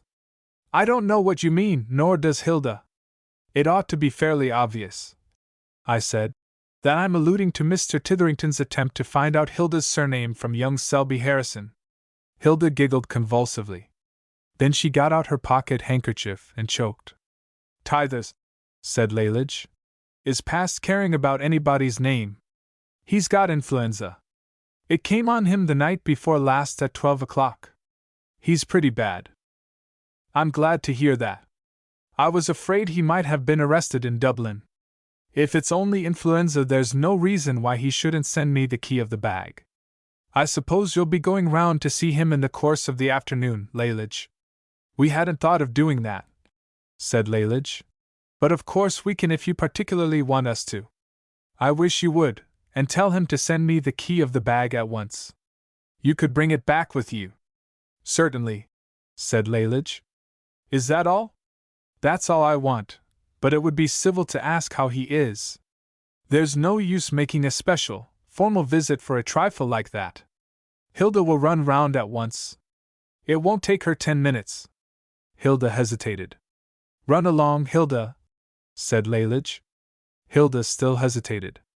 It occurred to me that she might not know where Titherington's house was. "Turn to the right," I said, "as soon as you get out of the hotel. Then go on to the end of the street. Mr. Titherington's house is at the corner and stands a little way back. It has Sandringham in gilt letters on the gate. You can't miss it. In fact, you can see it from the door of the hotel. Nurse will show it to you." Even then Hilda did not start. "The key of what bag?" she asked. "Is it any particular bag?" said Lalage. "Of course it is," I said. "What on earth would be the use?" "Well, Tithers knows what bag you mean," said Lalage. "He will. Now that he has influenza himself, he can't help knowing. Off with you, Hilda." This time Hilda started, slowly.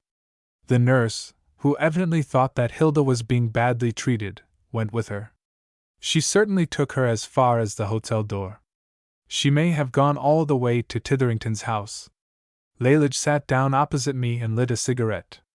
"We are having a high old time," she said. "Now that Tithers is gone and O'Donoghue, who appears to be rather an ass, professes to have a sore throat. She winked at me. Do you suspect him of having influenza? I asked. Of course, but he won't own up if he can help it. Vidi is only shamming, I said. Titherington told me so. He may emerge at any moment. It's just like Tithers to say that. The one thing he cannot do is speak the truth. As a matter of fact, Vidi is in a dangerous condition. His aunt told me so. Have you been to see him? No. The aunt came round to us this morning with tears in her eyes, and begged us to spare Vidi. I suppose the things you have been saying about him have made him worse. According to his aunt, they keep him in such an excitable state that he can't sleep. I told her I was jolly glad to hear it. That just shows the amount of good the ASBL is doing in the district. It's making its power felt in every direction.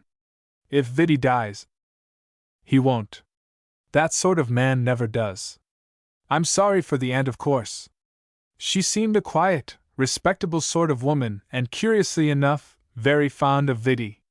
I told her that I'd do anything I conscientiously could to lull off Vidi, but that I had my duty to perform. And I have, you know. I'm clearing the air. It wants it badly. McMeekin told me 2 days ago he had 40 cases, and there are evidently a lot more now. I'm not talking about microbes, said Lalage. What I'm talking about is the moral at dot. I thought for a moment. Titud? I ventured to suggest. No, said Lalage. Atmosphere. It wants it far worse than the other air. I had no idea till I took on this job that politics are such utter sinks as they are. What you tell me now about Vidi is just another example of what I mean. I dare say now it will turn out that he went to bed in the hope of escaping my exposure of the way he's been telling lies. Titherington hinted, I said, that he did it in the hope of influencing McMeekin's vote. Fees, you know. That's worse. A great deal worse. Funk, said Lalage. Which is what I did suspect him of, is comparatively honest, but a stratagem of the kind you suggest is as bad as felony. I shall certainly have at him for that. Titherington will be tremendously pleased if you do. I'm not trying to please Tithers. I'm acting in the interests of public morality. Still, I said, there's no harm in pleasing Tithers incidentally. I have a big meeting on tonight. Hilda takes the chair, and I'll rub it in about Vidi shamming sick. I never heard anything more disgraceful. Can Tithers be playing the same game, do you think? I don't know, I said. Hilda will be able to tell us that when she comes back. Hilda came back so soon that I think she must have run part of the way at least. Probably she ran back, when the nurse was not with her. He won't send you the key, she said, but he wants you to send him the bag. Is he shamming? Said Lalage. Or has he really got it? I don't know. I didn't see him. If you didn't see him, I said hopefully, you may be wrong after all about his wanting the bag. He can't be so selfish. Who did you see? Said Lalage. Mrs. Titherington, said Hilda. She. Fancy there being a Mrs. Tithers, said Lalage. How frightfully funny! What was she like to look at? Never mind that for the present, Hilda, I said. Just tell me about the key. She took your message up to him, said Hilda, and came down again in a minute looking very red in the face. Titherington must have sworn at her, I said. What a brute that man is! You'd better take him round the bag at once, said Lalage. Where is it? He shan't have the bag, I said. There are only 8 bottles left, and I want them myself. Bottles of what? Champagne, of course. His or yours? Asked Lalage. They were his at first. They're mine now, for he gave them to me, and I'm going to keep them. I don't see what all the fuss is about, said Lalage. Do you, Hilda? I suppose you and Tithers can both afford to buy a few more bottles if you want them. You don't understand, I said. I'm quite ready to give a sovereign a bottle if necessary, and I'm sure that Titherington would, too. The point is that my nurse won't let me have any, and I don't suppose Titherington's wife will let him.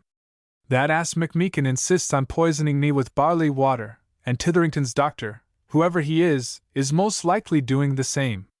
I see, said Lalage. This just bears out what I've been saying all along about the utter want of common honesty in political life. Here are you and Tithers actually quarreling about which of you is to be allowed to lie continuously. You are deliberately deceiving your doctor and nurse. Tithers wants to deceive his wife, which is, if anything, a shade worse. Hilda, find that bag. Lalage, I said, you're not going to give it to Titherington, are you? It wouldn't be good for him, it wouldn't really.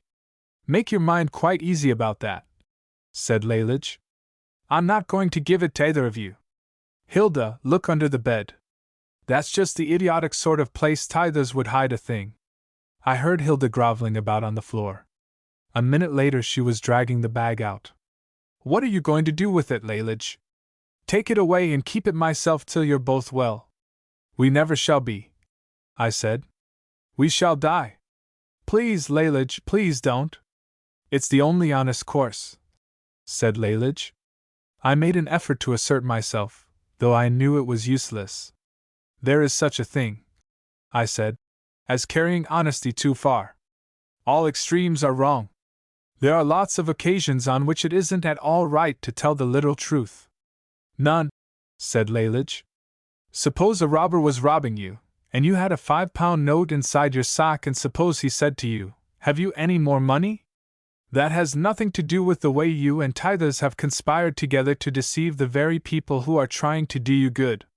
Lalage, I said, I've subscribed liberally to the funds of the Society. I'll subscribe again. I did my best for you at the time of the Bishop Row. I don't think you ought to turn on me now because I'm adopting the only means in my power of resisting a frightful tyranny. You might just as well call it dishonest of a prisoner to try to escape because he doesn't tell the jailer beforehand how he's going to do it. Hilda, said Lalage, collar that bag and come on. Lalage, I said sternly, if you take that bag I'll write straight to the Archdeacon. Hilda was already outside the door. Lalage turned.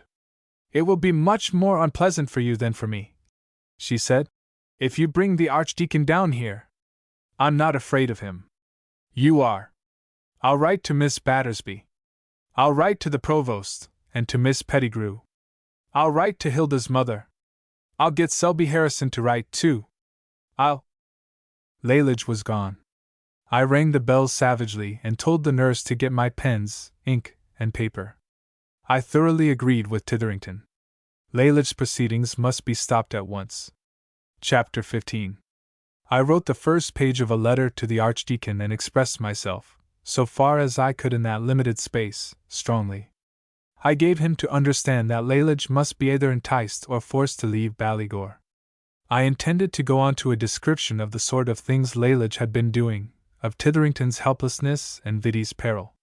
But I was brought up short at the end of the first page by the want of blotting paper. The nurse brought me 2 pens, a good-sized bottle of ink, several quires of paper, and about 50 envelopes. Then she went out for her afternoon walk, and I did not discover until after she had gone that I had no blotting paper. The only course open to me was to wait, as patiently as I could, until the first page of the letter dried. It took a long time to dry, because I was very angry when I began to write and had pressed heavily on the pen. The crosses of my T's were like short, broad canals.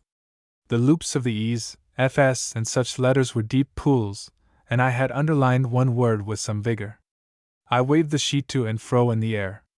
When I got tired of waving it, I propped it up against the fender and let the heat of the fire play on it. While I was waiting, my anger gradually cooled, and I began to see that Lalage was perfectly right in saying that I should suffer most if the Archdeacon came to our rescue. The story of the champagne in the bag would leak out at once. The Archdeacon, as I recollected, already suspected me of intemperance. When he heard that I was drinking secretly, and keeping a private supply of wine, he would be greatly shocked, and would probably feel that it was his duty to act firmly. He would, almost certainly, hold a consultation with McMeekin. McMeekin is just the sort of man to resent anything in the way of a professional slight from one of his patients. Goaded on by the Archdeacon, he would invent some horrible punishment for me. In medieval times, so I am given to understand, the clergy tortured people, in cells, for the good of their souls, and any one who had a private enemy denounced him to the Grand Inquisitor. Faith has nowadays given way before the assaults of science, and it is the doctors who possess the powers of the rack. Instead of being suspected of heresy, a man is now accused of having an abscess on his appendix. His doom is much the same, to have his stomach cut open with knives, though the name given to it is different. It is now called an operation. The older term, rather more expressive, was disemboweling. 400 years ago McMeekin, if he had a grievance against me, would have denounced me to the archdeacon. Now, things have changed so far that it is the archdeacon who denounces me to McMeekin. The result for me is much the same. I do not suppose that my case would either then or now be one for extreme penalties. I am not the stuff of which obstinate heretics are made, nor have I any heroic tumor which would render me liable to the knife. Slow starvation, a diet of barley water, beef tea, and milk puddings, would meet the requirements of my case. But I did not want any more barley water and beef tea. I have always, from my childhood up, hated milk puddings.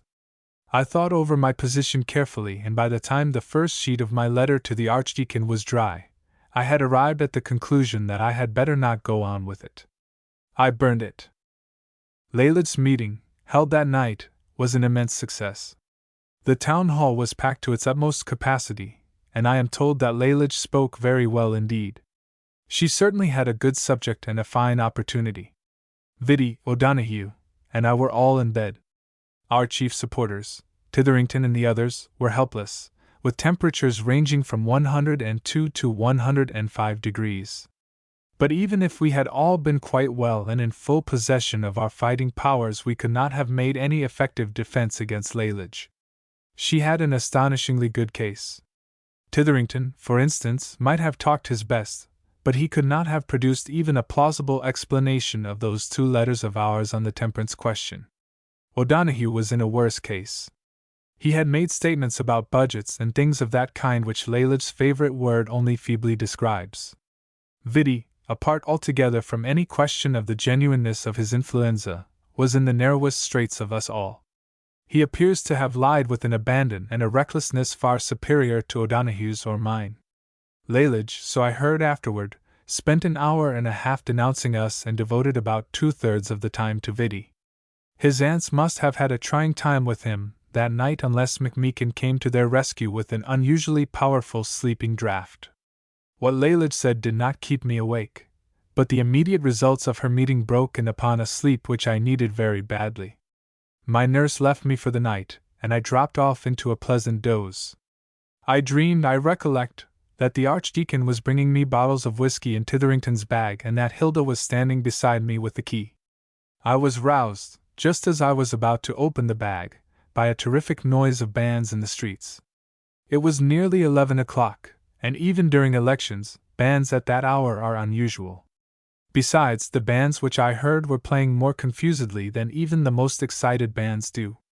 It occurred to me that there might possibly be a riot going on and that the musicians were urging forward the combatants. I crawled out of bed and stumbled across the room. I was just in time to see a torchlight procession passing my hotel. The night was windy and the torches flared most successfully, giving quite enough light to make everything plainly visible. At the head of the procession were 2 bands a good deal mixed up together. I at once recognized the uniform of the loyal true blue fife and drums, whose members were my supporters to a man, and who possess many more drums than fifes. The bright green peaked caps of the other players told me that they were the Wolf-Tone Invincible Brass Band. It usually played tunes favorable to O'Donoghue. Biddy did not own a band. If his supporters had been musical, and if there had been any tunes in the world which expressed their political convictions, there would, no doubt, have been 3 bands in the procession. The True Blues and the Wolf-Tones were, when they passed me, playing different tunes. In every other respect the utmost harmony prevailed between them. The chief drummer of the True Blues and the cornet player of the Wolf-Tones stopped just under my windows to exchange instruments, an act of courtesy which must be unparalleled in Irish history. I was not able to hear distinctly what sort of attempt my supporter made at the cornet part of God Save Ireland, but O'Donoghue's friend beat time to "The Protestant Boys," on the drum with an accuracy quite surprising considering that he cannot often have practiced the tune. Behind the bands, closely surrounded by torch-bearers, came a confused crowd of men dragging and pushing a wagonette, from which the horses had been taken. In the wagonette were Lalage and Hilda. Lalage was standing up in the driver's seat, a most perilous position. She had in one hand a large roll of white ribbon, the now well-known symbol of the Association for the Suppression of Public Lying, and in her other hand a pair of scissors. She snipped off bits of the ribbon and allowed them to go fluttering away from her in the wind. The crowd scrambled eagerly for them, and it was plain that the association was enrolling members in hundreds. Hilda seemed less happy. She was crouching in the body of the wagonette and looked frightened. Perhaps she was thinking of her mother. I crept back to bed when the procession had passed and felt deeply thankful that I was laid up with influenza. Lalage's meeting was, without doubt, an unqualified success. Newspapers are, as a rule, busy enough about what happens even in quite obscure constituencies during by-elections. If ours had been one of those occasional contests the subject of public lying, Lalage's portrait and the story of the two bands men would have been quite familiar to all readers. During a general election, very few details of particular campaigns can be printed. Editors are kept busy enough chronicling the results and keeping up to date the various clocks, ladders, kites, and other devices with which they inform their readers of the state of parties. I was therefore quite hopeful that our performances in Ballygore would escape notice. They did not. Some miserably efficient and enterprising reporter strayed into the town on the very evening of Lalage's meeting and wrote an account of her torchlight procession. The whole thing appeared next morning in the paper which he represented. Other papers copied his paragraphs, and very soon hundreds of them in all parts of the three kingdoms were making merry over the plight of the candidates who lay in bed groaning while a piratical young woman took away their characters. I did not in the least mind being laughed at. I have always laughed at myself and am quite pleased that other people should share my amusement. But I greatly feared that complications of various kinds would follow the publicity which was given to our affairs. Vidi almost certainly, O'Donoghue probably, would resent being made to look ridiculous. Hilda's mother and the Archdeacon might not care for the way in which Lalage emphasized the joke. My fellow candidates were the first to object. I received letters from them both, written by secretaries and signed very shakily, asking me to cooperate with them in suppressing Lalage. O'Donoghue, who was apparently not quite so ill as Vidi was, also suggested that we should publish, over our three names, a dignified rejoinder to the mirth of the press. He enclosed a rough draft of the dignified rejoinder and invited criticism and amendment from me. My proper course of action was obvious enough. I made my nurse reply with a bulletin, dictated by me, signed by her and McMeekin, to the effect that I was too ill to read letters and totally incapable of answering them. I gave McMeekin £25 for medical attendance up to date, just before I asked him to sign the bulletin. I also presented the nurse with a brooch of gold filigree work, which I had brought home with me from Portugal, intending to give it to my mother. It would have been churlish of them, afterward, to refuse to sign my bulletin. This disposed of Vidi and O'Donoghue for the time. But I knew that there was more trouble before me. I was scarcely surprised when Canon Beresford walked into my room one evening at about 9 o'clock. He looked harassed, shaken, and nervous. I asked him at once if he were an influenza convalescent. "No," he said. "I'm not. I wish I were. There are worse things than influenza. I used not to think so at first, but now I know there are. Why don't you get it? I suppose you've come to see me in hope of infection." "No, I came to warn you. We've just this moment arrived and you may expect us on you tomorrow morning." "You and the Archdeacon?" "No, thank goodness, nothing so bad as that. The Archdeacon is at home. I wonder at that. I fully expected he'd have been here. He would have been if he could. He wanted to come, but of course it was impossible. You heard, I suppose, that the bishop is dead?" "No, I didn't hear." "Influenza?" "Pneumonia, and that ties the Archdeacon." "What a providential thing! But you said is Thormanby here?" "No, Thormanby told me yesterday that he'd washed his hands of the whole affair." "That's exactly what I've done, I said. It's by far the most sensible thing to do. I wonder you didn't. I tried to, said the canon piteously. I did my best.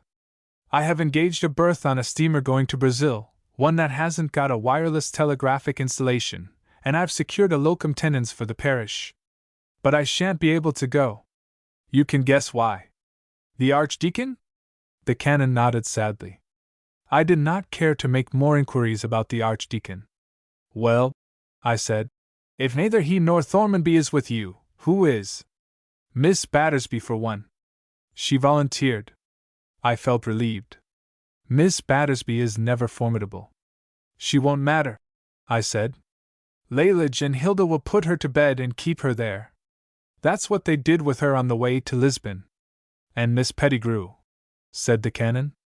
How on earth does she come to be mixed up in it? Your mother telegraphed to her and begged her to come down with us to see what she could do. She's supposed to have some influence with Lalage. What sort of woman is she? I don't know her personally.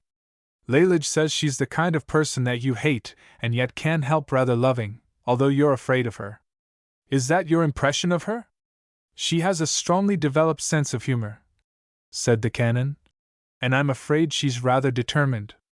What do you expect to do? I don't myself expect to do anything, said the canon. I meant to say what is the ostensible object of the expedition. The Archdeacon spoke of our rescuing Lalage from an equivocal position. You ought to make that man bishop, I said. Miss Battersby kept on assuring us all the way down in the train that Lalage is a most lovable child, very gentle and tractable if taken the right way, but high-spirited. That won't help her much, because she's no nearer now than she was 10 years ago to finding out what is the right way to take Lalage. What are Miss Pettigrew's views? She varies, said the canon, between chuckling over your position and wishing that Lalage was safely married with some babies to look after. She says there'll be no peace in Ireland until that happens. That's an utterly silly scheme. There's nobody here to marry her except Vidi, and I'm perfectly certain his aunts wouldn't let him. He has 2 aunts. If that is all Miss Pettigrew has to suggest, she might as well have stopped at home. The canon sighed. I'm afraid I must be going, he said.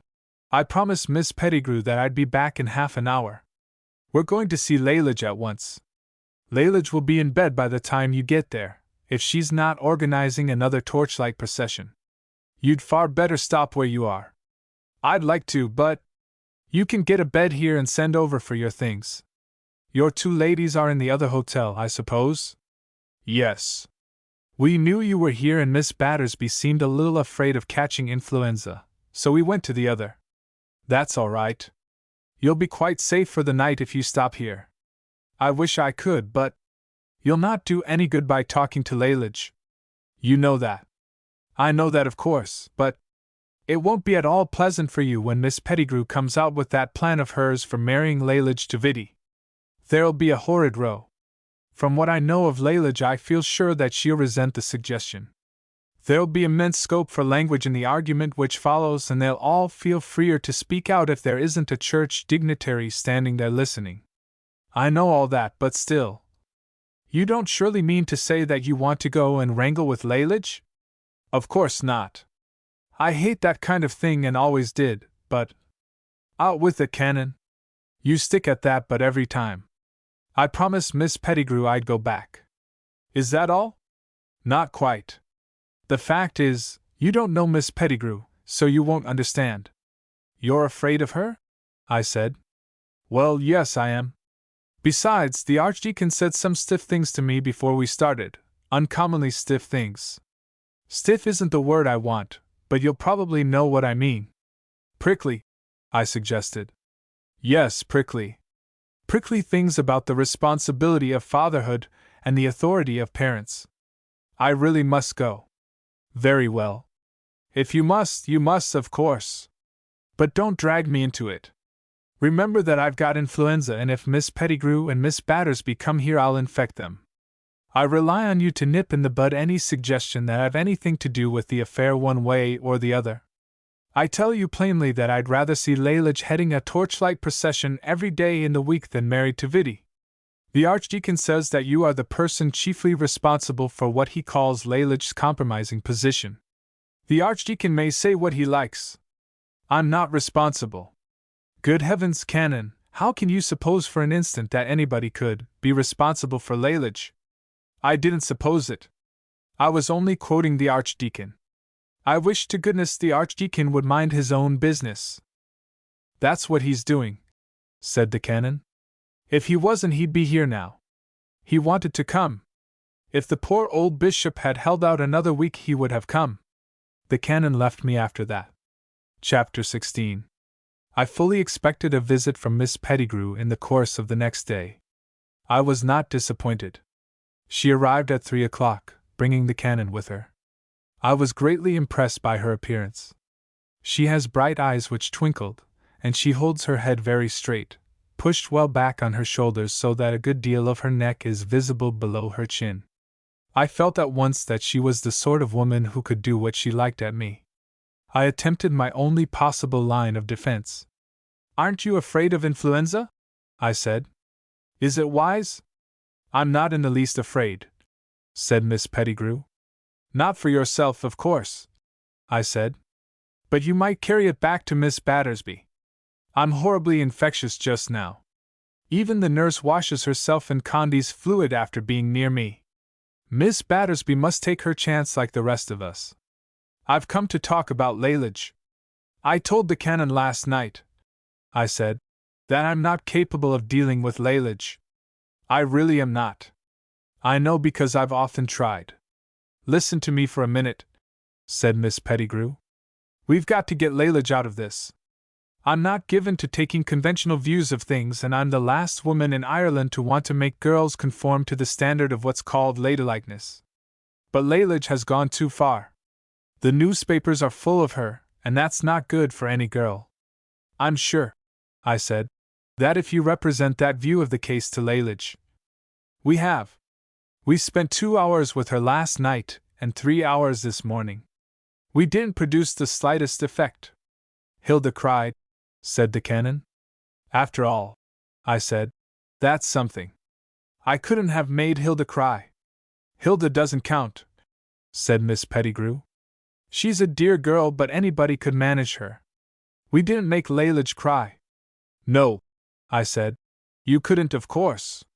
In fact, I expect Lalage made you laugh. Miss Pettigrew smiled and then checked herself. Amusement struggled with a certain grimness for expression on her face. In the end, she smiled again. Lalage has always made me laugh, she said, ever since she was quite a little girl. That's what makes it so difficult to manage her. Why try? I said. Lord Thormanby has washed his hands of her. So have I. The Canon wants to. Wouldn't it be simpler if you did too? It would be much simpler, said Miss Pettigrew. But I'm not going to do it. I have a very strong affection for Lalage. We all have, I said. No one, not even the Canon, has a stronger affection than I have, but I don't see how that helps us much. Something more is required. If sincere affection would have saved Lalage from the equivocal position in which she now is. Miss Pettigrew looked at me in a curious way which made me feel hot and very uncomfortable even before I understood what she was thinking about. Her eyes twinkled most brilliantly. The smile which had hovered about her lips before broadened. I recollected what the Canon told me the night before. Miss Pettigrew had suggested marriage for Lalage. I had at once thought of Vidi. Miss Pettigrew was not thinking of Vidi. I felt myself getting red in the face as she looked at me. I couldn't, I said at last. This influenza has completely unstrung me. I shouldn't have the nerve. You must admit, Miss Pettigrew, that it would require nerve. I'm not suggesting you're doing it today, said Miss Pettigrew. Nor any other day, I said. I shouldn't be able to screw myself up to the pitch. I'm not that kind of man at all. What you want is someone more of the young Lochinvar type, or a buccaneer. They're all dashing men who shrink from nothing. Why not advertise for a buccaneer? I don't suppose she'd marry you if you did ask her, said Miss Pettigrew. I am sure she wouldn't, so we needn't go on talking about that. Won't you let me ring and get you a cup of tea? They make quite good tea in this hotel. It's too early for tea, and I want to discuss this business of Lalage seriously. The position has become quite impossible. It's been that for more than a week, but it still goes on. That's the worst of impossible positions. Nobody can ever stop them. Titherington said it was impossible the day before he got influenza. You don't know Titherington, nor does the canon. But if you did, you'd realize that he's not the kind of man to let an impossible position alone, and yet he was baffled. I had letters yesterday morning from Viddy and O'Donoghue asking me to cooperate with them in suppressing Lalage. They see that the position is impossible just as plainly as you do. But they can't do anything. In fact, they've gone to bed. I'm not going to bed, said Miss Pettigrew. I'm going to bring Lalage home with me. How? I rather hoped, said Miss Pettigrew, that you might have some suggestion that would help us. I made my only suggestion to Titherington a week ago, and it didn't come off. There's no use my making it again. What was it? Perhaps I could work it out. It wasn't much of a suggestion, really. It was only Hilda's mother. I've wired to her, and she'll be here tomorrow. I've no doubt that she'll carry off Hilda, but she has no authority over Lalage. Nobody has, said the canon despondingly. I've said that all along. What about the provost of Trinity College? I said. He tackled her over the bishops. You might try him. He won't interfere, said the canon. I asked him. Well, I said, I can do no more. You can see for yourself, Miss Pettigrew, that I'm not in a state to make suggestions. I'm completely exhausted already, and any further mental exertion will bring on a relapse. Do let me ring for tea. I want it myself. The door opened as I spoke.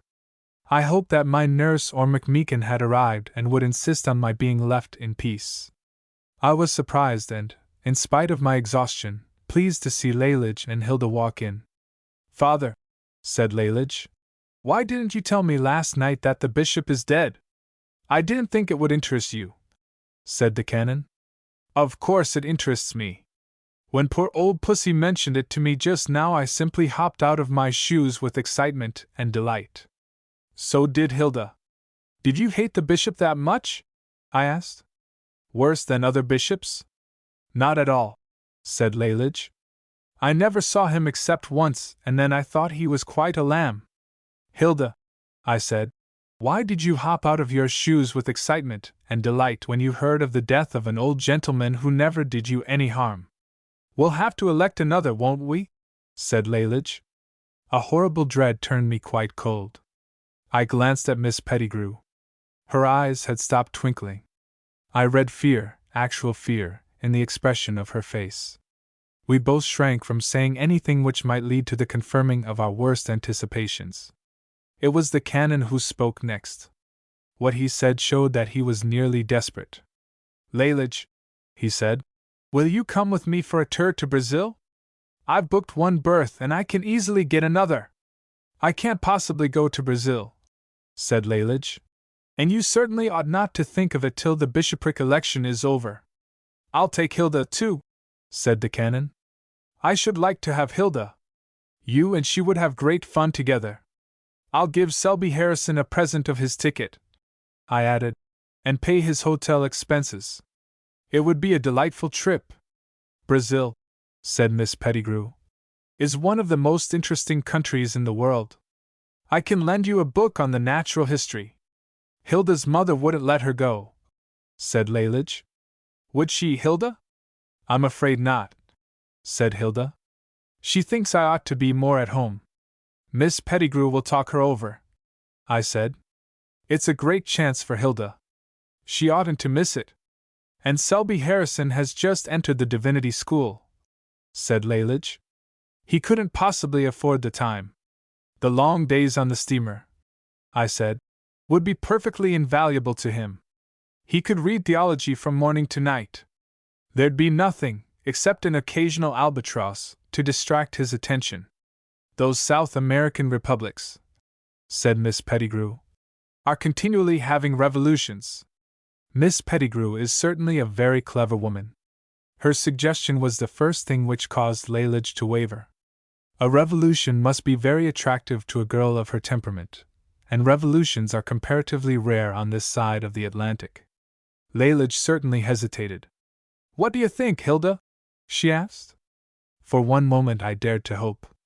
"There's been a lot of gun running done out there lately," I said, "and I heard of a new submarine on the Amazon. I am afraid I overdid it." Miss Pettigrew certainly frowned at me. "Mother would never let me," said Hilda. I had forgotten Hilda's mother for the moment. I saw at once that the idea of gun running would frighten her, and she would not like to think of her daughter plowing the bottom of the Amazon in a submarine. "Besides," said Lalage, "it wouldn't be right. It's our duty, our plain duty, to see this bishopric election through. I'm inclined to think that the Archdeacon is the proper man." "When do you start for the scene of action?" I asked. "At once," said Lalage. "There's a train at 6 o'clock this evening." We left poor Pussy packing her bag and ran round to tell Miss Pettigrew about the change in our plans. "I'm dead sick of this old election of yours, anyhow. Aren't you?" "I am," I said fervently. "I'm so sick of it that I don't care if I never stand for Parliament again.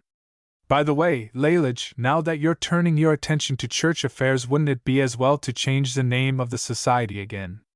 You might call it the Episcopal Election Association.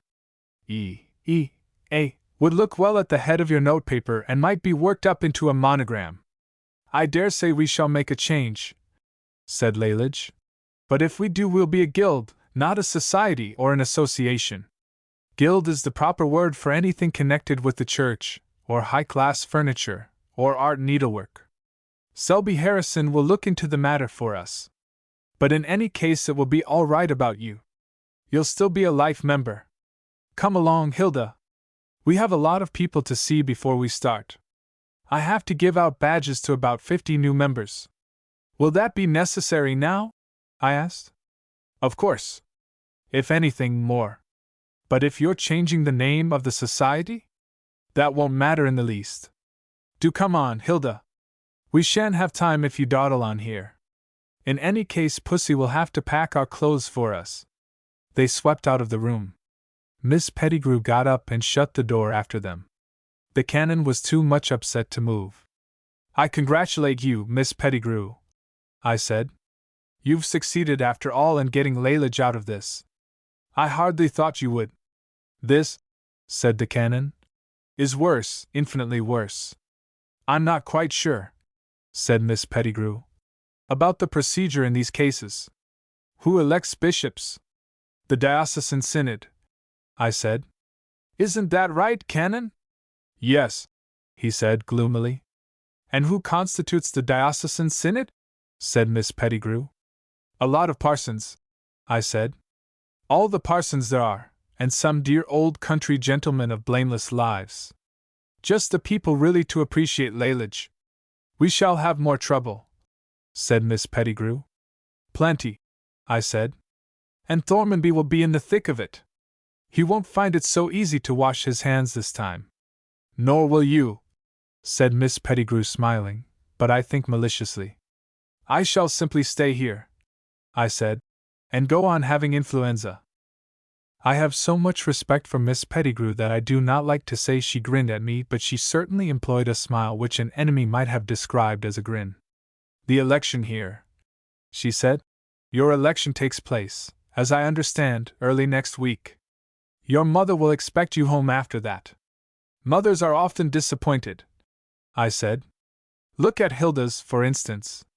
And in any case, my mother is a reasonable woman. She'll respect a doctor's certificate, and McMeekin will give me that if I ask him." The canon had evidently not been attending to what Miss Pettigrew and I were saying to one another. He broke in rather abruptly. "Is there any other place more attractive than Brazil?" He was thinking of Lalage, not of himself. I do not think he cared much where he went so long as he got far from Ireland. "There are, I believe," I said, "still a few cannibal tribes left in the interior of Borneo. There are certainly headhunters there." "Dyaks," said Miss Pettigrew. "I might try her with them," said the canon. "If Miss Pettigrew," I suggested, "will manage Hilda's mother, the thing might possibly be arranged." Selby Harrison could practice being a missionary. I shouldn't like Hilda to be eaten, said Miss Pettigrew. There's no fear of that, I said. Lalage is well able to protect her from any cannibal. I'll make the offer, said the canon. Anything would be better than having Lalage attempting to make speeches at the diocesan synod. Miss Pettigrew had her packing to do and left shortly afterward. The canon, who seemed to be really depressed, sat on with me and made plans for Lalage's immediate future. From time to time, after I exposed the hollow mockery of each plan, he complained of the tyranny of circumstance. If only the bishop hadn't died, he said. The dregs of the influenza were still hanging about me. I lost my temper with the canon in the end. If only, I said, you'd brought up Lalage properly. I tried governesses, he said, and I tried school. The only thing you did not try, I said, was what the archdeacon recommended, a firm hand. The archdeacon never married, said the canon. I'm often sorry he didn't. He wouldn't say things like that if he had a child of his own. Chapter 17. There was a great deal of angry feeling in Ballygore and indeed all through the constituency when Lalage went home. It was generally believed that O'Donoghue, Vidi, and I had somehow driven her away, but this was quite unjust to us, and we all three felt it. We felt it particularly when, one night at about 12 o'clock, a large crowd visited us in turn and groaned under our windows. O'Donoghue and Vidi, with a view to ingratiating themselves with the electors, wrote letters to the papers solemnly declaring that they sincerely wished Lalage to return. Nobody believed them. Lalage's teaching had sunk so deep into the popular mind that nobody would have believed anything O'Donoghue and Vidi said even if they had sworn its truth. Titherington, who was beginning to recover, published a counter-blast to their letters. He was always quick to seize opportunities and he hoped to increase my popularity by associating me closely with Lalage. He said that I had originally brought her to Ballygore, and he left it to be understood that I was an ardent member of the Association for the Suppression of Public Lying. Unfortunately, nobody believed him. Lalage's crusade had produced an extraordinary effect. Nobody any longer believed anything, not even the advertisements. My nurse, among others, became affected with the prevailing feeling of skepticism and refused to accept my word for it that I was still seriously ill. Even when I succeeded, by placing it against the hot water bottle in the bottom of my bed, and running up her thermometer to 103 degrees, she merely smiled. And yet a temperature of that kind ought to have convinced her that I really had violent pains somewhere. The election itself showed unmistakably the popular hatred of public lying. There were just over 4,000 electors in the division, but only 530 of them recorded their votes. A good many more, nearly 1,000 more, went to the polling booths and deliberately spoiled their voting papers. The returning officer, who kindly came round to my hotel to announce the result, told me that he had never seen so many spoiled votes at any election. The usual way of invalidating the voting paper was to bracket the three names and write, "All of them liars," across the paper. Sometimes the word, liars, was qualified by a profane adjective. Sometimes distinctions were made between the candidates, and one of us was declared to be a more skillful or determined liar than the other two. O'Donoghue was sometimes placed in the position of the superlative degree of comparison. So was I, but Vidi suffered most frequently in this way. Lalage had always displayed a special virulence in dealing with Vidi's public utterances. The remaining voters, 2,470 of them or thereabouts, made a silent protest against our deceitfulness by staying away from the polling booths altogether. O'Donoghue was elected. He secured 262 of the votes, which were not spoiled. I ran him very close, having 260 votes to my credit. Vidi came a bad third, with only 8 votes. Vidi, as Titherington told me from the first, never had a chance of success. He was only nominated in the hope that he might take some votes away from me. I hope his friends were satisfied with the result. 3 of his 8 votes would have given me a majority. Titherington wrote me a long letter some time afterward, as soon, in fact, as he was well enough to do sums. He said that originally, before Lalage came on the scene, I had 1,800 firm and reliable supporters, men who would have walked miles through snowstorms to cast their votes for me. O'Donoghue had about the same number who would have acted with equal self-denial on his behalf. Viddy was tolerably sure of 200 voters, and there were about 200 others who hesitated between Viddy and me, but would rather cut off their right hands than vote for O'Donoghue. I ought, therefore, to have been elected, and I would have been elected, if Lalage had not turned the minds of the voters away from serious political thought. I do not know, Titherington wrote in a sort of parenthesis, whether these women hope to advance their cause by tactics of this kind. If they do, they are making a bad mistake. No right-thinking man will ever consent to the enfranchisement of a sex capable of treating political life with the levity displayed here by Miss Beresford. It is very curious how hard Titherington finds it to believe that he has made a mistake.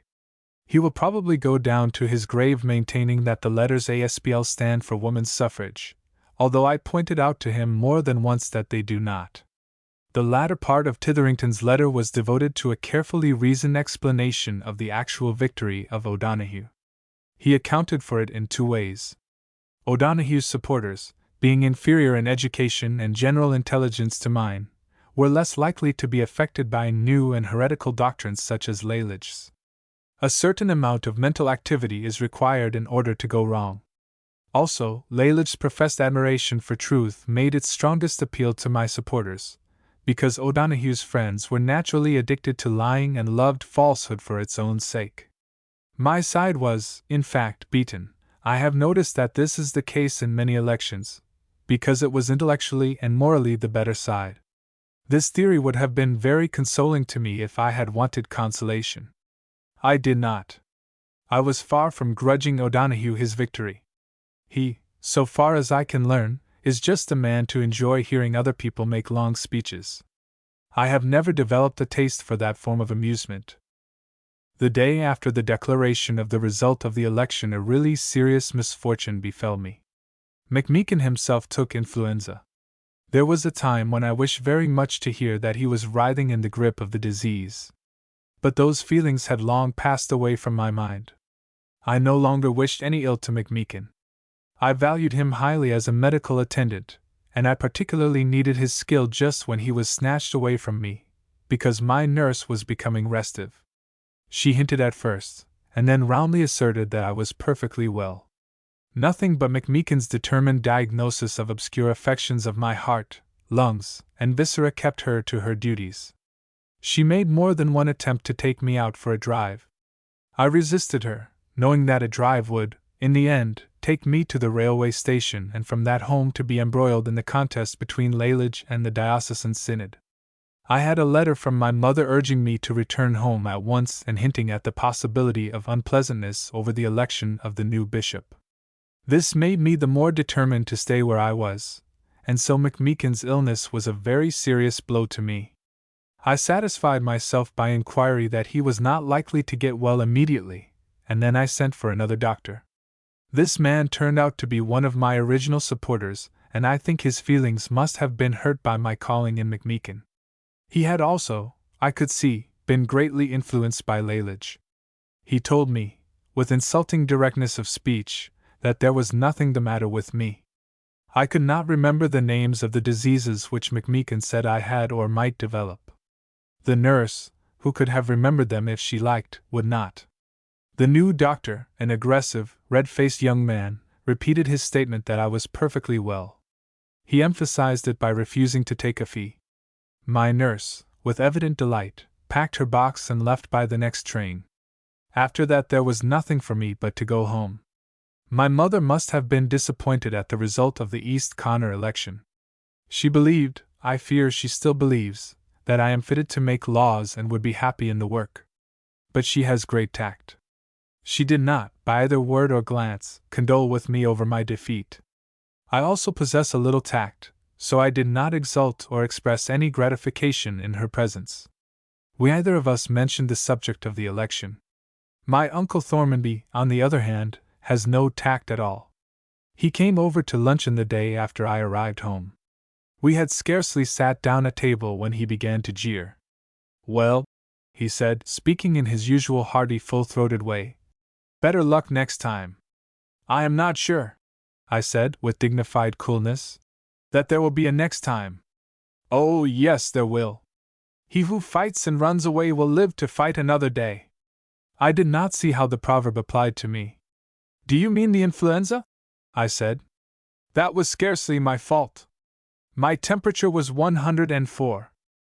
All the same, said Thormanby. You didn't exactly stand up to her, did you? I understood then that he was thinking about Lalage. Nor did O'Donoghue, I said. And Biddy really was shamming. Titherington told me so. Influenza or no influenza, I shouldn't have sat down under the things that girl was saying about you. What would you have done? I should have put her in her place pretty quick. I'm sorry I wasn't there. As a matter of fact, Thormanby had taken very good care not to be there. He had washed his hands and put the whole responsibility on the shoulders of Miss Battersby and Miss Pettigrew. I felt it my duty to bring this home to his conscience. Why didn't you come? I asked. We'd have been very pleased to see you. Peers, he replied, are not allowed to interfere in elections. This, of course, was a mere subterfuge. I was not inclined to let Thormanby escape. You'll have every opportunity, I said, of putting her in her place without running your head against the British Constitution. She means to take an active part in electing the new bishop. Nonsense. There's no part for her to take. That's a matter for the synod of the diocese, and she won't be allowed into its meetings. All the same, she'll manage to get in. But of course that won't matter. You'll put her in her place pretty quick. Thormanby's tone was distinctly less confident when he next spoke. Do you happen to know, he asked, what she means to do? No, I don't. Could you possibly find out? She might tell you if you asked her. I don't intend to ask her. I have washed my hands of the whole affair. My mother came into the conversation at this point. Lalage hasn't confided in me, she said, but she has told Miss Battersby. Ah, I said, Miss Battersby is so wonderfully sympathetic. Anybody would confide in her. She told Miss Battersby, my mother went on, that she was studying the situation and looking into the law of the matter. Let her stick to that, said Thormanby.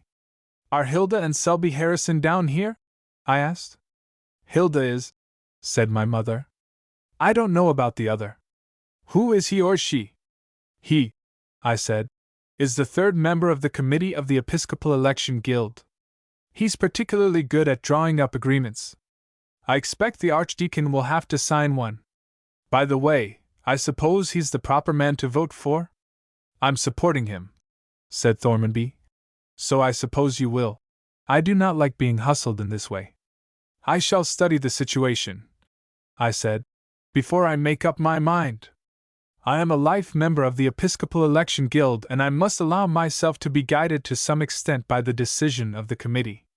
Do you mean to tell me, said Thormanby, that you've given that girl money again? Not again. My original subscription carries me on from one society to another. Selby Harrison arranged about that. I should have thought, said Thormanby sulkily, that you'd had warnings enough. You will never learn sense even if you live to be 100. I saw the Archdeacon next day. He tackled the subject of my defeat in East Connor without hesitation.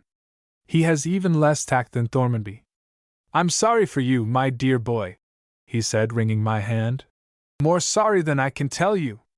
These disappointments are very hard to bear at your age. When you are as old as I am and know how many of them life has in store for all of us, you will not feel them nearly so acutely. I'm trying to bear up, I said. Your defeat is a public loss. I feel that very strongly. After your diplomatic experience, and with your knowledge of foreign affairs, your advice would have been invaluable in all questions of imperial policy. I'm greatly gratified to hear you say that. I was afraid you thought I had taken to drink. My dear boy, said the Archdeacon with pained surprise, what can have put such an idea into your head? I couldn't help knowing what was in your mind that day in Dublin when I spoke to you about Lalage's June Sof. Ord. I could see that the Archdeacon was uncomfortable. He had certainly entertained suspicions when we parted in St. Stephen's Green, though he might now pretend to have forgotten them. You thought so then? I went on, though it was quite early in the day. Not at all. I happened to be in a hurry. That is all. I knew perfectly well it was only your manner. I don't blame you in the least. Anybody might have thought just as you did. But I didn't. I knew you were upset at the time. You were anxious about Lalage Beresford. She's a charming girl, with a very good heart, but… The Archdeacon hesitated. But, I said, encouraging him to go on. Did you hear, he said anxiously, that she intends to take part in the episcopal election? A rumor to that effect has reached me. I have it on the best authority that she does. Tut tut, said the Archdeacon. Do you tell me so? Tut tut. But that is quite impossible and most undesirable, for her own sake most undesirable. We're all relying on you to prevent scandal. Your uncle, Lord Thormanby. He'll put her in her place. He's promised to do so. And that will be all right as far as it goes. But the question is, will she stay there? That's where you come in, Archdeacon. Once she's in her place, it will be your business, as Archdeacon, to keep her there. I'll speak to her father about it, said the Archdeacon. Beresford must put his foot down. He's going to Brazil. He told me so. We can't have that. He must stay here. It's perfectly impossible for him to leave the country at present. I'll see him this evening. I told my mother that night that I had studied the situation long enough and was fully determined to cast my vote for the Archdeacon. He is thoroughly well fitted to be a bishop, I said. He told me today that my knowledge of foreign affairs would be most valuable to the government whenever questions of imperial policy turned up. My mother seemed a little puzzled. What has that got to do with the bishopric? She asked. The remark, I said, shows me the kind of man the Archdeacon is. No one who was not full of suave dignity and sympathetic diplomacy could have said a thing like that. What more do you want in a bishop? A great deal more, said my mother, who takes these church questions seriously. He also undertook, I said, to keep Lalage in her place once she is put there. If he does that, I quite agree with you. If he does that, he ought to be a bishop or a metropolitan, if not a patriarch. That's why I'm going to vote for him. Chapter 18. My mother appeared to think that I had grown lazy since I recovered from my attack of influenza. She continually pressed me to take exercise and invented 100 different excuses for getting me out of doors. When I saw that her heart was really set on seeing me walk, I did what I could to gratify her. I promised to go over to the rectory after luncheon on the very next fine day. There seemed no prospect of a fine day for at least a month, and so I felt tolerably safe in making the promise. But there is nothing so unreliable as weather, especially Irish weather. I had no sooner made my promise than the clouds began to break. At 12 o'clock it stopped raining. At 1 the sun was shining with provoking brilliancy. I tried to ignore the change and at luncheon complained bitterly of the cold. My mother, by way of reply, remarked on the cheerful brightness of the sunshine. She did not, in so many words, ask me to redeem my promise, but I knew what was in her mind. All right, I said. I'm going. I shall put on a pair of thick boots. I should prefer driving, but of course, walking will be much better for you. That's just what I was going to say. I shall run a certain amount of risk, of course. I may drop down exhausted. I am still very weak, weaker than I look. Or I may get overheated. Or I may get too cold.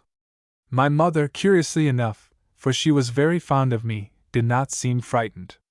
McMeekin told me, I went on, that a relapse after influenza is nearly always fatal. However, I have made my will and I fully intend to walk. I did walk as far as the gate lodge and about 100 yards beyond it. It was not in any way my fault that I got no farther. I was actually beginning to like walking and should certainly have gone on if Lalage had not stopped me. She and Hilda were in the Cannon's pony trap, driving furiously. Lalage held the reins. Hilda clung with both hands to the side of the trap. The pony was galloping hard and foaming at the mouth. I stepped aside when I saw them coming and climbed more than halfway up a large wooden gate which happened to be near me at the time. The road was very muddy and I did not want to be splashed from head to foot. Besides, there was a risk of being run over. When Lalage caught sight of me, she pulled up the pony with a jerk. "We were just going to see you," she said. "It's great luck catching you like this. What's simony?" I climbed down from the gate slowly, so as to get time to think. The question surprised me, and I was not prepared to give, offhand, a definition of simony.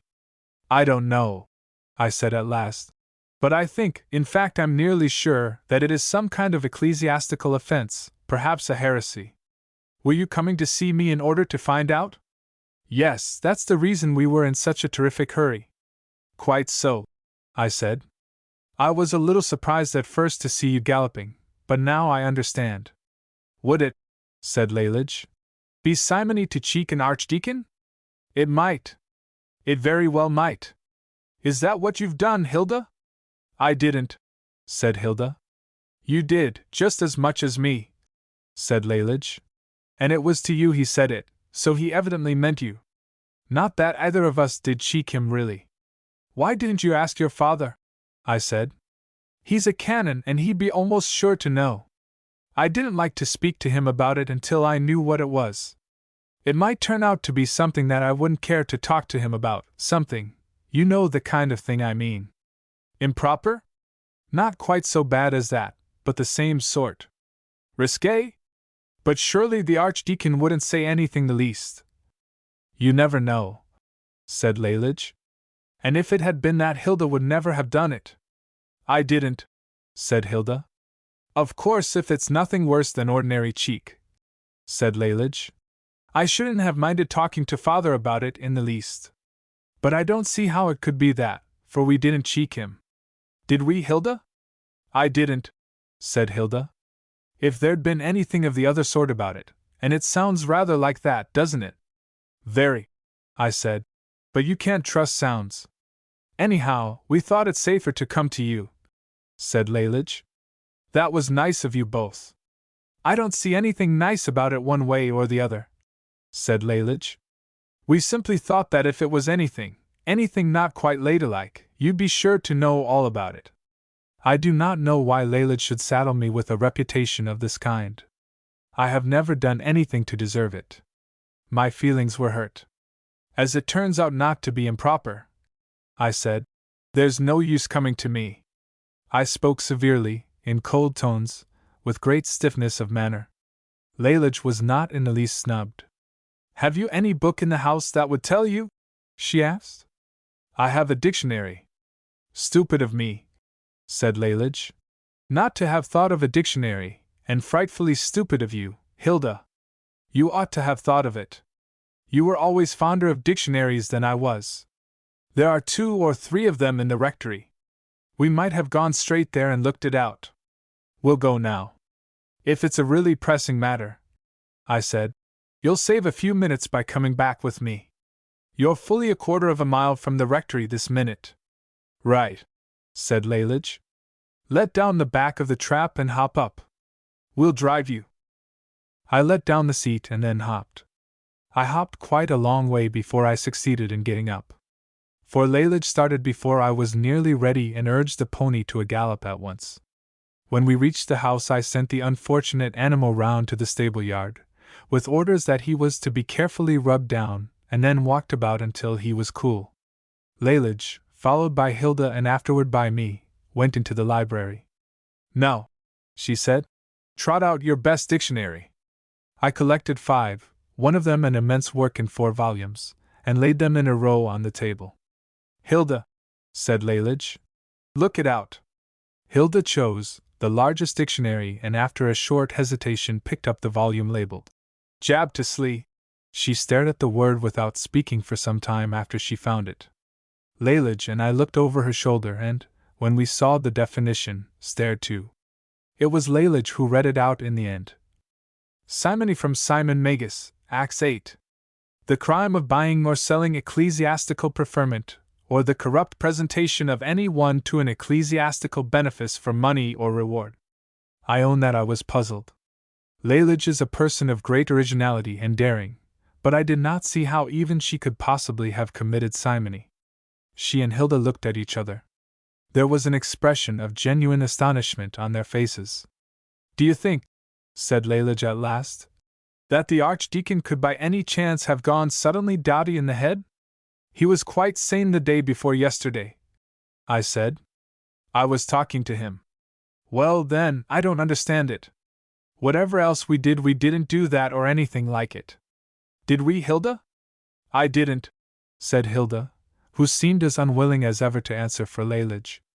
"For one thing," said Lalage, "we hadn't got any ecclesiastical preferments to sell and we hadn't any money to buy them, so we couldn't have Simoni'd even if we'd wanted to. But he certainly said we had."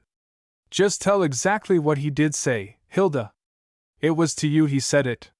Hilda, with a very fair imitation of the Archdeacon's manner, repeated his words.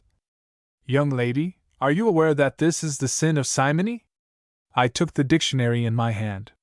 "There's a bit more," I said, "that you didn't read. Perhaps there's some secondary meaning in the word. I'll go on. By Stat. 31 Elizabeth c. 7. Severe penalties are enacted against this crime. In the Church of Scotland, simoniacal practices, well, we're not in Scotland anyhow, so we needn't go into that. I wonder if Stat. 31 Elizabeth c. 7 runs in this country. Some don't, but it sounds to me rather as if it would. If it does, you're in a nasty fix, Lalage, you and Hilda. Severe penalties can hardly mean less than imprisonment with hard labor." "But we didn't do it," said Lalage. "The Archdeacon appears to think you did," I said. "Both of you, especially Hilda. You must have done something. You'd better tell me exactly what occurred from the beginning of the interview until the end. I'll try and pick out what struck the Archdeacon as simoniacal. I don't want to see either of you run in for severe penalties if we can help it. I expect the best thing will be to repent and apologize at once." "Repent of what?" said Lalage. "That's what I want to find out. Begin at the beginning now and give me the whole story." "We drove over this morning," said Lalage, "to see the Archdeacon. I didn't want to go a bit, for the Archdeacon is particularly horrid when he's nice, as he is just at present. But Selby Harrison said we ought." "Is Selby Harrison here?" "No, he wrote from Dublin. He's been looking up the subject of bishops in the college library so that we know exactly what we ought to do. He should have looked up simony first thing. I can't forgive Selby Harrison for letting you in for those severe penalties. There wasn't a bit of harm in what he said. It was nearly all out of the Bible and the ancient fathers of the church and councils and things. It couldn't have been simony. You have his letter, haven't you, Hilda? Read it out." Hilda opened the small bag she always carries and took out the letter. It looked to me a very long one. "I don't know," I said, "that Selby Harrison's letter really matters unless you read it out to the Archdeacon." "We didn't get the chance," said Lalage, "although we meant to." "Then you needn't read it to me." "We must. Otherwise you won't know why we went to see the Archdeacon. Couldn't you give me in a few words a general idea of the contents of the letter?" "You do that, Hilda," said Lalage. "It was nothing," said Hilda, "but a list of the things a bishop ought to be. Qualifications for the office," said Lalage. "And you went over to the Archdeacon to find out whether he came up to the standard. I'm beginning to understand. I thought at the time," said Hilda, "that it was rather cheek." "It was," I said, "but it doesn't seem to me, so far, to amount to actual simony." "It was a perfectly natural and straightforward thing to do," said Lalage. "How could we possibly support the Archdeacon in the election unless we'd satisfied ourselves that he had the proper qualifications?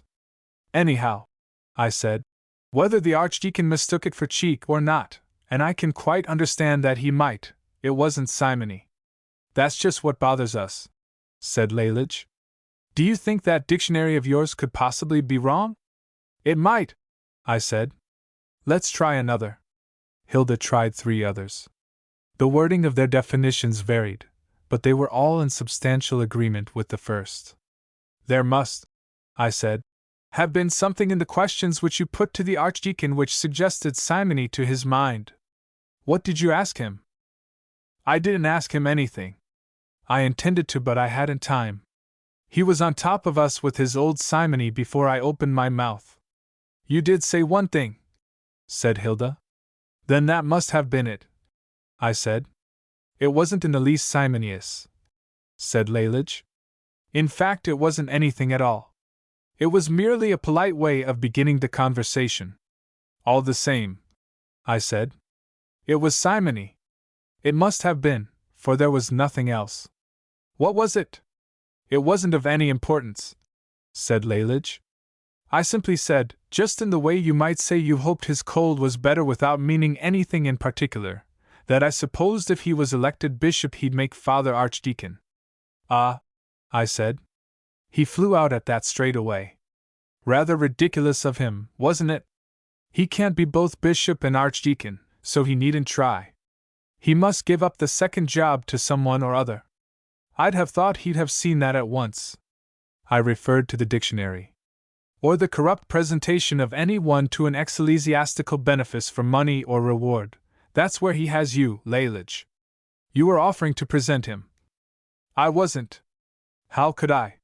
He thought you were anyhow. And the reward in this case evidently was that your father should be made into an archdeacon. That's the greatest nonsense I ever heard. It wouldn't be a reward. Father would simply hate it. The archdeacon couldn't be expected to understand that. Having held the office for so long himself, he naturally regards it as highly desirable. What about the penalties? Said Hilda nervously. By far the best thing you can do, I said, is to grovel profusely. If you both cast ashes on your heads and let the tears run down your cheeks. If the archdeacon is such a fool as you're trying to make out, said Lalage, I shall simply write to him and say that nothing on earth would induce me to allow my father to parade the country dressed up in an apron and a pair of tight black gaiters. If you say things like that to him, I said, he'll exact the penalties. See Stat 31 Elizabeth c. 7. You may not mind, but Hilda's mother will. Yes, said Hilda. She'll be frightfully angry.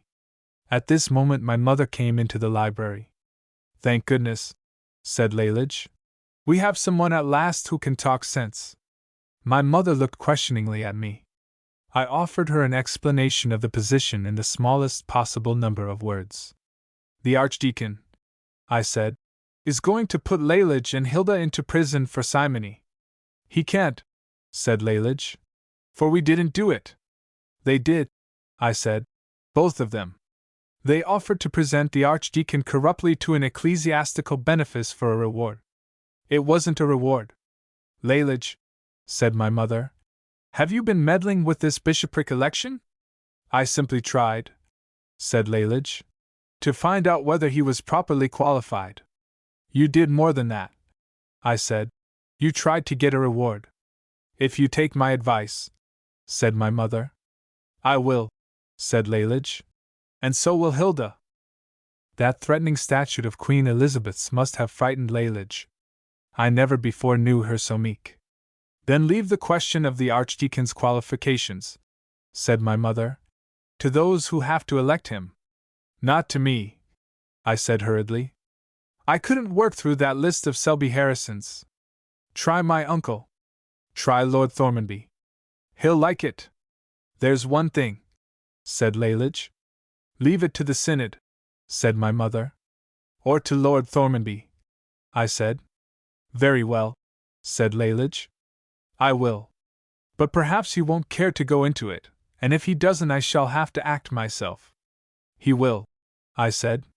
He has a perfectly tremendous sense of responsibility. And now, said my mother, come along, all of you, to the drawing room and have tea. Is it all right? Said Hilda anxiously to me as we left the room. Quite, I said. There'll be no prosecution. My mother can do anything she likes with the archdeacon, just as she does with Lalage.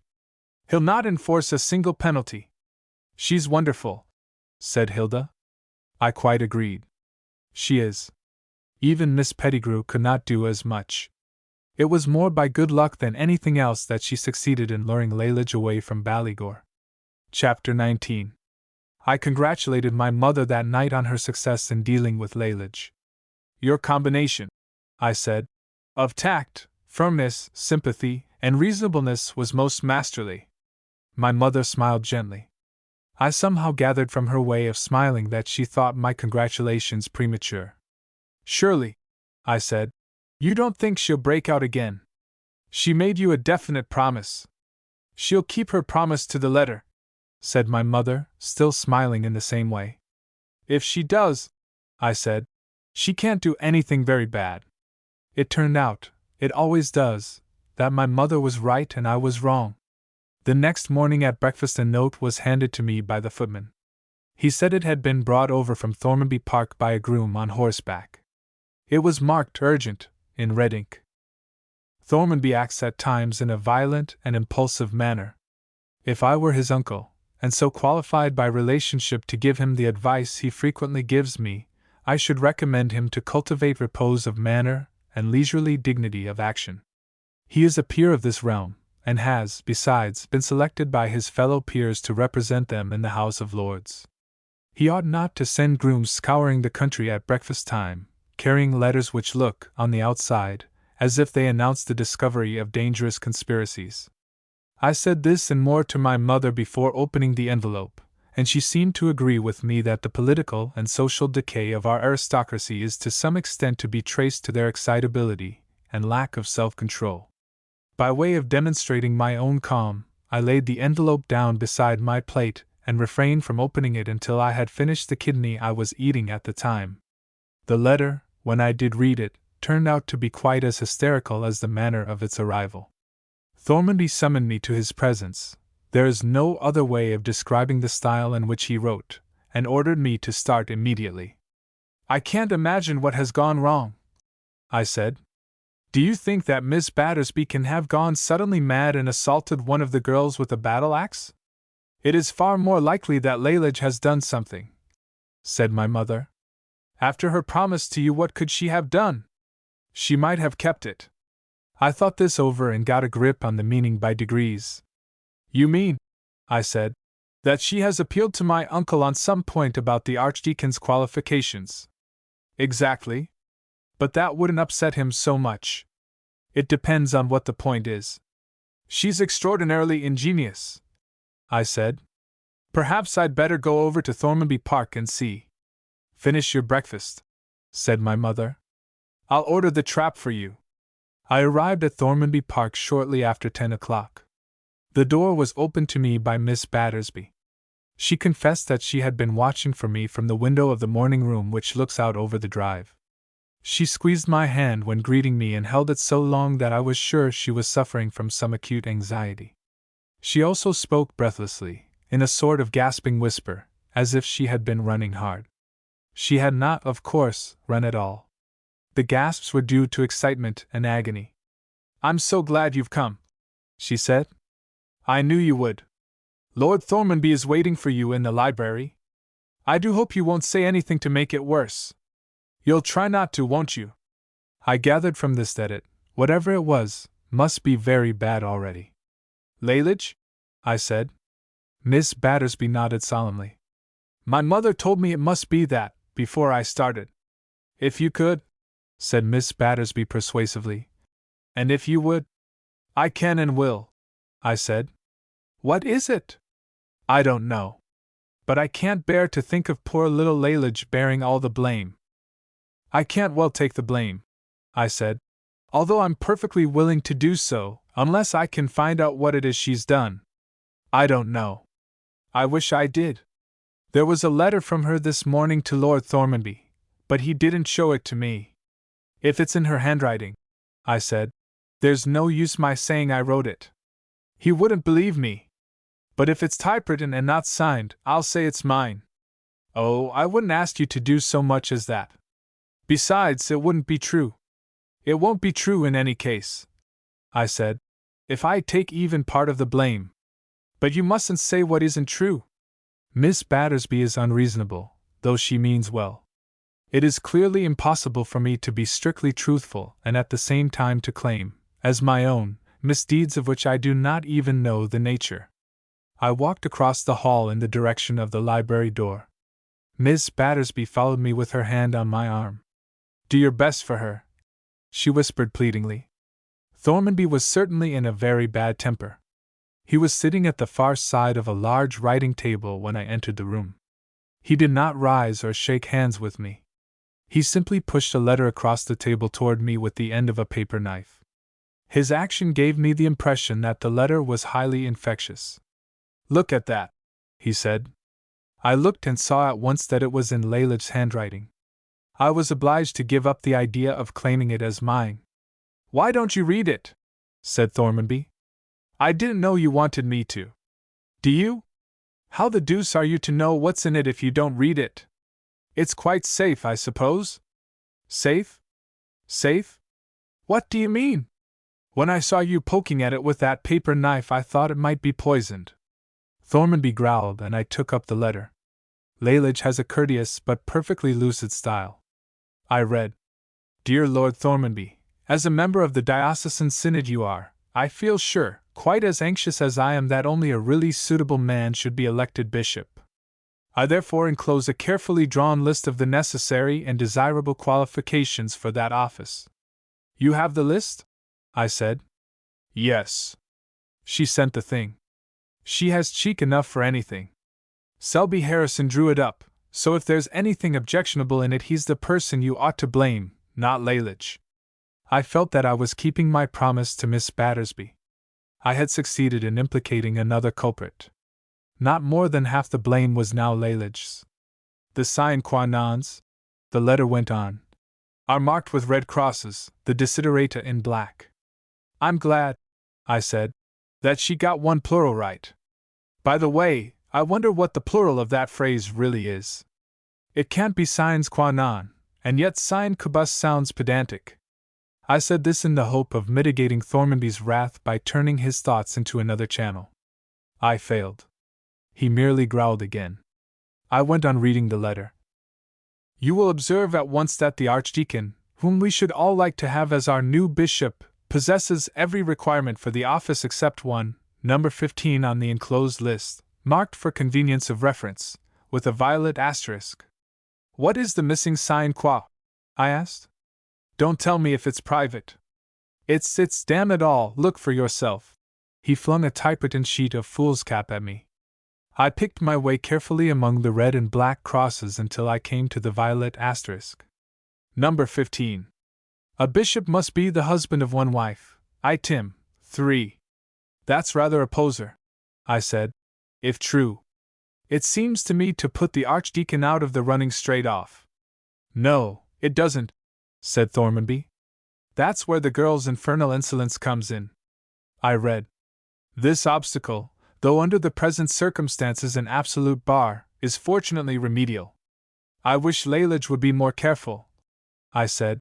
"She ought to have written remediable. However, her meaning is quite plain." "It gets plainer further on," said Thormanby, grinning. This was the first time I had seen him grin since I came into the room. I took it for an encouraging sign. Lalage's letter went on: "The suggestion of the obvious remedy must be made by someone, for the Archdeacon has evidently not thought of it himself. It would come particularly well from you, occupying as you do a leading position in the diocese. Unfortunately, the time at our disposal is very short, and it will hardly do to leave the Archdeacon without some practical suggestion for the immediate remedying of the sad defect. What you will have to offer him is a scheme thoroughly worked out and perfect in every detail. The name of Miss Battersby will probably occur to you at once. I need not remind you of her sweet and lovable disposition. You have been long acquainted with her, and will recognize in her a lady peculiarly well suited to share an episcopal throne." Thormanby became almost purple in the face as I read out the final sentences of the letter. I saw that he was struggling with some strong emotion and suspected that he wanted very much to laugh. If he did, he suppressed the desire manfully. His forehead was actually furrowed with a frown when I had finished. I laid the letter down on the table and tapped it impressively with my forefinger. "That," I said, "strikes me as a remarkably good suggestion." Thormanby exploded. "Of all the damned idiots I've ever met," he said, "you're the worst. Do you mean to say that you expect me to drag Miss Battersby over to the Archdeacon's house and dump her down there in a white satin dress with a wedding ring tied round her neck by a ribbon and a stodgy cake tucked under her arm? I haven't actually worked out all the details, I said. I am thinking more of the plan in its broad outlines. After all, the Archdeacon isn't married.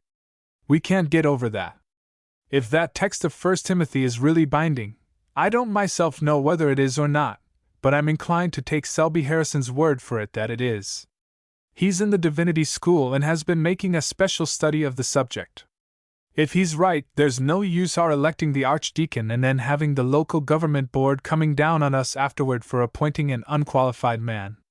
You remember the fuss they made when the Urban District Council took on a cookery instructress who hadn't got her diploma? That wasn't the local government board. It was the Department of Agriculture. But in any case, neither the one nor the other of them has anything in the world to do with bishops. Don't you be too sure of that. I expect you'll find they have if you appoint a man who isn't properly qualified, and the law on the subject is perfectly plain. Rot! Lots of bishops aren't married. Texts of that sort never mean what they seem to mean. What's the good of running risks, I said, when the remedy is in our own hands? I don't see that the Archdeacon could do better than Miss Battersby. She's wonderfully sympathetic. You'd better go and tell him so yourself. I'd go like a shot, only most unluckily he's got it into his head that I've taken to drink. He might think, just at first, that I wasn't quite myself if I went to him with a suggestion of that sort. There'd be some excuse for him if he did, said Thormanby. Whereas if you, who have always been strictly temperate— I didn't send for you, said Thormanby, to stand there talking like a born fool. What I want you to do— He paused and blew his nose with some violence. Yes, I said, is to go and put a muzzle on that girl of Beresford's. If you're offering me a choice, I said, I'd a great deal rather drag Miss Battersby over to the Archdeacon's house and dump her down there in a wedding ring with a white satin dress tied round her neck by a ribbon. I might manage that, but I'm constitutionally unfitted to deal with Lalage. It was you who said you would put her in her place. I told the Archdeacon he could count on you. I'll see Beresford today, anyhow. Not the least use. He's going to one of the South American republics where there's no extradition. I'll speak to your mother about it. As a matter of fact, I said, Lalage is acting strictly in accordance with my mother's instructions in referring this matter to you. Why not try Miss Pettigrew? I will. Who is she? She used to be Lalage's schoolmistress. Does she use the cane? This, I said, is entirely your affair. I've washed my hands of it, so I'm not even offering advice, but if I were you I'd be careful about anything in the way of physical violence. Remember that Lalage has Selby Harrison behind her, and he knows the law. You can see for yourself by the way he ferreted out that text of 1 Timothy that he has the brain of a first-rate solicitor. I left the room after that. In the hall Miss Battersby waylaid me again. Is it all right? She asked anxiously. Not quite. My uncle is writing to Miss Pettigrew. She won't come. I'm sure she won't. She told me herself when we were in Ballygore that for the future she intends to watch Lalage's performances from a distance. She may make an exception in this case, I said. If my uncle states it at all fully in his letter, it can scarcely fail to make an appeal to her. Miss Battersby sighed. She was evidently not hopeful. Lalage is such a dear girl, she said. It is a sad pity that she will. She's always trying to do right. Always, said Miss Battersby fervently. That's why it's generally so difficult for other people. The world, said Miss Battersby, is very hard. And desperately wicked. If it were even moderately straightforward and honest, Lalage would have been canonized long ago. She's a little foolish sometimes. All great reformers, I said, appear foolish to the people of their own generation. It's only afterward that their worth is recognized. Miss Battersby sighed again. Then she shook hands with me. I must go to Lord Thormanby, she said. He'll want me to write his letters for him. He won't want you to write that one to Miss Pettigrew. He has his faults of temper, but he's essentially a gentleman, and he wouldn't dream of asking you to write that particular letter for him. I don't think you need go to him yet. Stay and talk to me about Lalage and the hardness of the world. If he doesn't want me, she said, I ought to settle the flowers. It really is a pity that Thormanby will not persuade the Archdeacon to marry Miss Battersby. Besides being sweet and lovable, as Lalage pointed out, she has a strong sense of duty which would be quite invaluable in the diocese. Very few people after an agitating morning would go straight off to settle flowers. Chapter 20. I looked at my watch as I got into my trap and found that it was 11 o'clock, not more than 2 hours since my uncle's letter had been handed to me at the breakfast table. Yet I felt thoroughly tired. No one who has only just recovered from influenza ought to be called upon to face a crisis. At the best of times, a crisis of any magnitude is too much for me. When I am weak, anything of the sort exhausts me rapidly. It is most unfair that I should be beset with crises as I am. Other men who like excitement and unexpected calls for exertion, are condemned to years of unbroken monotony. I, who desire nothing so much as peace, have tumult and turmoil thrust upon me. I drove down the long avenue of Thormanby Park and determined to get home as quickly as possible. There is a greenhouse at the bottom of our garden which at that time was quite unfrequented because something had gone wrong with the heating apparatus and the more delicate plants had been removed from it. I intended to retire to it as soon as I got home with a hammock chair and a novel. I had every hope of being left in peace for an hour or so. That was my plan.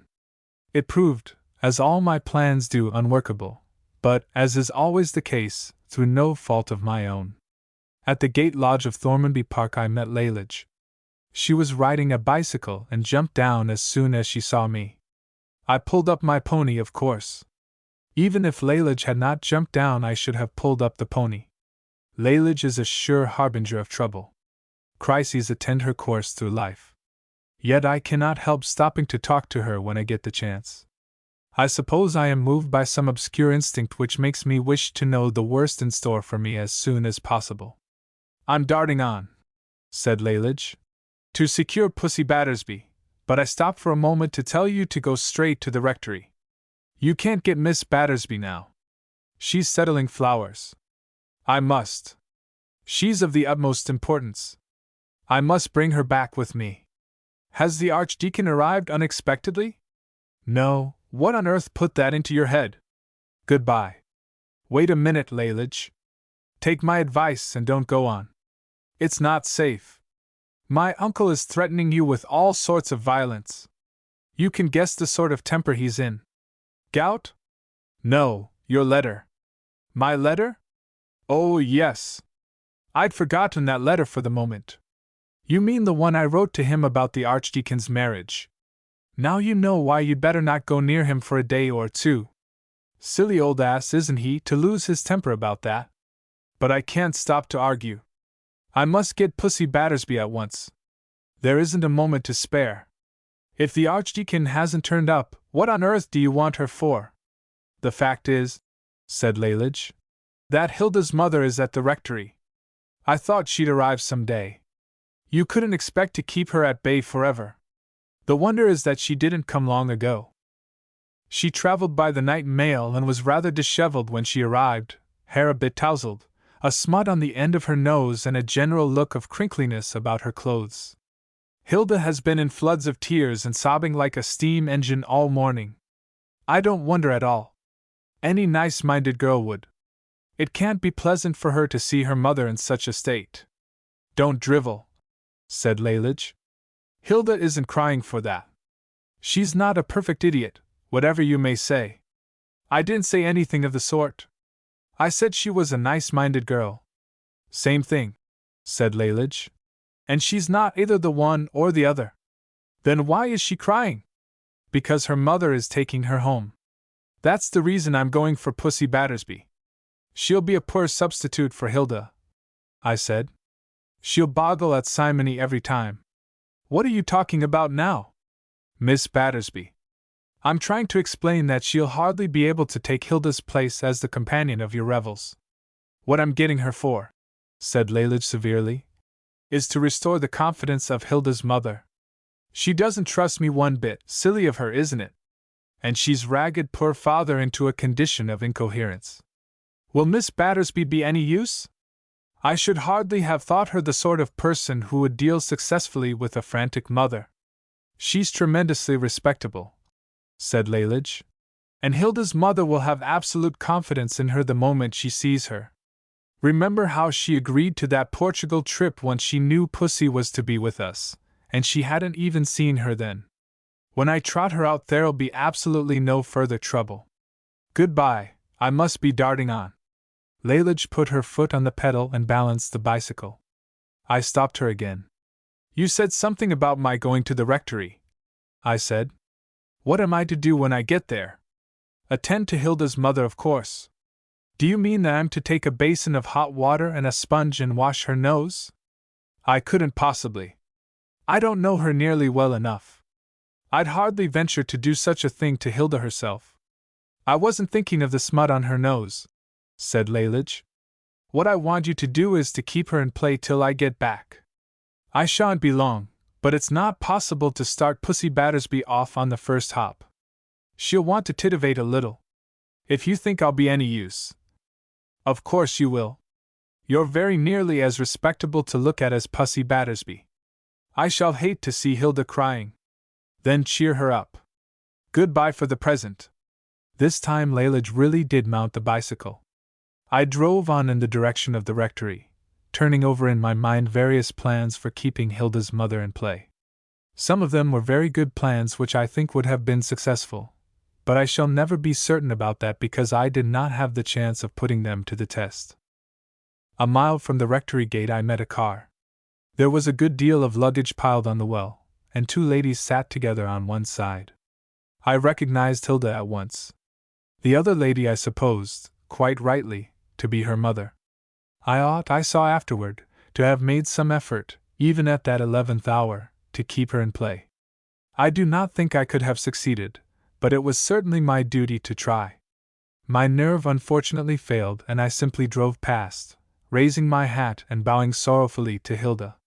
When the car was out of sight I stopped to consider my position. There was nothing to prevent my returning home at once and settling down, as I had originally planned, in the corner of the deserted greenhouse.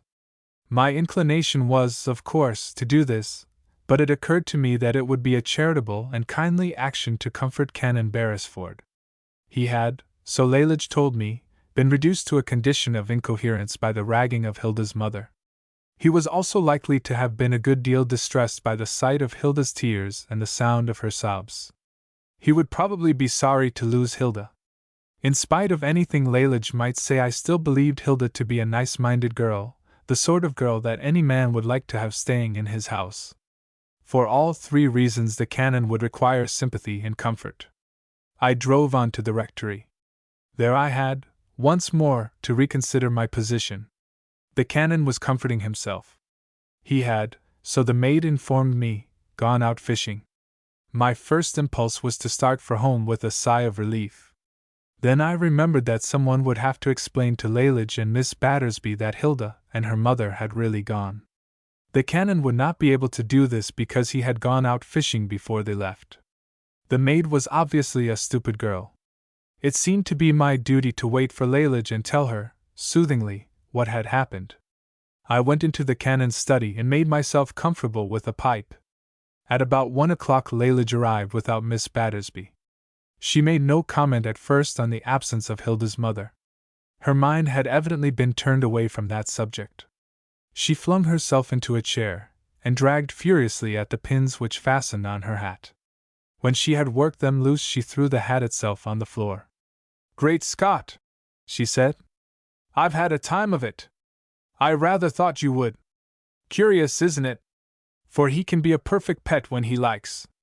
Glad I don't get gout.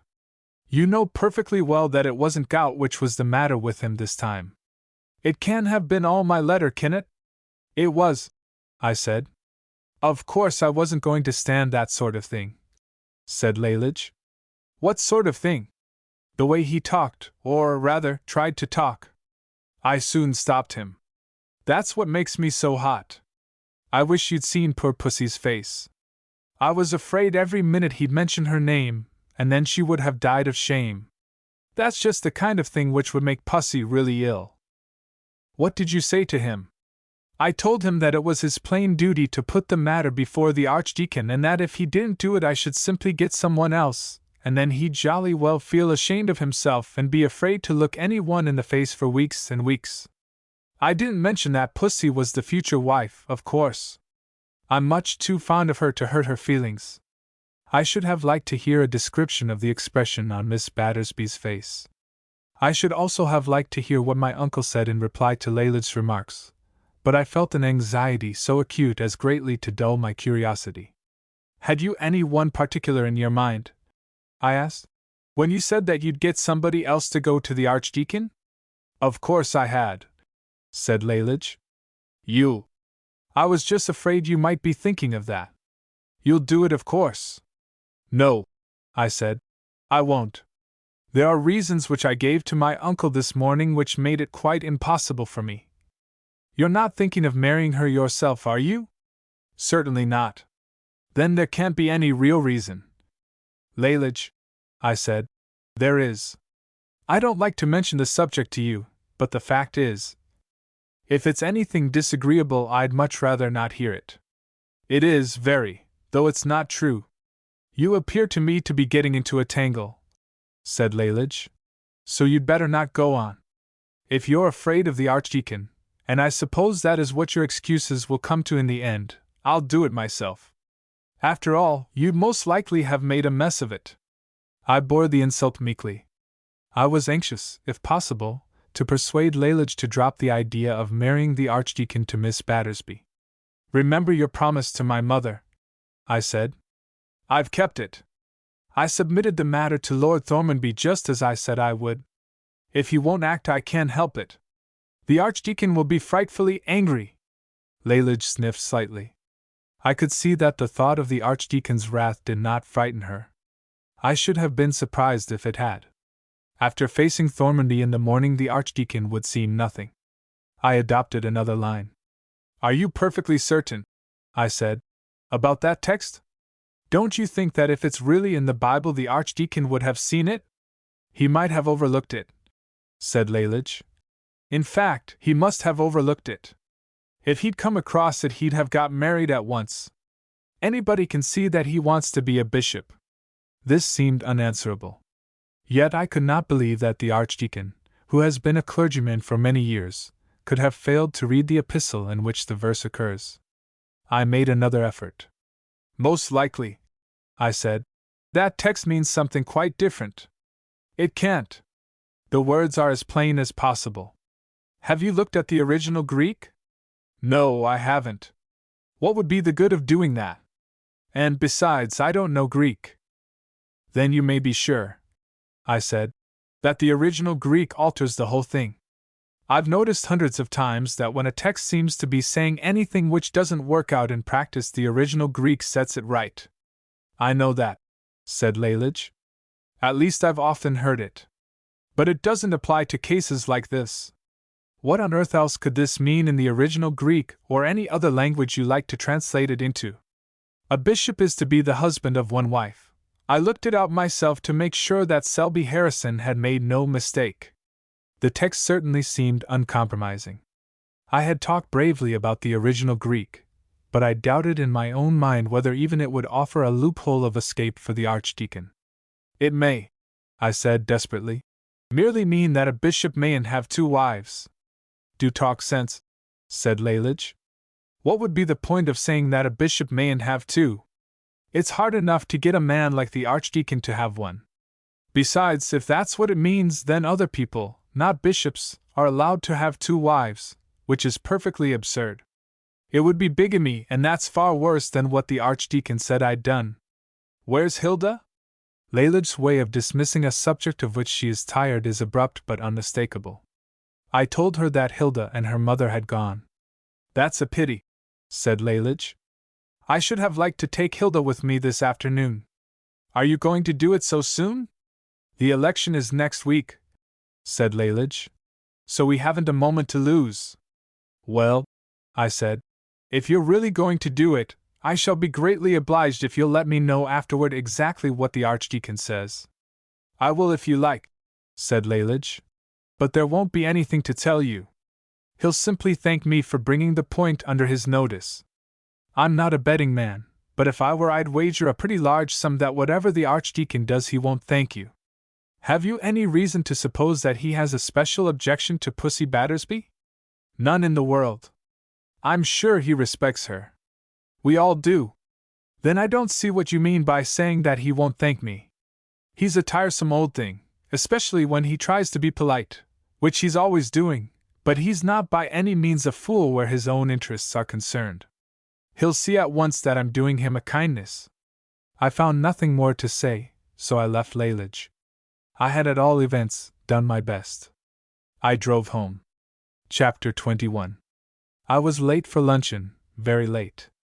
My mother had left the dining room when I got home, but I found her, and she readily agreed to leave the letters she was writing and to sit beside me while I ate. It was not, as I discovered, sympathy for my exhaustion and hunger which induced her to do this. She was full of curiosity.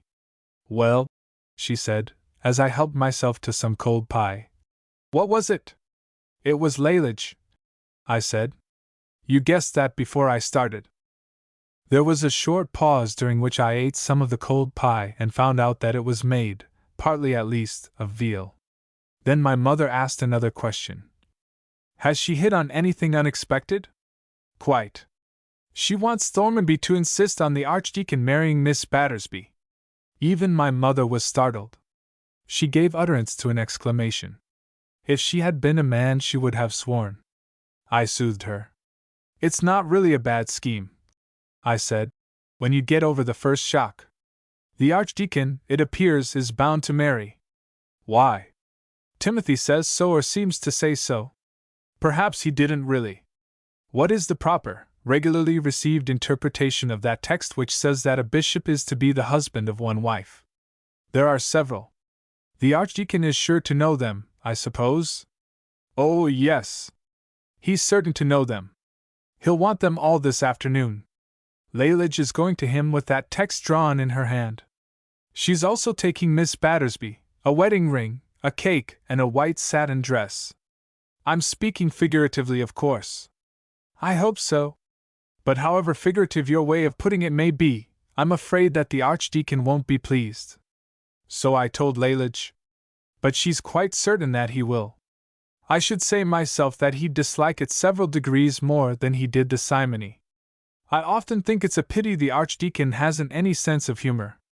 No sense of humor would enable him to see that joke. Thormanby, I said, has been employed all morning in writing letters and appealing telegrams to Miss Pettigrew. But even if she comes it will be too late. I hope Miss Battersby hasn't been told. Not by Lalage. She felt that there would be a certain want of delicacy about mentioning the subject to her before the Archdeacon had spoken. My mother sighed. I'm very fond of Lalage, she said, but I sometimes wish she was. That's just what Miss Battersby was saying this morning. I quite agree with you both that life would be simpler if she was, but of course she isn't. What Lalage wants is some steadying influence. Miss Pettigrew, I said, suggested marriage and babies. I don't think she mentioned the number of babies, but several would be required. My mother looked at me in much the same curious way that Miss Pettigrew did on the afternoon when she and Canon Beresford visited me in Ballygore. I felt the same unpleasant sense of embarrassment. I finished my glass of claret hurriedly, and without waiting for coffee, which would probably have been cold, left the room. I went about the house and made a collection of the articles I was likely to want during the afternoon. I got a hammock chair with a leg rest for cushions, a pipe, a tin of tobacco, 3 boxes of matches, and a novel called Sword Play. With these in my arms I staggered across the garden and made for the nook to which I had been looking forward all day. A greenhouse which is not sacrificed to flowers is a very pleasant place at certain seasons of the year. In spring, for instance, when the sun is shining, I am tempted to go out of doors. But in spring there are cold winds which drive me in again. In a greenhouse the sun is available and the winds are excluded. If the heating apparatus is out of order, As it fortunately was in the case of my greenhouse, the temperature is warm without stuffiness. I shut the door, pulled a tree fern in a heavy pot out of my way, and then found out by experiment which of the angles of all at which a hammock chair can be set is the most comfortable. Then I placed my 4 cushions just where I like them, one under my head, one to give support to the small of my back, one under my knees, and one beside my left elbow. I lit my pipe and put the 3 boxes of matches in different places, so that when I lost one I should, while searching for it, be pretty sure of coming on another. I opened my novel. It was about a gentleman of title who in his day was the best swordsman in Europe. He loved a scornful lady with great devotion. I read 100 pages with dwindling attention and at last found that I had failed to be excited by the story of a prolonged duel fought on the brink of a precipice under the shadow of an ancient castle from the battlements of which the scornful lady was looking down. I was vexed with myself, for I ought to have enjoyed the scene. I turned back and read the whole chapter through a second time. Again I somehow missed the emotion of it.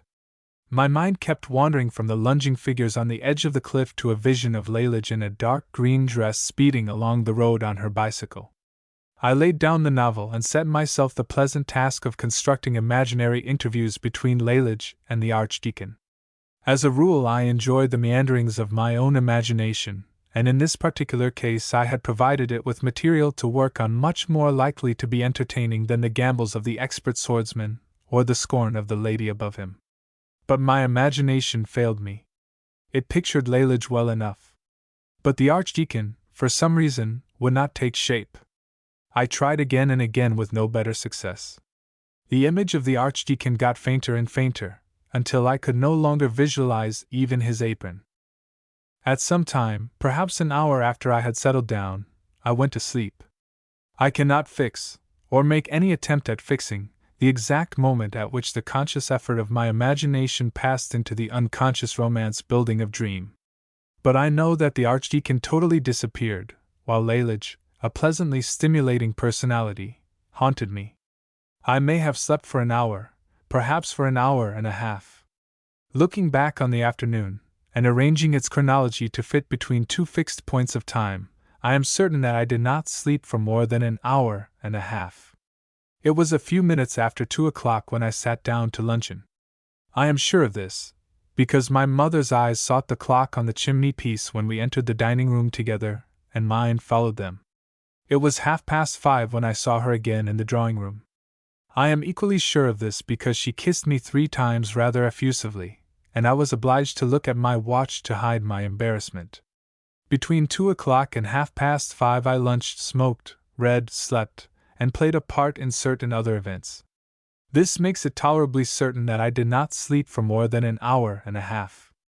I was wakened by a most violent opening of the greenhouse door, and a tempestuous rustling of the fronds of the tree fern which I had moved. Then Lalage burst upon me. My first impulse was to struggle out of my chair and offer it to her. She made a motion of excited refusal, and I sank back again. I noticed, while she stood before me, that her face was unusually flushed. It seemed to me that she was passing through what McMeekin used to describe as a nerve storm. I leaped to the conclusion that the Archdeacon had not taken kindly to the idea of a marriage with Miss Battersby. "How did it go off?" I asked. "Where's your mother?" said Lalage. "She's not here. You ought to know better than to expect her to be here. Is she the sort of person who'd waste an afternoon in a disused greenhouse? She's probably doing something useful. Did you ask if she was covering pots of marmalade? I've searched everywhere. Never mind. She's certain to turn up for tea." Lalage stamped her foot. "I want her at once," she said. "I want to talk to her.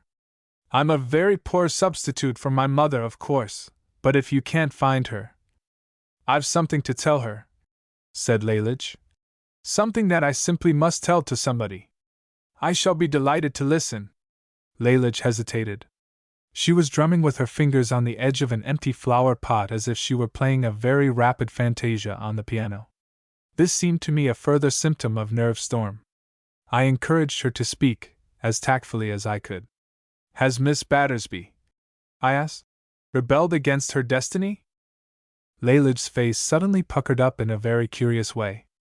I should have supposed that she was on the verge of tears if there existed any record of her ever having shed tears.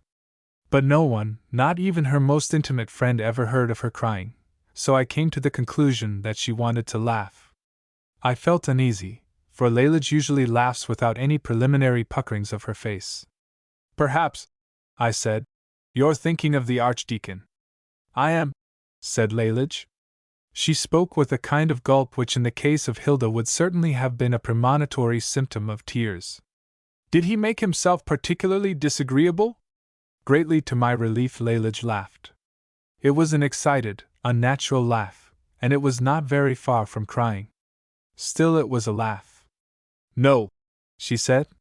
"He made himself particularly agreeable, too agreeable, at least he tried to."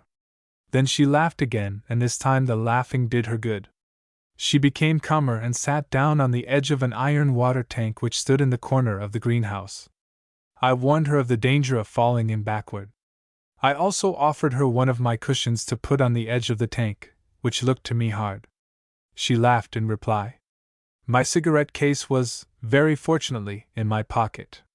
I fished it out and asked her if she would like to smoke. She took a cigarette and lit it. I could see that it helped to calm her still further. "Go on with your story," I said. "Where was I?" She spoke quite naturally. The laughter and the cigarette, between them, had saved her from the attack which for some time was threatening. "You hadn't actually begun," I said. "You had only mentioned that the Archdeacon was, or tried to be, unusually, even excessively, agreeable. He was writing letters in his study," said Lalage, "when I knocked at the door and walked in on him. I apologized at once for interrupting him. You were quite right to do that. He said he didn't mind a bit, in fact liked it. Then he looked like a sheep. You know the sort of way a sheep looks? Woolly? Yes, frightfully, and worse. If I'd had a single grain of sense I should have bolted at once. Anybody might have known what was coming. I shouldn't. In fact, even now that I know something came, I can't guess what it was. Instead of bolting, I brought out that text of Selby Harrison's. He took it like a lamb. Woolly again, only a softer kind of wool." "No," said Lalage. "Just meekly, though of course he went on being woolly. There are several authorized interpretations of that text. My mother told me so this afternoon. I suppose the Archdeacon trotted them all out one by one." "No, I told you he took it like a lamb. Why won't you try to understand? Anyhow," I said, "his demeanor was most encouraging to you. I suppose you suggested Miss Battersby to him at once?" "No, I didn't. I couldn't." Lalage hesitated again. She was not speaking with her usual fluency. I tried to help her out. "Something in the glare of his eyes stopped you," I said.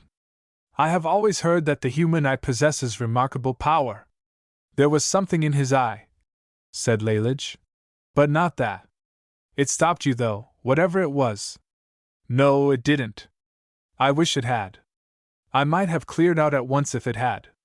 "If it wasn't a glare, what was it?" "I can't imagine a better opportunity for mentioning Miss Battersby. He didn't give me time." "Do you mean to say he pushed you out of the room?" "No." "Did he swear?" "I once heard of an archdeacon swearing under great provocation." "No." "I can't guess any more, Lalage. I really can't. You'll have to tell me what it was." "He said he'd get married with pleasure. But not to Miss Battersby." "I'm beginning to see now. Who is the fortunate lady?" "Me," said Lalage. "Good heavens, Lalage! You don't mean to say you're going to marry the Archdeacon?" "You're as bad as he was," said Lalage angrily. "I won't have such horrid things said to me. I don't see why I should be insulted by everyone I meet. I wish I hadn't told you. I ought not to have told you. I ought to have gone on looking for your mother until I found her."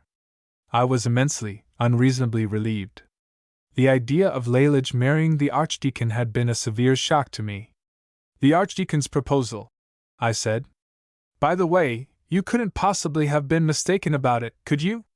He really did?" Lalage blushed hotly. "He did," she said. Really? That just shows, I said, what a tremendous impression you made on him with Selby Harrison's text. It wasn't the text at all. He said it had been the dearest wish of his heart for years. Can you imagine anything more silly? I see now, I said, why he always took such an interest in everything you did and went out of his way to try to keep you from getting into mischief. I think better of the Archdeacon than I ever did before. He's a horrid old beast. You can't altogether blame him, though. I can. You oughtn't to, for you don't know. I do know. No, you don't. Not what I mean. What do you mean? I don't believe you mean anything. You don't know the temptation. Lalage stared at me. I've often felt it myself, I said. Lalage still stared. She was usually quick-witted, but on this occasion she seemed to me to be positively dull. I suppose that the nerve storm through which she had passed had temporarily paralyzed the gray matter of her brain. I made an effort to explain myself. You must surely realize, I said, that the Archdeacon isn't the only man in the world who would like, any man would, in fact every man must, unless he's married already, and in that case he's extremely sorry he can't. I certainly do. Lalage grew gradually more and more crimson in the face while I spoke. At my last word she started violently, and for an instant I thought she was going to fall into the tank. Do be careful, I said. I don't want to have to dive in after you and drag you, in a state of suspended animation, to the shore. Lalage recovered both her balance and her self-possession. Don't you? She said, with a peculiar smile. No, I don't. I should have thought, she said, that any man would. According to you, every man must, unless he is married already, and then he'd be extremely sorry that he couldn't. In that sense of the words, I said. Of course I do. Please fall in. I dare say that the words don't really mean what they seem to mean, said Lalage. Lots of those words don't. I must look them out in the original Greek. After this our conversation became greatly confused. It had been slightly confused before. The reference to the original Greek completed the process. It seems to me, looking back on it now, that we sat there, Lalage on the edge of the water tank, I in my hammock chair, and flung elusive phrases and half-finished sentences at each other, getting hot by turns, and sometimes both together. At last Lalage left me, quite as abruptly as she had come. I did not know what to make of the situation. There had been nothing but conversation between us. I always understood that under certain circumstances there is more than conversation, sometimes a great deal more. I picked up Swordplay, which lay on the ground beside me. It was the only authority to hand at the moment. I turned to the last chapter and found that the fencing professor and the haughty lady had not stopped short at conversation. When the lady finally unbent, she did so in a very thorough way, and things had passed between her and the gentleman which it made me hotter than ever to read about. I had not stirred from my chair nor Lalage from the edge of the tank while we talked. I was greatly perplexed. It was quite plain the history of the swordsman and his lady was not the only one which made me sure of this, that my love-making had not run the normal course. In every single record of such doings which I had ever read, a stage had been reached at which the feelings of the performers had been expressed in action rather than in words. Lalage and I had not got beyond words, therefore I doubted whether I had really been love-making. I had certainly got no definite statement from Lalage. She had not murmured anything in low, sweet tones, nor had she allowed her head to droop forward upon my breast in a manner eloquent of complete surrender. I was far from blaming her for this omission. My hammock chair was adjusted at such an angle that unless she had actually stood on her head, I do not see how she could have laid it against my breast, and if she had done that, her attitude would have been far from eloquent, besides being most uncomfortable for me. Still, the fact remained that I had not got by word or attitude any clear indication from Lalage that my love-making, supposing that I had been love-making, was agreeable to her. Nor could I flatter myself that Lalage was any better off than I was. I had fully intended to make myself quite clear. The Archdeacon's example had nerved me. I distinctly remembered the sensation of determining that this one crisis at least should be brought to a definite issue, but I was not at all sure that I had succeeded. The gentleman of title whose exploits filled the 300 pages of swordplay said, "I love you and have always loved you more than life."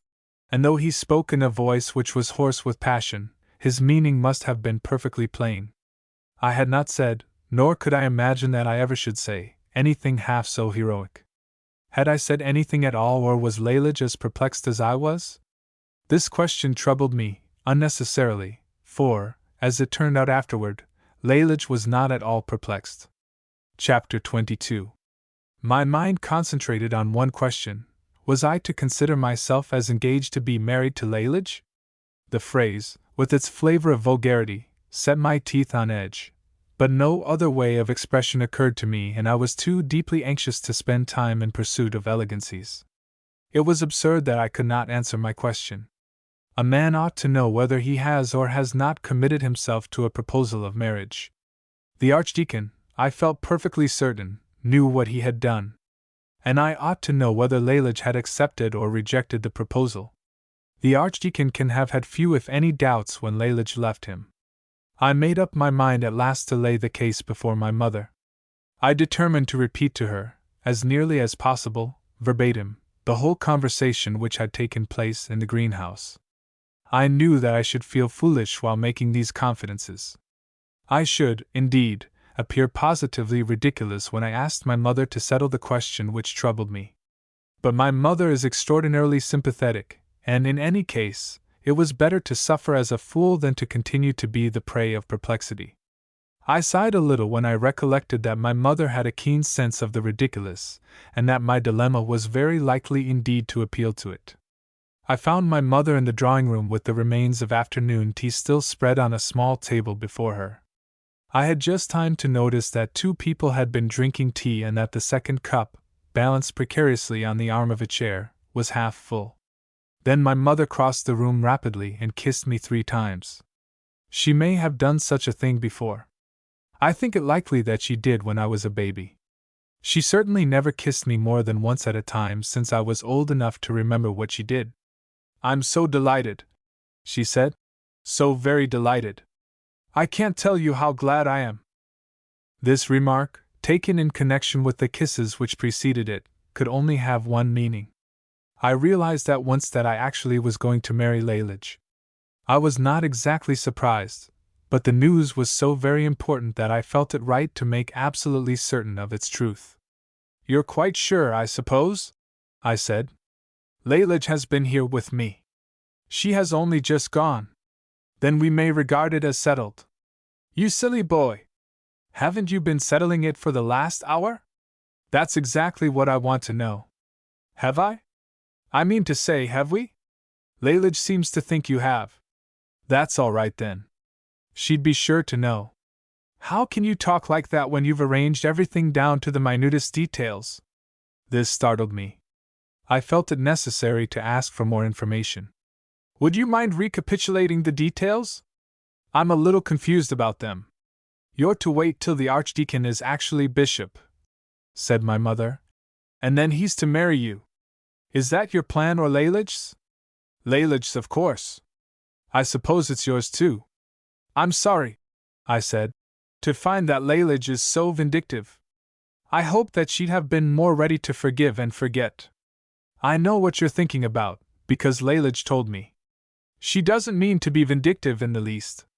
She seemed to think—" "Surely not that the Archdeacon will like it?" "Hardly that, but that under the circumstances his feelings would be hurt if anyone else was asked to perform the ceremony. After all," I said, "there's still Miss Battersby. He can't complain. She's to be a bridesmaid. So is Hilda, of course. Selby Harrison shall be best man," I said. "Oh," said my mother, "I gathered from Lalage that you were to ask."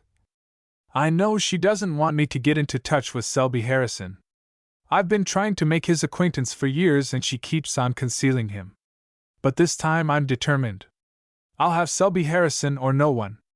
I gathered from Lalage that she'd prefer." "Very well," I said. "I'll have 2 best men. I don't see why I shouldn't." "Who's the other?" "Lalage mentioned a Mr. Tithers. Titherington is his name. I said, and if I have him, I don't see how I can very well leave out Viddy, O'Donoghue, and McMeekin. I don't know how you feel about the matter, but I rather object to being made a public show of with 5 best men. I'm so delighted about it, said my mother, that I don't mind if you go on talking nonsense about it all the evening. Lalage will be exactly the wife you want. She'll shake you up out of your lazy ways and make something of you in the end. Has she settled that? No, she and I are to have a long talk about that sometime soon. I was about to protest, when the door opened and Miss Battersby staggered breathlessly into the room. She was highly flushed and evidently greatly excited. She made straight for me. I thought she was going to kiss me. I still think that she meant to. I pushed my mother forward and got into a corner behind the tea table. Miss Battersby worked off the worst of her emotion on my mother. She must have kissed her 18 or 20 times. After that, she did not want to do more than to shake hands with me. Lalage has just told me, she said, and I'm so glad. I happened to be at the rectory when she came home. She had been looking for me in the morning, and as soon as I could, I went over to her. Has she telegraphed to Miss Pettigrew? I asked. Not that I know of, said Miss Battersby. In fact, I'm sure she hasn't. Then I'll do it myself. I don't see why Lalage should be the only one to break the news. I'd send a wire to Hilda too if I knew her surname, but I've never been able to find that out. I wish she'd marry Selby Harrison. Then I'd know how to address her when I want to telegraph or write to her. Won't you stay for dinner? Said my mother to Miss Battersby. We can send you home afterward. Oh, no, the car is waiting for me at the rectory. I told the man to put up. Lord Thormanby. You might break it to him, I said. He'll be greatly delighted, said Miss Battersby. No, he won't, I said. At least I shall be very much surprised if he is. He told me this morning that I was to go and muzzle Lalage. He didn't mean it, said Miss Battersby. Besides, said my mother, you will. I reflected on this. My mother and Miss Pettigrew are intimate friends. They must have talked over Lalage's future together many times. I knew what Miss Pettigrew's views were, and I suspect that my mother was in full agreement with them. Owing to the emotional strain to which I had been subjected, I may have been in a hypersensitive condition. I seemed to detect in my mother's confident prophecy an allusion to Miss Pettigrew's plans. Women, even women like my mother, are greatly wanting in delicacy. I was so much afraid of her saying something more on the subject that I bade Miss Battersby goodbye, hurriedly, and left the room. After dinner, my mother again took up the subject of my engagement. You'll have to go over and see Canon Beresford early tomorrow morning, she said. Of course. But I know what he'll say to me. I'm sure he'll be as pleased as I am, said my mother. He won't say so. My mother looked questioningly at me. I answered her. He'll quote that line of Horace, I said, about a place in Zuxer, but it won't be true. What does that mean? A placid wife, I said. A gentle, quiet, peaceable sort of wife, who sits beside the fire and knits, purring gently. When he has finished that quotation, he'll blow his nose and give me the piece out of Epictetus about the price of tranquility. He'll mean by that, sorry as he is to lose Lalage, the future will hold some compensating joys. He won't be obliged to dart off at a moment's notice to Wick, or Brazil, or Borneo. The canon is, after all, a thoroughly selfish man.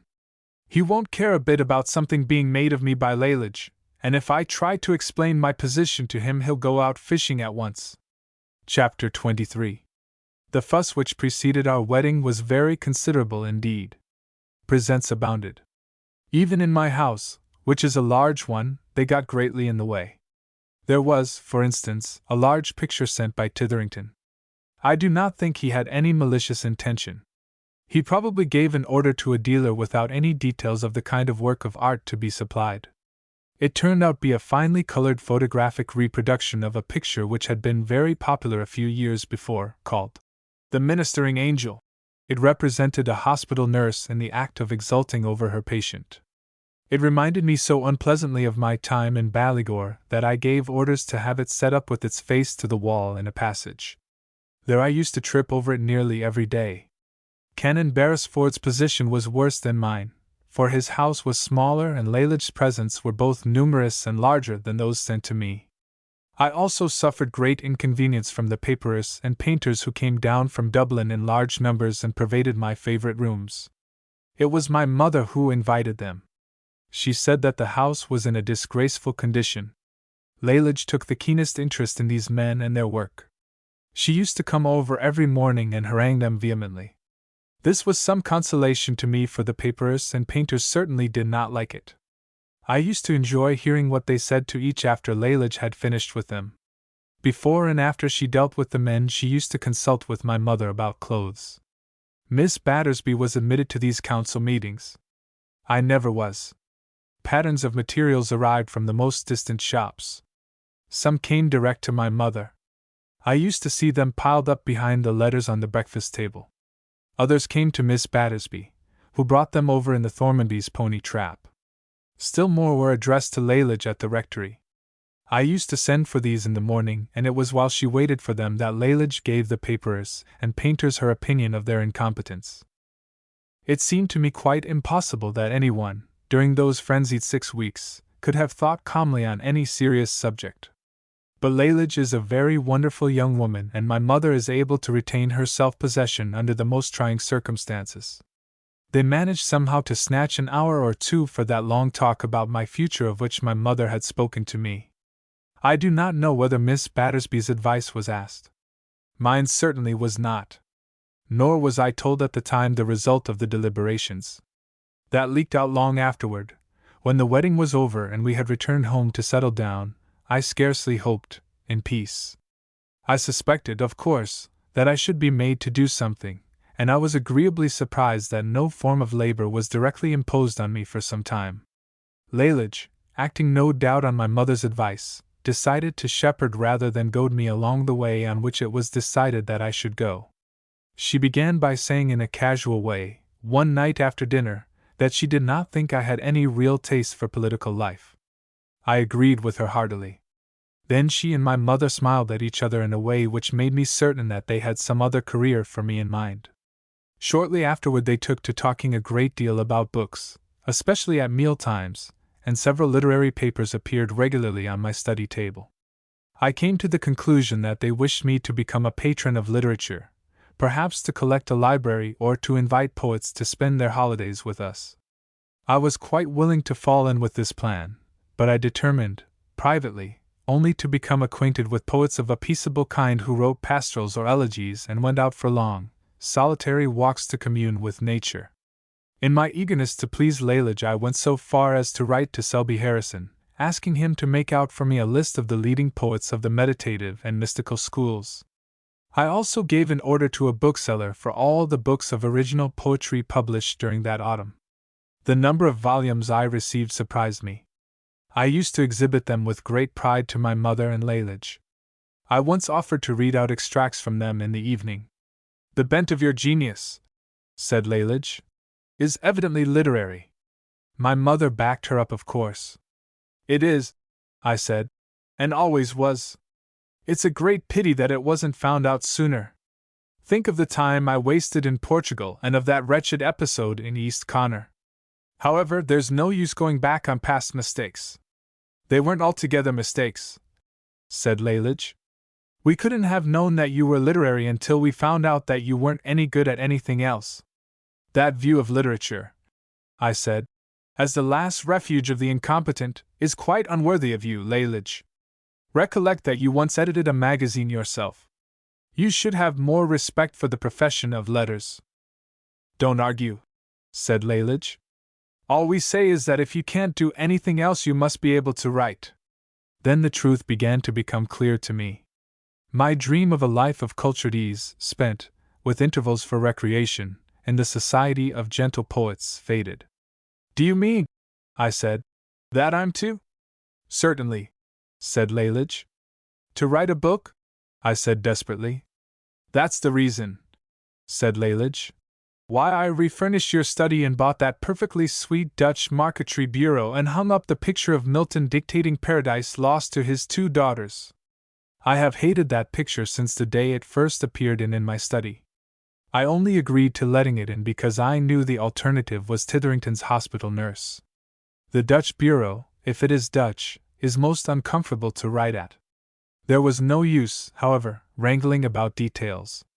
I brought forward the one strong objection to the plan which occurred to me at the moment. "Has my uncle been consulted?" I asked.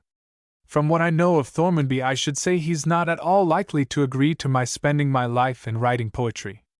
His idea," said my mother, "is that you should bring out a comprehensive work on the economic condition of Ireland in the 20th century.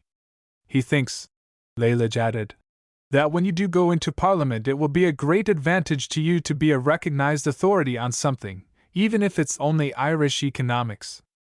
I knew, of course, that I should have to give in to a certain extent in the end, but I was not prepared to fall in with Thormanby's absurd suggestion. "Very well," I said. "I shall write a book. I shall write my reminiscences." "Reminiscences," said Lalage, "are rather rot as a rule. The bent of my genius," I said, "is entirely reminiscent." Rather to my surprise, Lalage accepted the reminiscences as a tolerable substitute for the economic treatise. I suppose she did not really care what I wrote so long as I wrote something. "Very well," she said. "We'll give you 6 months." I had, I am bound to say, a very pleasant and undisturbed life during the 6 months allowed me by Lalage. I did my writing, for the most part, in the morning, working at the Dutch Marquetry Bureau from 10 o'clock until shortly after noon. I soon came to find a great deal of pleasure in my work. The only thing which ever put me out of temper was the picture of Milton dictating to 2 plump young women who had taken off their bodices in order to write with more freedom. If there are any peevish or ill-humored passages in my book, they are to be attributed entirely to the influence of that picture, chiefly to the tousled look of the younger daughter. The fact that her father was blind was no excuse for her neglecting to do her hair when she got up in the morning. I have secured, by the help of Selby Harrison, a publisher for the book. He insists on bringing it out as a novel and refuses to allow it to be called Memories of My Early Life, the title I chose. Lalage's Lovers, the name under which it appears in his list of forthcoming fiction, seems to me misleading. It suggests a sentimental narrative and will, I fear, give rise to some disappointment. However, I suppose that the book may sell better if we pretend that it is not true. But in Ireland, at least, this device will be vain. The things with which I deal were not done in a corner. There are many bishops who still smart from Lalage's attack on them, and Titherington, at all events, is not likely to forget last year's epidemic of influenza. I shall, indeed, be very glad if the publisher's ruse succeeds and the public generally believes that I have invented the whole story. Now that the moment of publication comes near and I am engaged in adding a few final sentences to the last chapter, I am beginning to feel nervous and uncomfortable. There may be a good deal of trouble and annoyance when the book comes out. I have set down nothing except the truth, and this ought to please Lalage, but I am not at all sure that it will. I have noticed that of late she has shown signs of disliking any mention of the Anti-Tammuride Gazette or the campaign of the Association for the Suppression of Public Lying in East Connor. She pulled me up very abruptly yesterday when I asked her what Hilda's surname really is. I wanted it in order to make my book as complete as possible. Lalage seemed to think that I intended to annoy her by talking over past events. "I wish," she said, "that you wouldn't always try to make yourself out a fool. You've known Hilda intimately since she was quite a girl." That, of course, was my difficulty all along. I have known Hilda too intimately.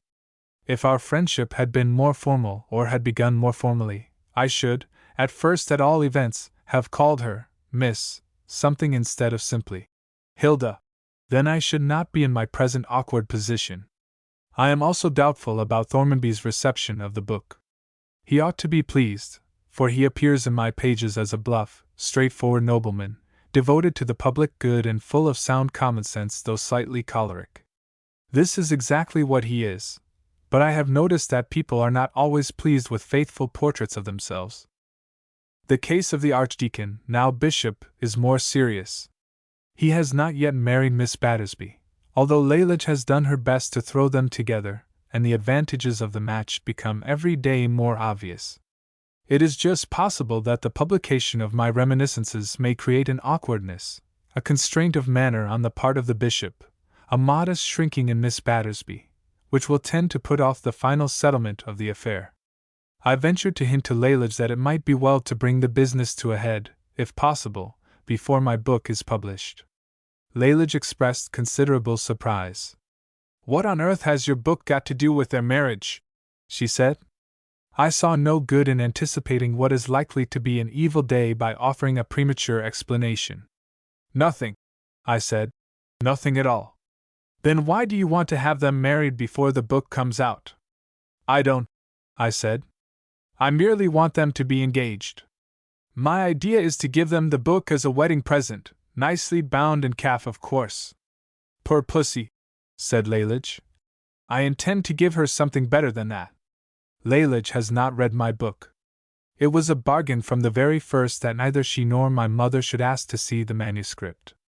She cannot know, therefore, whether it will be better or worse than the silver teapot which I expect she has in mind for Miss Battersby's wedding present. Another thing which troubles me is the future of Selby Harrison.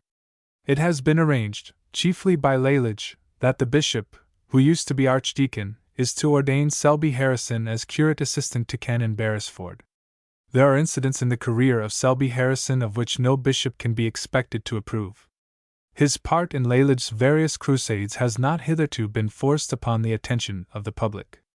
My book will, I fear, make it plain that he was an active power in the various reforming societies which caused so much annoyance to many people.